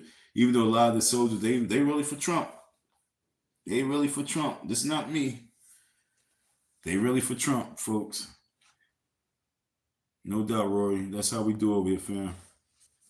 Back when I first had my channel, I had a lot of folks telling me what to do with the channel because I was brand new with this online shit. So they was like, don't focus with the chat. Don't focus on the chat. Then I had some people, like shout out to her, Scarlett. She would be like, nah, focus on chat. Focus on chat. And so it's important to focus on chat, folks. I gotta keep the chat, you know what I'm saying? I gotta show the chat love, man. What's up, bro? What up? What up? Shout out to all you cats. We doing a 4-hour live. I ain't doing a 4-hour live in a minute. But you know what I'm saying? I like the energy. So I hope next time, you know what I'm saying, we go live. Well, for all those folks, I'm going to pull up to the FDMG this Saturday. If not this Saturday, I'll be out there the following Saturday. I don't think I can make it out there Monday through Friday. Although I need to go out there Monday through Friday because I got to get to the courthouse. But I definitely got to go out there because I got to pass by. I got to pass by the precinct because I got to let the precinct know that I'm about to go crazy out there. So I'm gonna let the precinct deal with. I'm gonna let the precinct know that they're gonna have a madman out there at that school someday. So I'm covering my ass, folks. So thank y'all for your listening, your support. I love y'all, man, because you know what I'm saying. I really needed to get through today. I was going to just go to sleep, but you know what I'm saying. You guys really kept me company, and you making me feel much stronger in my heart for this inauguration day rally. Um, I'm saving up some money to put towards this bus. If I can book the bus myself, then I'm gonna sell the tickets, and that'll be a little bus trip I do. But if we can really move it, then we gonna move it. So y'all stay tuned with me. You know what I'm saying? Y'all stay tuned. Hayden said I'll be in Harrisburg. You know what I'm saying?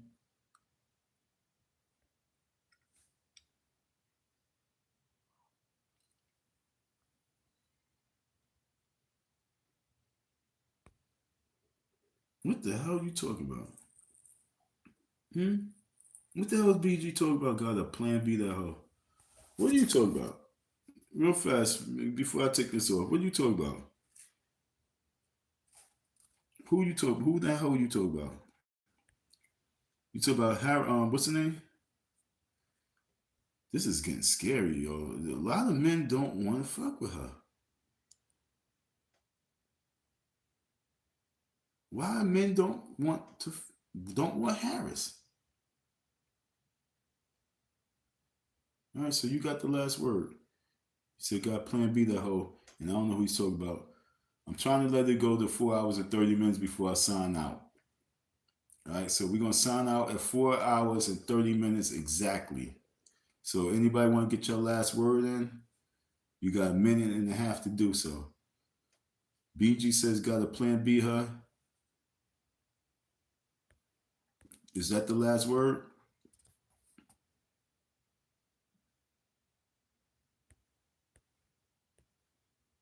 That's crazy. That's crazy. I'm gonna take that down.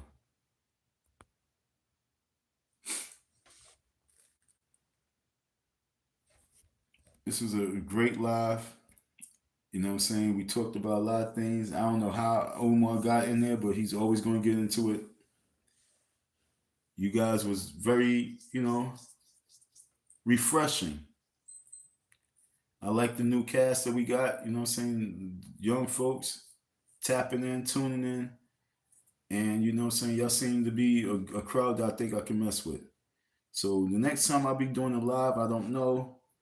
But pray for me, you know what I'm saying, in this journey I have. And I pray that, you know what I'm saying, I don't get in trouble with the Lord. Did you tap in with my music? Nigga, the hell wrong with you? Yo, Hayden, wasn't I looking for the dude? What the hell wrong with this cat? Did you tap in with the music? You must have tapped out and you don't even know. Huh? You bugging. We all made comments about everything, you know what I'm saying? Not only I tapped in, Hayden said this shit was hot. You know what I'm saying? Hayden said your music was good. I said I want you to get more passion with it because I think you're good. Your wordplay. I just listened to one song. What the song was? A rap poem song or something like that. Yeah, we listen. When I sign off, I'm gonna listen a little bit more. You stopping my flow. I was about to sign off. Thank y'all for your listening here. So Lou Mal get the last. Okay, you get the last word. All right.